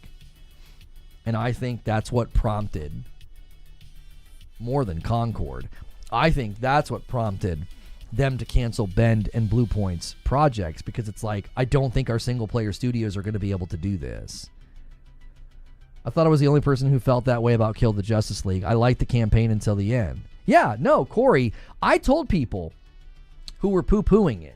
It had a good score on PlayStation for the first 2 weeks, and it had a decent, I don't think it had a terrible score on Steam for the first 2 weeks. And then everybody started rolling credits. And as soon as I rolled credits, my entire opinion of the game changed. I was like, it was a fun campaign. Madam and I had a good time in the co-op. You know, we had a fun time with it. And then everything fell apart in the end. It was like they literally showed exactly where their weakness lied. They could build a decent campaign. They could build a decent story. And they could build a pretty fun content loop and pretty fun combat. It was fun. There was a lot of different things you could do. They don't have a clue what to do after that. As soon as you roll credits on the game, all of their lack of knowledge is just on full display. It's like they don't have any idea how to do this. Like, they honestly thought, we'll just rehash boss fights and drop new loot and people will keep coming back. Like, somebody somewhere sat in a dadgum meeting and they pitched that as the ongoing content model, and somebody thought it would work. And it was like, no. You can't get people to come back to your game by being like, well, you can replay the boss fight, it'll be a little bit different, and then new things will drop. It's like, that's not going to work. You need new content. You need to go to new places. You need entirely new ways to play the game if you expect a game like that to last. And that was never going to happen with the way they built the content loop. The content loop was too basic. It was a knock-around looter shooter. They should have treated it like Borderlands. If they would have treated it like Borderlands and maybe not had like recognizable characters, they could have had a bunch of no-names. You know, treat it like Borderlands and just do some DLC every once in a while and then pack it up and go home. Trying to do it as a live service format just didn't work. There was no way that was going to last. It was too samey. Like Borderlands would never really function well as a live service game for that reason. It's just gonna get too repetitious. It's still at the end of the day a looter shooter. Looter shooter live service is very difficult to pull off. I mean, Destiny is showing that. I think it's showing its age, it's showing its wear, and even they almost died multiple times in the life of that game in the 10 years that it was out. Lona, what would you consider something fishy, aka I told you guys at launch, if there's frame drops, you talking bugs, or do you mean the gameplay is completely different? Oh, with Crimson Desert, if it runs really poorly, yeah. If it runs like, like a Jedi Survivor or like a Dragon's Dogma 2, if it runs really bad, if the performance is poor, if optimization is poor, if image quality is absolute garbage just to achieve the frame rate, then it'll be like, yeah, what you showed us doesn't line up with what we're actually seeing. Don't tell me you made breakthroughs with your engine and then deliver something that is running like that. That'll be, I think, a pretty clear indictment of what they said. Like, and again, if they prove me wrong, man, that's a great L to take. Oh, yeah, hold the L. Yeah, I'm sorry. I was skeptical about a game that looked too good to be true, and these guys pulled it off. What a horrible L to take. Like, I'll take that L gladly. Here's the thing. Wouldn't you rather somebody be skeptical than just buy in to the hype and then everybody feels misled and angry? At least you could be like, well, Lono tried to tell us to be skeptical, and sure enough, the game doesn't run very well. But if I'm wrong, it's like, holy cow, the game should be studied if they're able to pull it off, because there's nothing out right now with the scenes and the setups, the NPC density, and the speed of movement, and just the fidelity of the game, and even the particles and stuff falling down in some of the scenes. It's like, we've not seen anything like this gen. I don't know how these guys pulled it off, but if they pulled it off, man, props. I feel like it'll have some frame rate issues at launch. Most games do, then get patched. A few hitches here and there, I'm not going to rake them over the coals. I'm talking about if it doesn't run consistently at 60, or like with Black Myth Wukong. Well, yeah, Black Myth Wukong runs at 60, but it runs at 60 in a way that I would argue is pretty egregious.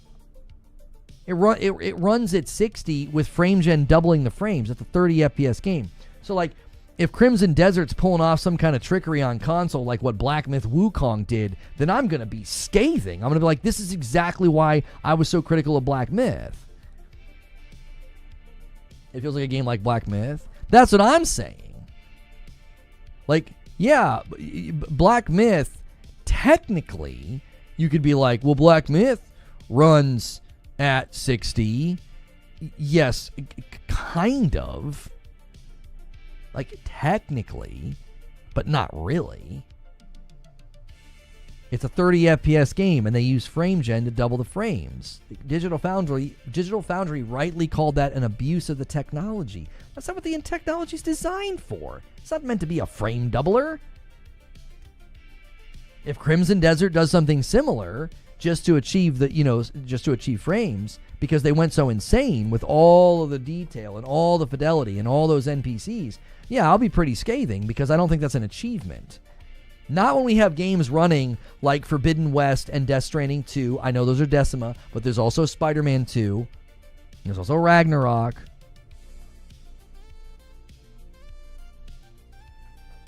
There's plenty of games that look really good and run just fine on console. Played Black Myth on PC, can't speak to the console version.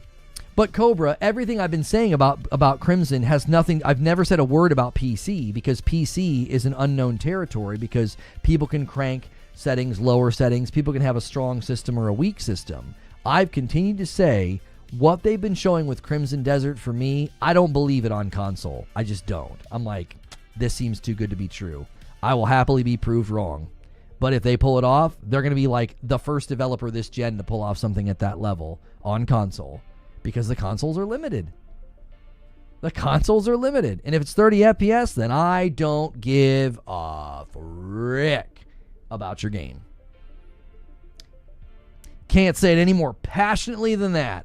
You deliver a 30 FPS game in 2025 or 2026, I don't care if you're GTA 6. I don't care if you're Crimson Desert. I don't care who you are or what you're doing. I don't care if you're Sucker Punch. I don't care if you're Naughty Dog. If you deliver a 30 FPS game, I'm not even playing it, so who cares?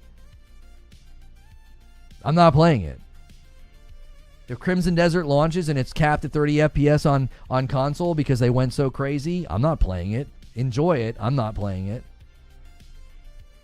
Why would I bother? I have a backlog of games that have all made that a priority, and that's my priority, so our priorities are aligned. I'm going to play the game. If that game's not a priority, if that's not a priority for you, then I'm not touching your game. I don't have the same fears because I'll be playing on PC, so I get your concern on console. Well, that's what I've always couched my concern about. I've always said that because we dealt with that with Black Myth. Come on. That was ridiculous. It's one of the ugliest performance modes I've ever seen. Monhun Wilds was very, very muddy, and I thought the image quality was poor. And then all the issues with Jedi Survivor, that performance mode was terrible. In the game, the whole game was hitching, crazy frame tearing. But you played Mind's Eye. Mind's Eye was not capped at 30. It was, yeah. We played that for the memes and the lols, but yeah. I think Arc Raiders may be only 30. I don't think so. I played it on my PS5. It wasn't 30. Are you playing Ready or Not on console? I don't think so. It's not really my kind of game.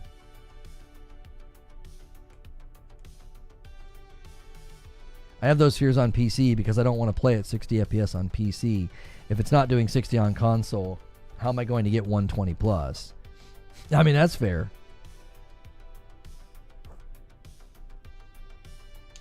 Played for the memes and the lulz. Like, I knew it was going to be a disaster. Why not? You want to mislead the public with your marketing? You want to mislead the public with your preview event? I will drag your game into the light and make a mockery out of you. I did it with the day before. I did it with Mind's Eye, and I'll do it again to another game in the future. You want to mislead the public? You want to pull these shenanigans? You want to pull conspiracy theory in your dumb Discord? I will gladly drag your piece of trash game into the light and show it to the world. Be like, look at this crap. That's exactly what people should do with their platforms. And I wasn't going to play it because I was like, I don't know. We know it's going to be bad. Why? And people were like, you need to show it to people. And I was like, all right.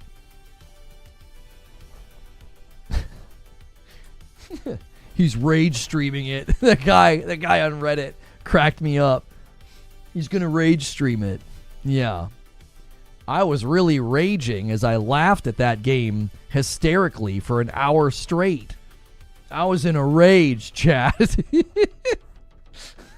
I was raging out, you know. I just hope you can turn off particle effects. It's too much going on. This isn't an argument, just a question. Was Ghost of Tsushima 30 FPS on the PS4? It was. It's why I waited to play it on the PS5. Yeah. The late stage games on PS4, oh man. Weren't they so great once you could play them at 60? Spider-Man 1, God of War 2018. God of War 2018 got the 4K checkerboard 60 FPS update on PS5. Ghost of Tsushima got the update. It got the director's cut. You got the director's cut of Death Stranding. You got a remake of The Last of Us Part 1. You got a remaster of The Last of Us Part 2. You got a remaster of Horizon Zero Dawn. You got a remaster of Days Gone. All these games that were like, they were just a little too early. And they looked great for their time on the PS4, but they couldn't do 60. The system just wasn't strong enough. A lot of people have, jeered at the remasters and the remakes. But think about how many of those games are now soaring because they're able to look and run. They get both. They get both the fidelity and the realism and the awesome characters, and they get the 60. Whether it's Days Gone, Horizon, The Last of Us, Ghost of Tsushima, Death Stranding. These aren't all remasters and remakes. Some of them are just director's cuts. Some of them are just free updates. All those games were so ahead. They were so ahead of the time. That's why people that are like, well, Yōtei doesn't look that much better than Tsushima. I'm like, you're praising Tsushima and you don't even realize it. The reason that it looks better, but not like 1,000 times better, is because Tsushima was ahead of the curve. It's a wonderful looking game for when it launched. It launched right at the end of PS4. It was basically, from an artistic direction perspective, it was ready for the next gen. It just needed the uptick in performance. And even still, Yōtei looks better. Anyone who moans about remakes didn't play Diablo 2 and Command & Conquer after school. They're judging Yōtei for looking like a PS5 game. Crazy. Yeah. Let them. I think it's clear. They've done great work. It was marketed as this PS4 send-off. The PS4 send-off, I would argue, started in 2018. 2018 was nuts. 2018 was nuts. You had God of War and Spider-Man in the same year, didn't you? Isn't Marvel's Spider-Man Marvel's Spider-Man 1 release date? Yeah, 2018. You got God of War 2018 and Spider-Man in the same year. That got me to buy a PS4 Pro, those two games. I was like, I am not missing out on those games. I was a big Xbox guy. I had a Cronus so that I could use my Xbox controller on my PlayStation because I did not like the PlayStation 4 controllers. And I literally got a PS4 Pro because I was like, I am not missing out on those two games. Those games look insanely good. Insanely good. I was so used to 60 FPS at the time, though, those games gave me headaches. I kept ending my streams, and I was like, why do I have a headache? It was those games. As soon as I stopped playing them, it went away.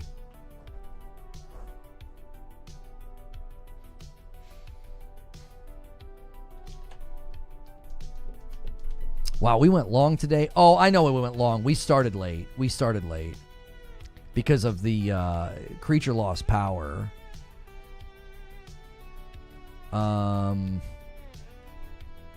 We got to go to Member Plus, though. We got to go. I wasn't even looking at the time. We don't have to spend a lot of time in Green Room.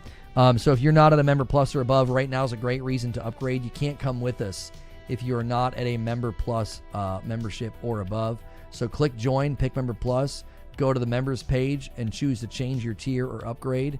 We got a great start. Let's keep this pace. Let's go for 1,000 this week. We really need it. We need a bit of a bounce back. We had a little bit of a slump, but we can have a strong July.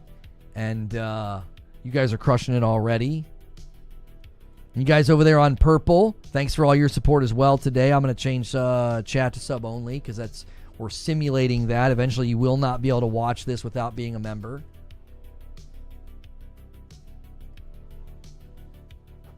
Hey, thank you so much for being a Member Plus or a VIP. If you're watching this later, this is the Green Room segment. This is the behind-the-scene thing. And the Wu Chang, just a real late question here from Cobra Kai. The Wu Chang embargo is the 23rd at midnight, so basically middle of next week.